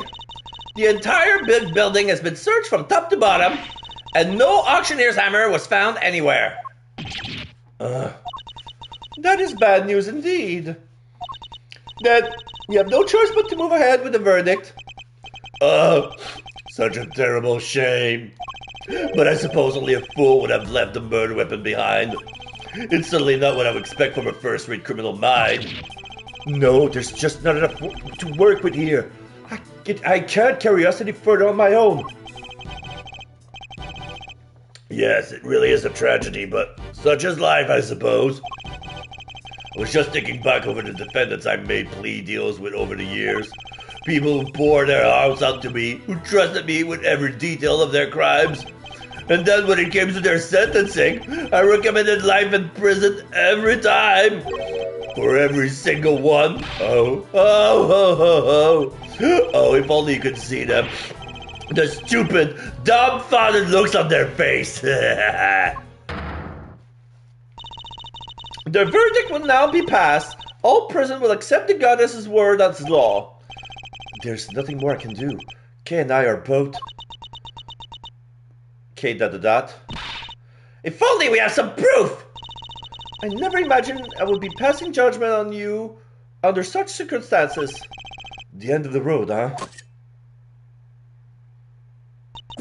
By the power vested in me, Excelsius winner, this court hereby indicts you for your crimes. What? Huh? What on earth's gotten into you, Verity? I submit for the court's consideration the case file of a certain incident, namely the IS-7 incident, a murder that took place 18 years ago. But what does that file have to do with anything? Wait, you mean... your late night visit to this chamber that was to... Precisely! I came here to retrieve these documents. Though sadly it would seem that I arrived too early to catch the auction itself. When we spoke to the matter before, I implied that I had come to retrieve files pertaining to your own case. You'll have to forgive me, that was a ruse to buy myself some time. IS-7 incident case file, details from a murder case from 18 years ago. Why do we need that? Let me check. What the heck are you doing, Gavel? You can't just accuse my dad! Let's see what's changed. December 24th, 19 years ago, prosecutor Manfred Von Karma, defense attorney Gregory Edgeworth, victim Artie Frost, suspect Samson Tangaroa, body of Artie Frost discovered mentioned belonged to Samson Tangaroa, person of interest, Alicia Scone, Judy Bound, Carmelo Gusto, notes Carmelo Gusto and Artie Frost's son, both visit Tangaroa's mention up to the day before the incident. From the day on the incident onward, their whereabouts are unknown.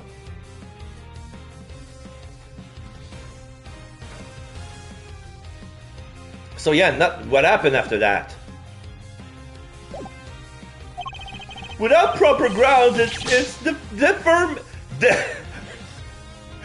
deformation. You think about defamation, you nimwit. An excellent observation, Eustace. Oh, it is? And of course, I have the grounds to make such an accusation. 18 years ago, Mr. Manfred Von Karma had some details about the victim's body fabricated. Details he was forced to fabricate when the sculpture Artie Frost's body went missing. My papa?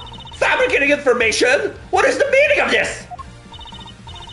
Ian Seidman, the detective originally assigned to the case, did in fact report that the body had gone missing. However, it seems that a certain someone wasn't very pleased with Mr. Von Karma and deliberately withheld that information in order to bring it down a few pegs. What? This individual refused to allow anyone to go against their wishes or to challenge their power, and they're known to go to extreme lengths in order to bring those who defy them to heel. 18 years ago, they were no different. In fact, they were even ordered Dr. Hurst to create a fake autopsy report for the IS-7 incident. What? She was responsible for the fake report? Hold it! Wait, you have to understand! Grandma, she's not a bad person!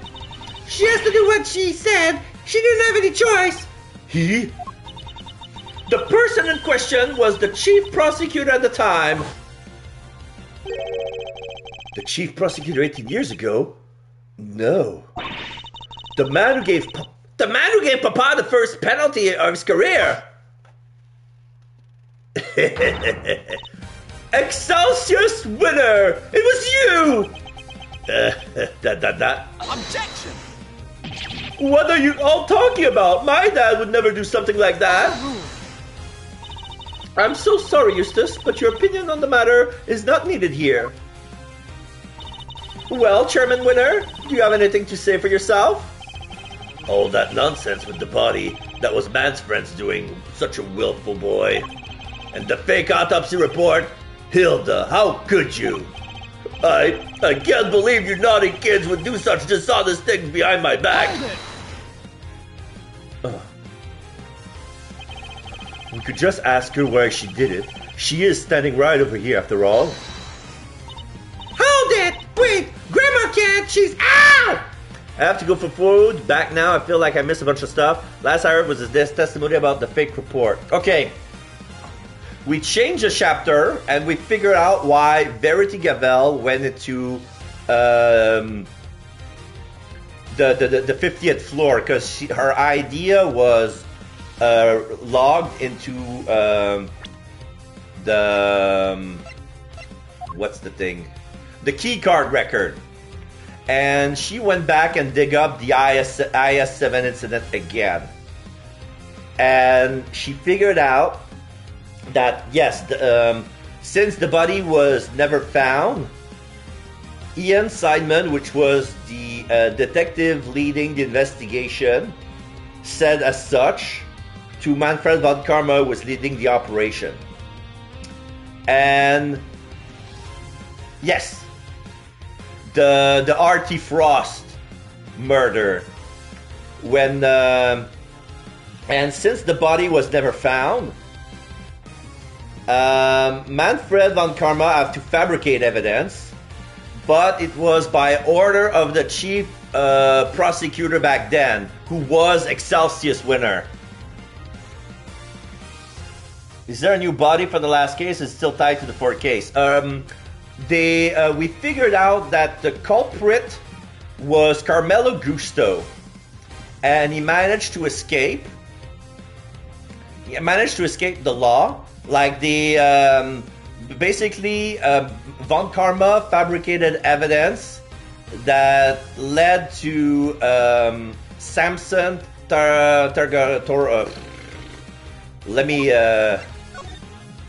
Samson Tangaroa to be the culprit. So for 18 years, he was put to jail for a crime he never committed. And Judy Bound back then wanted to make the truth come out. She hid the body, and 18 years later, she made an exposition of R.T. Frost sculptures, and she set up a trap for the true killer.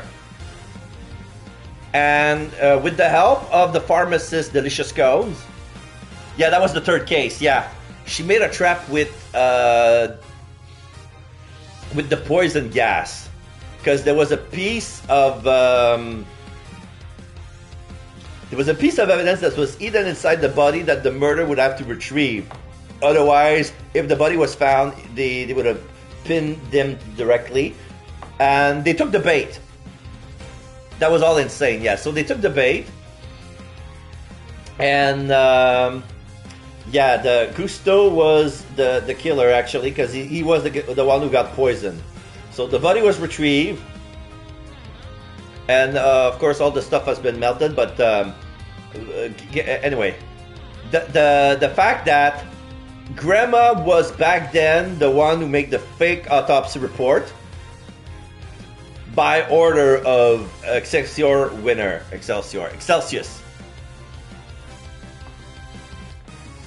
We're still in the fourth case. But basically, yeah, we didn't found the murder weapon for the fourth case.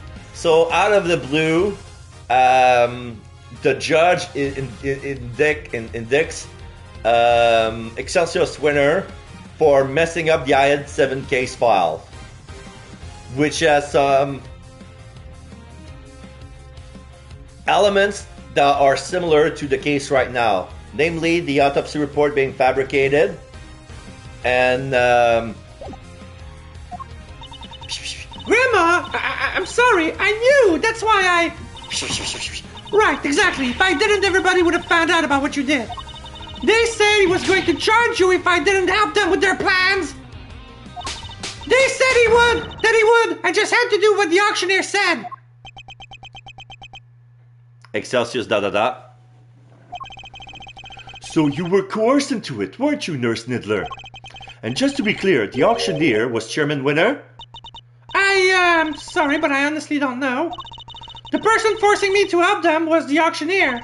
And they definitely looked to be about the same build as the chairman, but I never saw their face. Well, there must be something. Any detail, no matter how small, will do. Oh, wait! Their mask didn't cover their whole face! And the part that wasn't covered had a tattoo on it. I remember that much for sure. Ringleader wore a white jacket, white gloves, a magenta flower, and a mask. Also has a tattoo of the part of their face the mask didn't cover. Oh, shit! Well, there's no tattoo on Excelsior's face, but at the same time, there's a wig we haven't found, which is the wavy one. So is he wearing a wig on his face to cover his tattoo? A tattoo. Objection. This all sounds very dramatic, but I really don't know what you're talking about. There's no tattoo anywhere on my face. I think I would know if there was one, wouldn't you? Which means I can't be the ringleader, no matter how much you want me to be.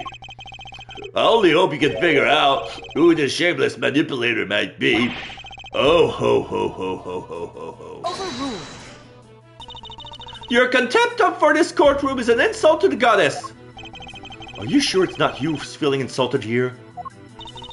I am not the only one who has been trying to bring you to justice. Miss Ringer has been trying too. And I refuse to let her sacrifice be in vain. Young Rosie was looking to take me down, you say? But why? I barely knew her. I've always had a certain magnetic charm, but I don't remember her ever catching that particular eye. You barely knew the victim? Why, I do believe that is a new statement.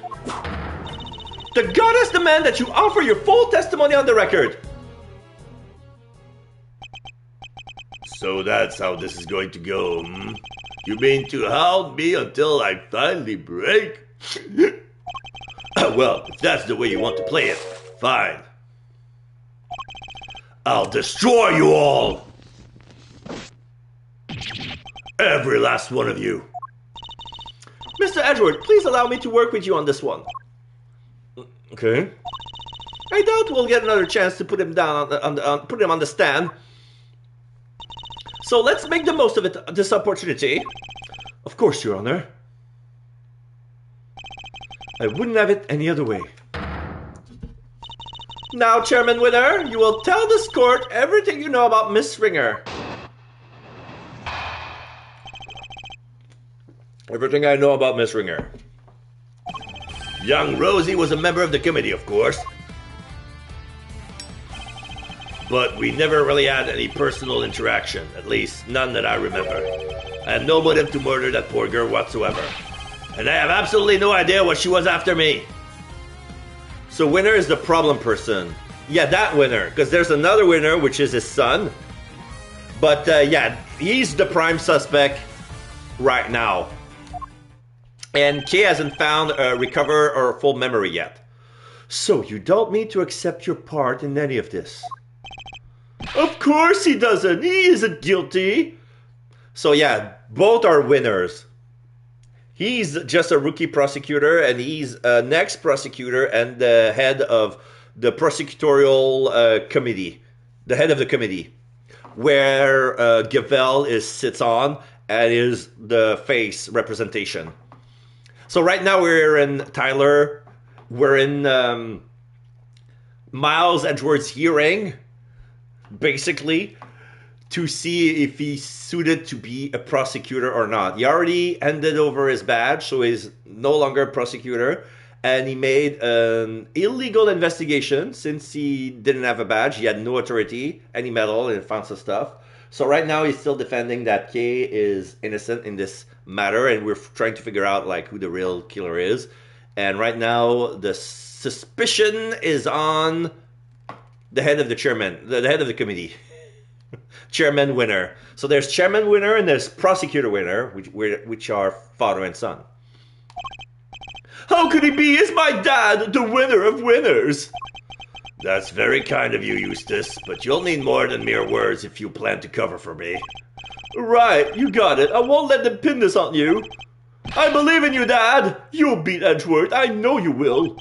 Yeah, you really are such a sweet, simple child. My sweet summer child. He really loves his dad, huh? But that's no excuse for him to ignore his father's crimes. No matter how much he respects him. Regardless of their station in life, all criminals will be made to atone for their sin in time. This won't be easy on Mr. Winner, but it has to be done. We can't let his father get away with this. So yeah, it's going to be referred to as Mr. Winner against Chairman Winner. Young Rosie was a member of the committee, of course. Hold it! As a member of the committee, you must at least have been familiar with the face. Sure, but that's about all. I saw her every once in a while. But we never really had a personal interaction, at least none that I remember. Hold it! So you're saying you barely knew the victim at all? That's exactly what I'm saying, my boy, yes. Why, I never even knew about that burn mark on her hand. Why? You didn't. I mean, what's the point? You get to know someone, but before you know it, they're gone. It's become such a pain to remember things about others. They're here one day and they're gone the next. Yes, because they're there to stand up to you and you make them disappear. If you could please add your remark about the victim's burn to your testimony, Chairman Winner. Why, I didn't even know about the burn mark on her hand. Like, it's quite obvious. You met a person for the first time and you don't remark... Wait. You don't pay attention to that thing over there? That thing? And the notebook, we never found it.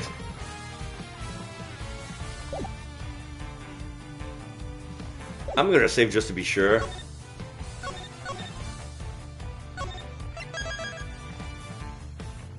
Yet, Excelsius Winner, final confrontation. Oh, so we're close to the end of chapter 4? Is that what they're saying? Is that what they're hinting at? Yeah, well, I want that. Objection! No, that wasn't it. What do you think? What do you think of this piece of evidence, Chairman Winner? Oh, let's see. I think it's absolutely nothing, and I'm sure you disagree. Oh, I got my life back. Somehow. Sure do, Dad. It's totally irrelevant. Ugh. They get swatted down by the lesser wiener. I call it the wiener. Mr. Winner is really enjoying this, huh? Of course he is. He has been his father here to back him up. It's just as fine. Just take the both of them down together. Okay, I'm gonna present this. Hold it! You're such sure you didn't know about the burn mark? You really don't let up, do you? I'm not in the habit of memorizing who has a scar in their hand and who doesn't. But this wasn't just any old scar. It's pretty noticeable, in fact.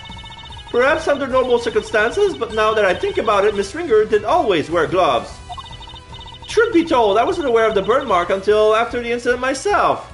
Oh, okay.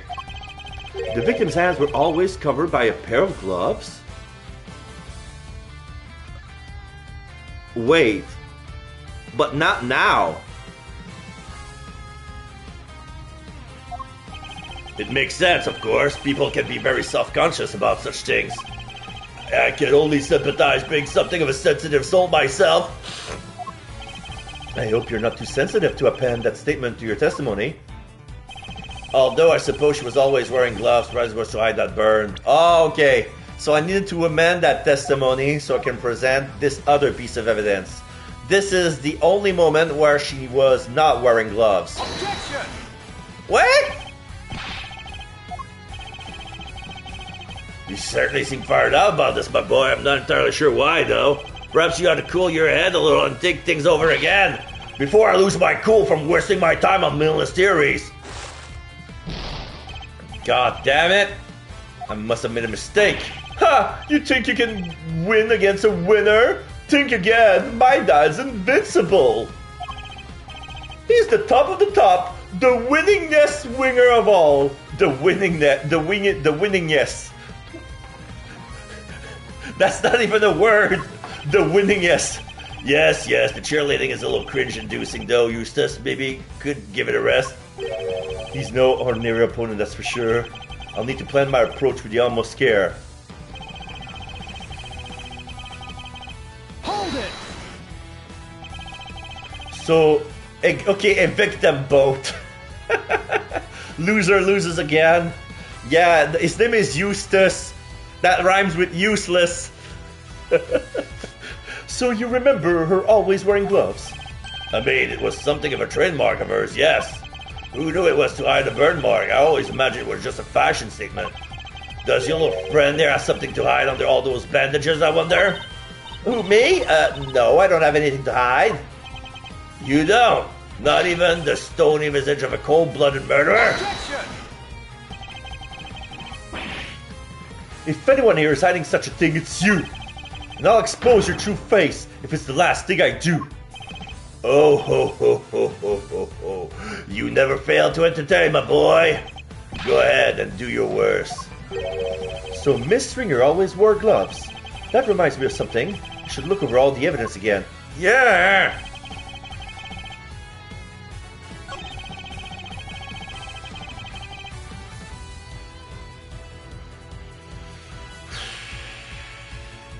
I'm pretty sure I presented the wrong piece of evidence on that statement. Let me guess. Objection! No, okay. Just to be sure. Surely this piece of evidence... No, I don't know, Miles. Any thoughts, Eustace? Beats me, but I guess it doesn't. Right, I thought so too. These two are the worst. Please, Mr. Edgeworth, it's okay. I'm not about to give up just yet, Kay. I'm going to prove that you're innocent, one way or another. Mr. Edgeworth.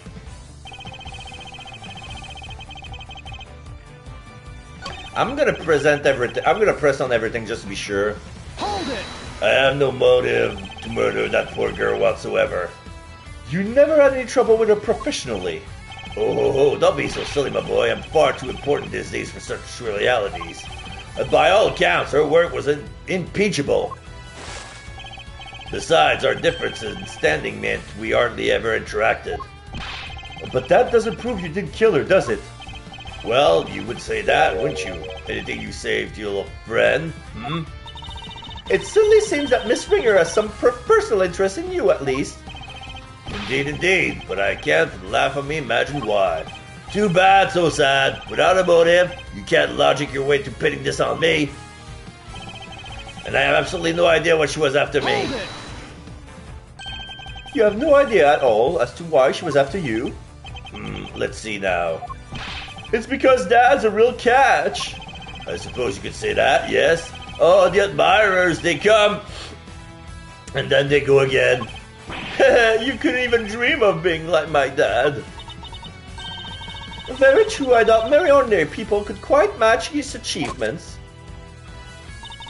It's remarkable, really, to have so many people come into a life and then for so many leave it. I certainly won't complain if you choose to leave, Verity, my dear. I think it's far more likely that you'll be the one leaving today, in handcuffs. Yes, very droll. If you think I'm finished, you'll be sorely disappointed. You have to think back over what we know about the victim. If you're not sure how to approach this, take another look at the evidence. You just might find a new way to interpret old information. Are you trying to help me, Francesca? I'm trying to help Kay Faraday. I couldn't care less about you. Nice to see she really is worried for Kay, in her own Francesca sort of way.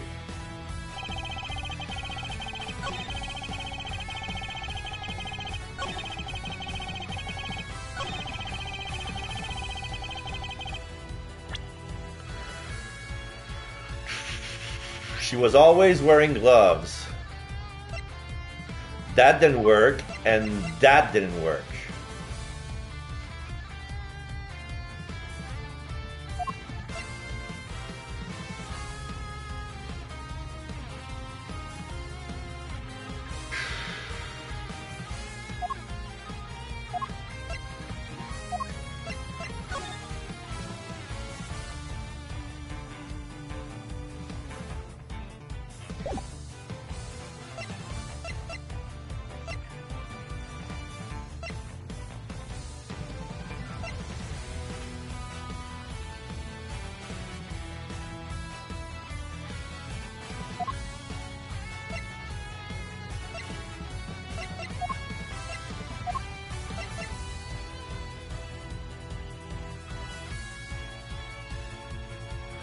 I haven't tried that. Objection!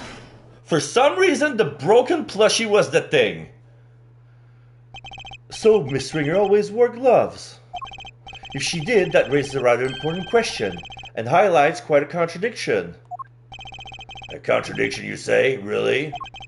If we listen again to the conversation that was captured by this stuffed cow, you'll soon see what I mean.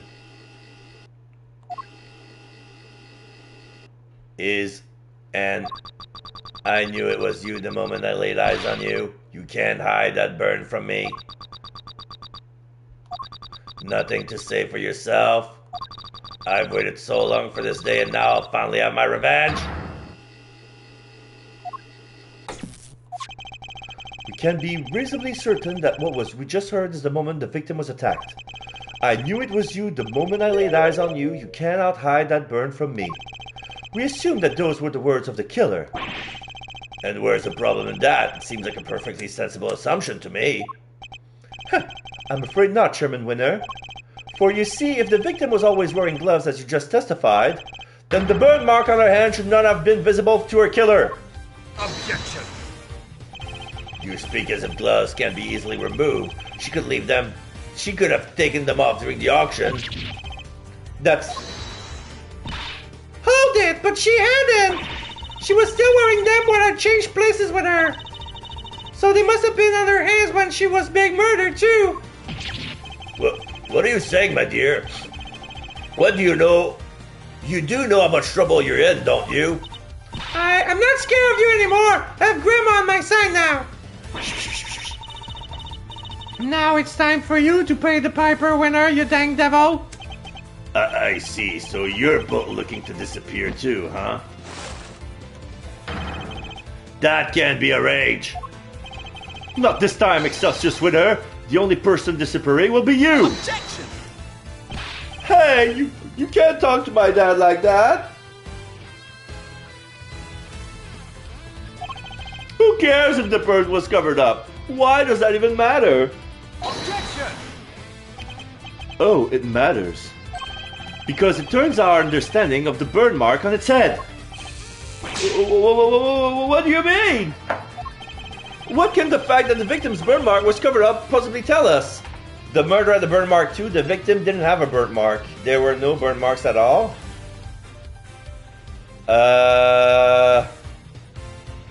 What can the fact that the victim's burn mark was covered up possibly tell us?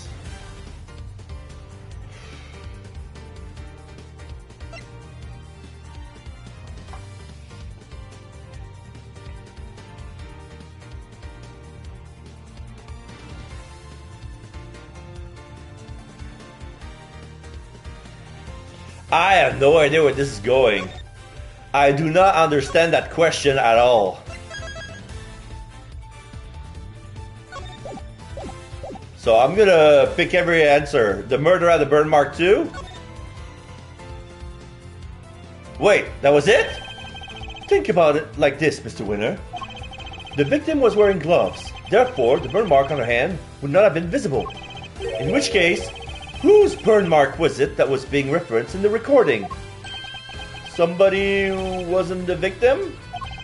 Precisely, which can only mean that the culprit had a prominent burn mark too. Or to put it another way, a tattoo. I knew it was you the moment I lay eyes on you. You can't hide that burn from me. Those words were spoken not by the murderer, but by the victim. No way! Objection! Eustace, my boy, would you mind stepping aside for a sec? Look, Miles, it's nice to see you having fun with your little flights of fancy. Well, let's get serious. So the murderer had the burn mark now? Really? Where? Your little theory would either take flight or die depending on your answer here, I'm afraid. He's not messing around. I have to figure out where that burn mark was, and fast. I wonder where it could have been. All of the auction people were wearing disguises, right?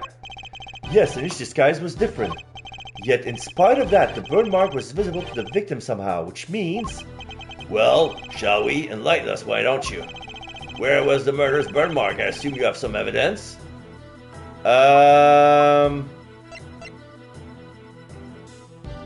Let me check again. Not this. The ringleader's appearance.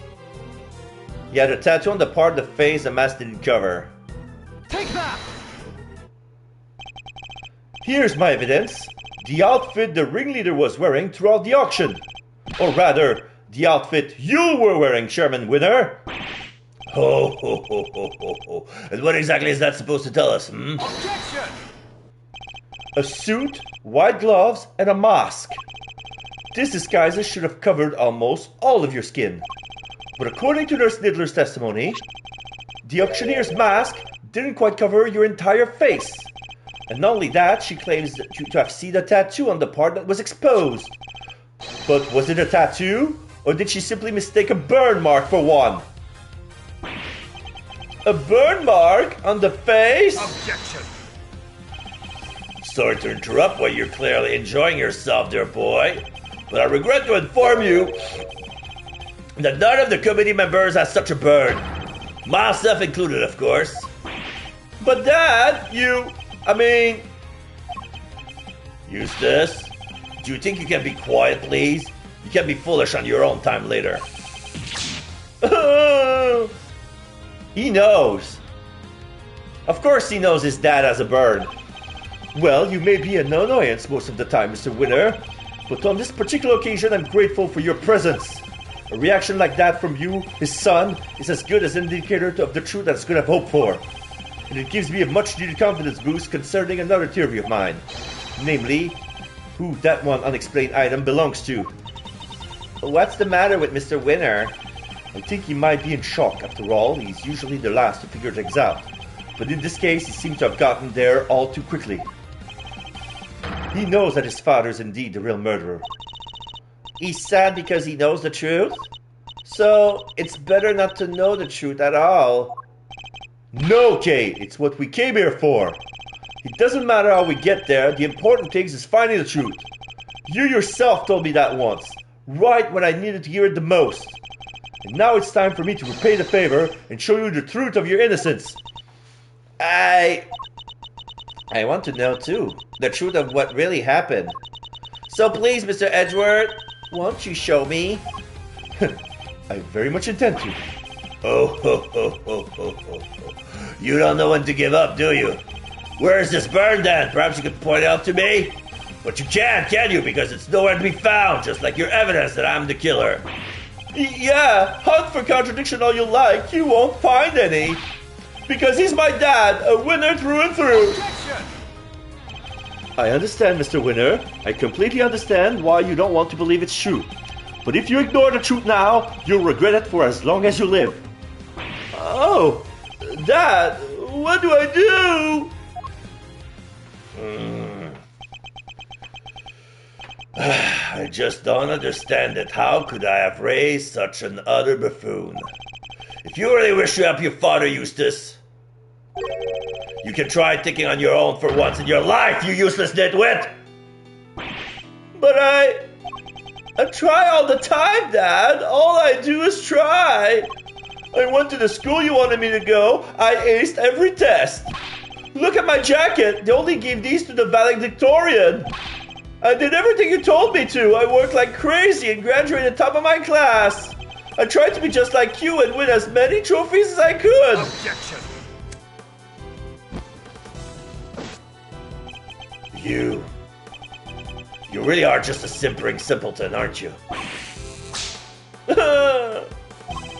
Those tests you aced, I had the school give you perfect scores on all of them. Those debate and speech competition you won, the judges were all friends of mine. If you never even realized that much, there's no hope for you, I'm afraid. None at all. You're no son of mine! Even you must see that.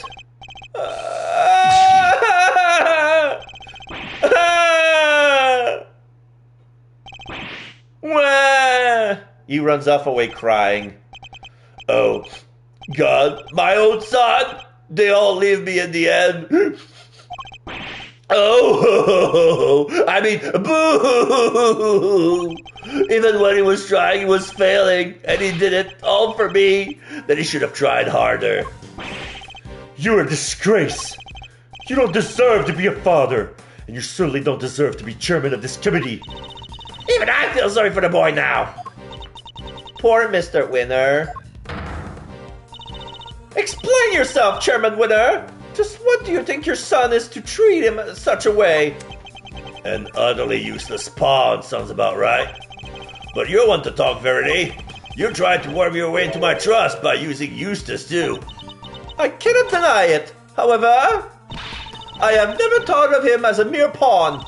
He may not be a naturally gifted prosecutor, but he tries. In some way, he tries harder than anybody. That's what I have witnessed during my time with him. Yet you would call him useless? How could you? Objection! Oh, ho, ho, ho. Because he is, Verity, my girl. He is utterly incapable of doing anything I ask of him. Mr. Edward, I entrust my offering to the goddess to you, so that you may use it to call her final judgment unto Excelsius Winner. Thank you, Your Honor. I've been more than ready to do so. If the ringleader has a visible burn mark on their face that night, then it would follow that Chairman Winner is currently hiding that mark somehow. How exactly was he dressed during the auctions? That will be the key to solving the case at last. Now then, your answer please. Which piece of evidence will help us reveal the burn mark on the culprit's face? That would be Needler's testimony, the missing wig. Take that!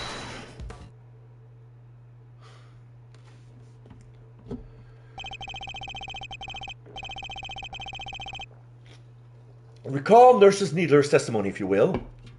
There was one thing we never quite resolved. The second wig. The one that wasn't... That was... The one that wasn't used. There's a typo here. The one that wasn't used. I seem to remember it being wavy. What are you two talking about? Nurse Needler apparently found some very interesting items when she went to swap places with the victim. And what do they have to do with the burn mark? What she found were two wigs. One that was intended to make her look more like the victim. But what was the other one for?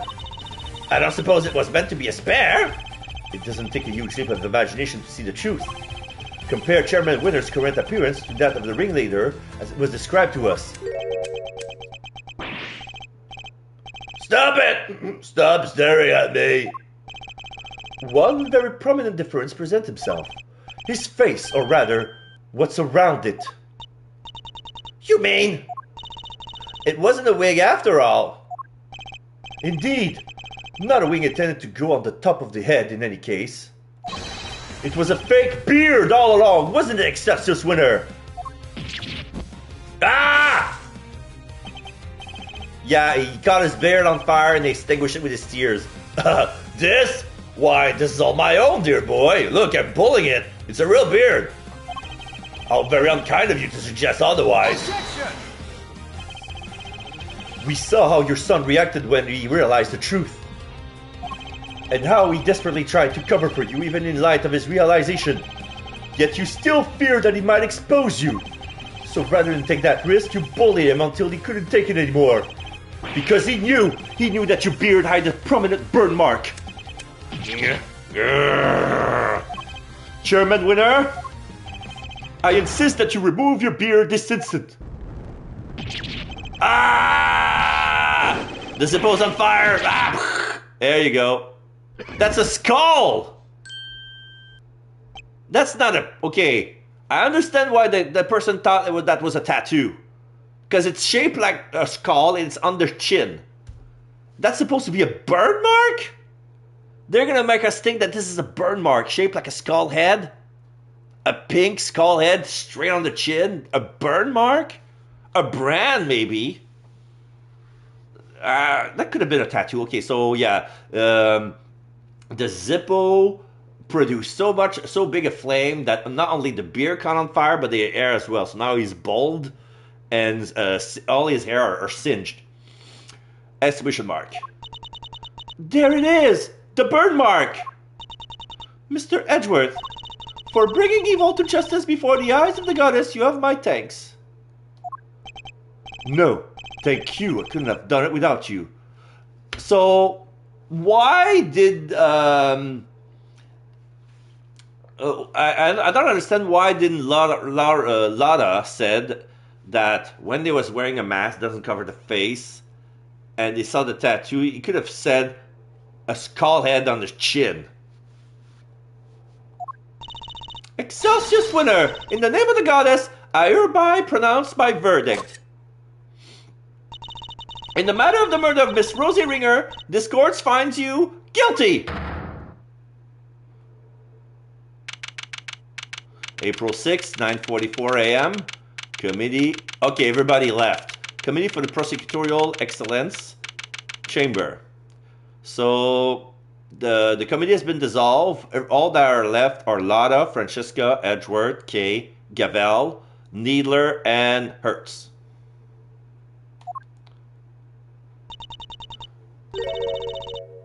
Mr. Edgeworth, I can't thank you enough. You never gave up on me, even when I gave up on myself. That was very kind of you. There's no need to thank me. As a prosecutor? No. As a friend. It was the least I could do. Mr. Edgeworth, rejoice!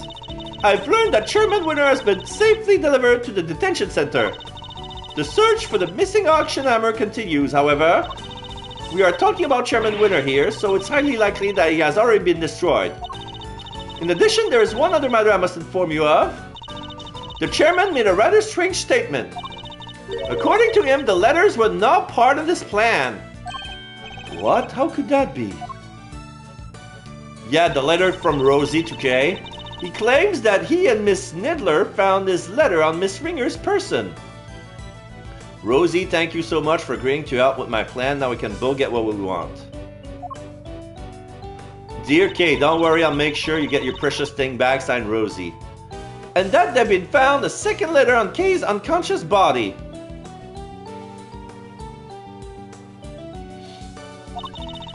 From their contents, the letters seemed the ones of correspondence. So he leapt to the conclusion that they must have been working with each other. That's quite the conclusion to jump to. As he read the letters, that's when he came up with the idea to frame Miss Faraday for Miss Ringer's murder. So he decided to place the victim in a very conspicuous place. Namely, in her left chest pocket. Sounds to me like he was just trying to make excuses for himself. Yes, I certainly thought the same. Perhaps it was some sort of last-ditch ploy on his part. But it matters not. He will answer to the goddess now. And under her scrutiny, such strategies cannot hope to succeed. He will not escape justice. Curtsy. And with that, one of the duties with which I have been entrusted with is complete at last. Judge Gavel, before you go, can you tell us what you know about how Chairman Winner came to murder Miss Ringer? There's more there, isn't there? Yes, and I suppose you have earned the right to the whole truth. Miss Ringer once had a lover, a press photographer. He was investigating the underground auction as a freelance journalist. But before he could uncover the truth behind the auction, he was disappeared. I think they wanted to censor the word murder because there are blood stains on the screen right now.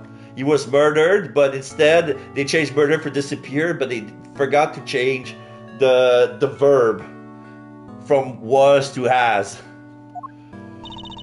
All Miss Ringer was left with were the memories and personal effect of her lover. And so, seeking revenge on Chairman Winner, she made her appearance at the auction. Unfortunately for her, her opponent struck first. I see. So that's the story behind the case.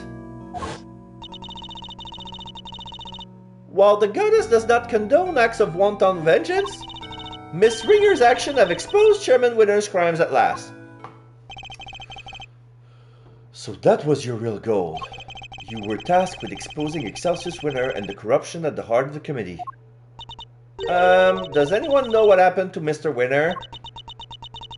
I'm afraid I haven't been able to get in touch with him. You have any idea why? Probably because I wasn't there for him just now when he needed me most. Oh, I really feel bad for him. Well, don't pity him too much. At least he knows the truth now. And no matter how hard it might be, he'll need to learn to accept it. If he can't, he'll never be able to move on with his life. Trust me. A father's influence isn't easily erased, but in time he can hopefully try and change his ways. You're right. You've got to be. Can I change too, I wonder? Can I move on with my life? Are you okay, Kay? How's that head feeling? I'm fine. Thank you. I'm so sorry, Kay. You were my patient. I had a responsibility to you, and instead I let him accuse you of... Ouch!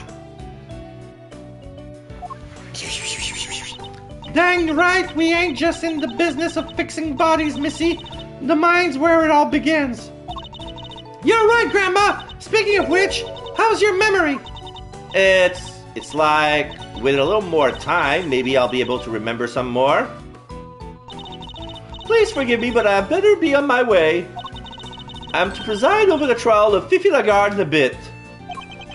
The Bronco Knight case, huh? Who's the defense attorney? It was supposed to be Miss Ringer, but as she is no longer with us, we are still in the process of finding a replacement. Miss Ringer was scheduled to represent Warden Lagarde? And of course, until we find Eustace, there is nobody to act for the prosecution either. In any case, I must take my leave. Ah, wait, please! What about Mr. Edgeworth's badge? What's going to happen to it now? With its chairman under arrest, the committee's activities have been suspended for the time being. So to answer your question, it's complicated. It's all up to the goddess now. But don't worry about it, Kay. It's a consequence of my own making. And I assume you don't mean to change your mind? Of course not. I chose the path of the truth, and I chose it willingly. With Chairman Winner out of the picture, justice is in the hand of the righteous once more. If you did wish to follow the path of the prosecutor again, Mr. Edgeworth, I would be more than happy to facilitate such a decision. It's very kind of you to offer, but I can't accept your help at this time. I can't ask for my badge back when I'm not even sure if I want it anymore. I see. It seems we're destined to continue on different paths then.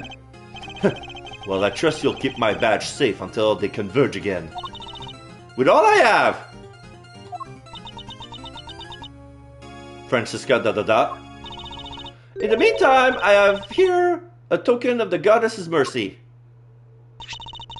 You may return this notebook to this rightful owner. Thank you! I believe this is the trigger to Kay's memory, the promise she made with her father. The notebook. Kay's promised notebook. It seems it was due to be sold in the auction. What? And with the name Kay written on its cover, Chairman Winner made a connection immediately and knew it belonged to. It was the same name as the one in the letters, after all.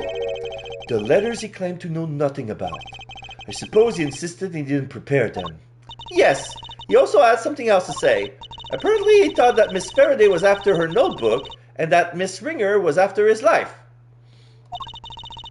And that their respective goals are what led them to cooperate and infiltrate the auction altogether. Unfortunately for him, he misread the situation completely. It was all just happenstance. If Kay had known the defense attorney was also a member of the committee, there's no way she wouldn't have told me. That just isn't like her. Your belief in her is touching. ... While the notebook did become part of the chairman's winner's cover-up scheme, it is also a treasured possession of Mrs. Faraday, which is why I would like for her to have it back, as I am sure would the goddess. Thank you. I pray that it helps her to recover her lost memories. Curtsy.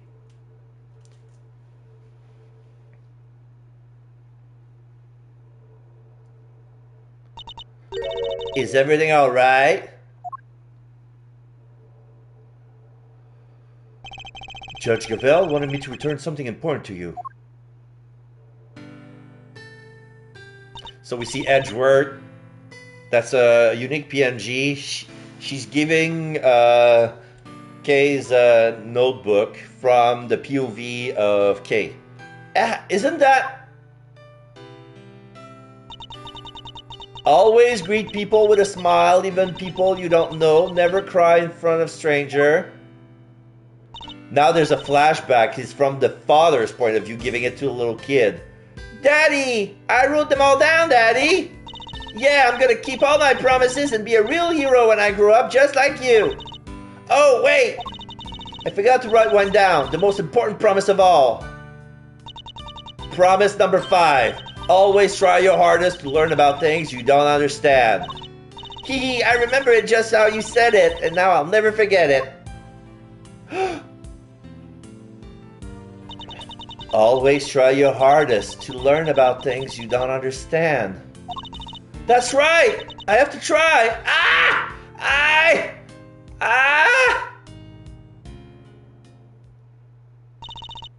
I'm Kay Faraday. The great thief will do anything to get her hands on the truth. Second Yatagarasu in the system to Mr. Edgeworth. I'm back. Kay, is that really you? Can't say I'm not a little bit embarrassed, but yeah, I'm back, and I couldn't have done it without you, Mr. Edgeworth. You never stopped helping me, even when I was totally lost and I couldn't even remember anything. Thank goodness, you certainly seem to be back. Okay, so this is the real you, huh? Welcome back. It's so good to know you're better. I can't sleep easy now. Now that you found it, don't you dare go losing that memory of yours again, young lady. You hear? Miss Needler, Dr. Hertz, thanks a lot for looking after me. And if you really are better, how about you get out of them dang hospital duds? Oh yeah, wash all your clothes for you here.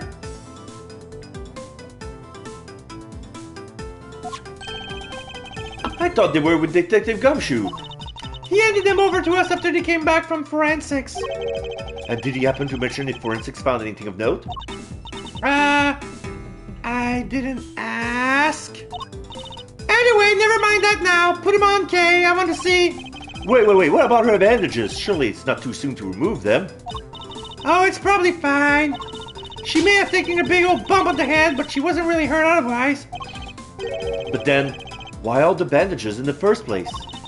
Prevention is better than cure. A stitch in time since 9. Those are just a few of my mottos. Both of which sounds likely painfully annoying practices for your patients. Okay, Kay. Transformation time. Yeah, now this is what I'm talking about. Fits like a stolen glove. Okay, now she's wearing her old clothes again. No more bandages. She got her scrunchie, so she got her haircut back. That smile suits you better too, as it always did. Thanks to you too, Miss Van Karma. I'm so glad you showed up when you did. I simply came when Scruffy asked me to. I'm sure I'll be very happy to see that you're back to your old self too. Speaking of Gummy, where is he? Who knows? Perhaps the well of his devotion ran dry when a certain someone threw away his badge. Detective Gumshoe. Anyway, I have to be going. I'll be taking those two with me. Wait, what's going to happen to them? Acting as an accomplice in the murder and forging an autopsy report 18 years ago, their crimes can't be allowed to go unpunished. But the fact that Excelsius Winter coerced them into cooperating will, of course, be taken into account. Don't you worry about us, Kay. As long as Grandma and me are together, we'll be alright. Take care, Kay Faraday, until we meet again. So, Kay, looks like we're alone, me, you, and Lotta Hart, for some reason. Why, I don't know why she stick around. I know you only just got your memory back, but I need to ask you some questions. Sure, ask away. What happened the day you lost your memory? What were you doing? Let's see, somebody asked me to meet them at Gourd Lake. But I didn't know who it was. Oh, she confused the hot dog stand at Gourd Lake with the cotton candy stand at Big Building.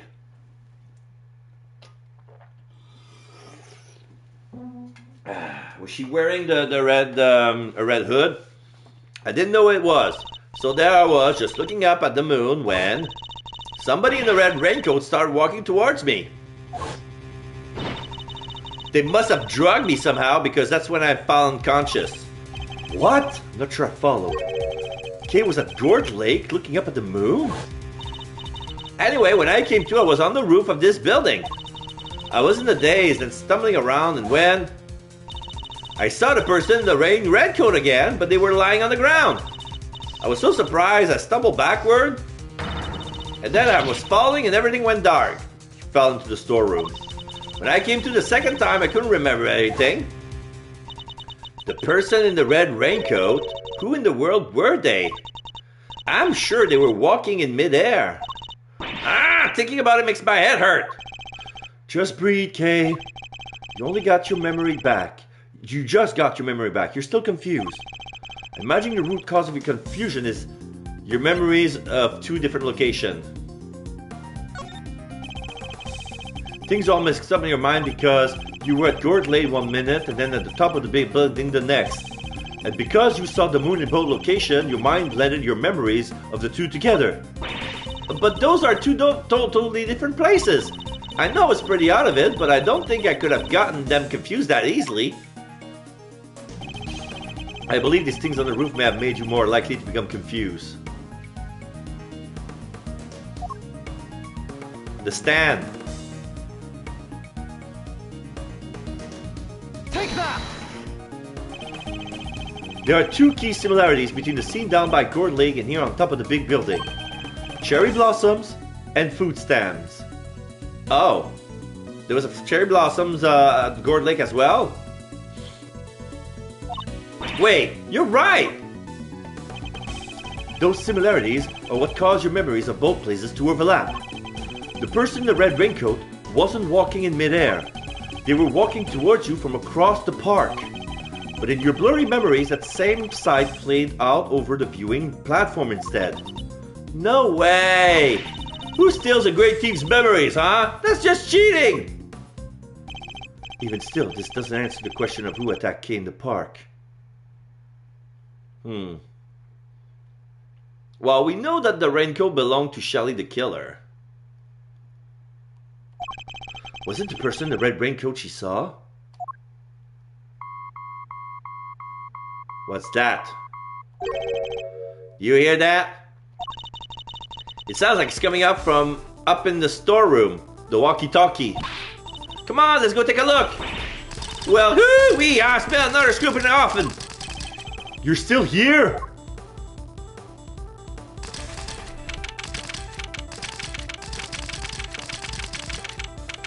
April 6, 9:53 a.m., 51st floor, storeroom.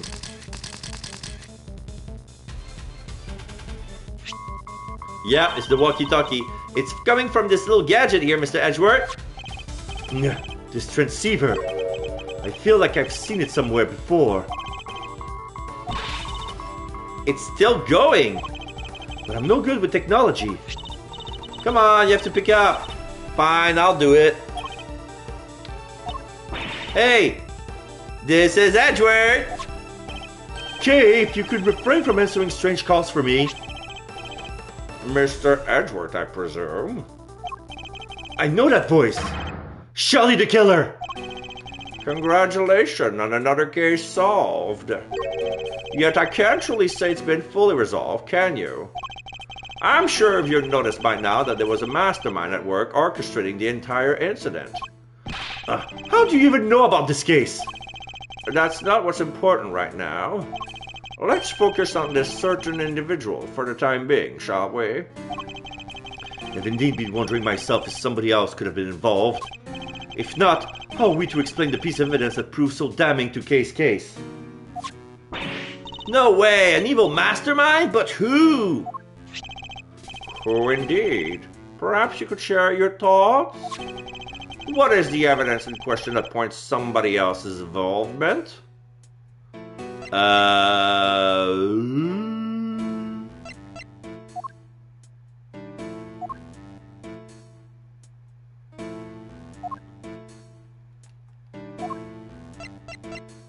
The letter?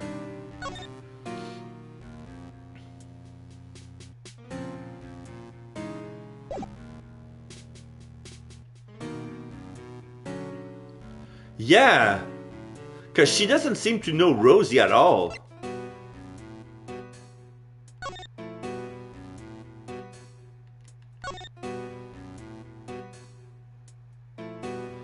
Good luck getting your revenge for what happened 12 years ago. I'm gonna try that, but I don't think that's it. Take that! The letter Kay supposedly wrote to the victim. Yeah, I don't remember ever writing that. So who did? Who would prepare such a thing? I know I'm not the only one who would like to know. And how do we know it wasn't you? Now, why would I do a thing like that, I believe the truth can only be fully come to light in a court of law. But since you had your badge revoked, that is no longer an option. So how would it all end? I, for one, will be watching from the sidelines with interest. You even knows about my badge? Oh, and one last thing. I do hope you won't betray my trust in you. Now, I bid you farewell. What the heck did he mean by the case hasn't been fully resolved? Why is he so interested in us anyway? Everything's just one giant ball of mysteries. It seems we'll only scratch the surface of this case. But even without my badge, I'm going to carry on doing what I can. However this ends, one thing's for certain. Come what may, I will expose the truth. Turnabout Forsaken, Chapter 4 ended. Do you have to save your progress? Yes. Do I want to end this here? I don't know. A part of me says that I should.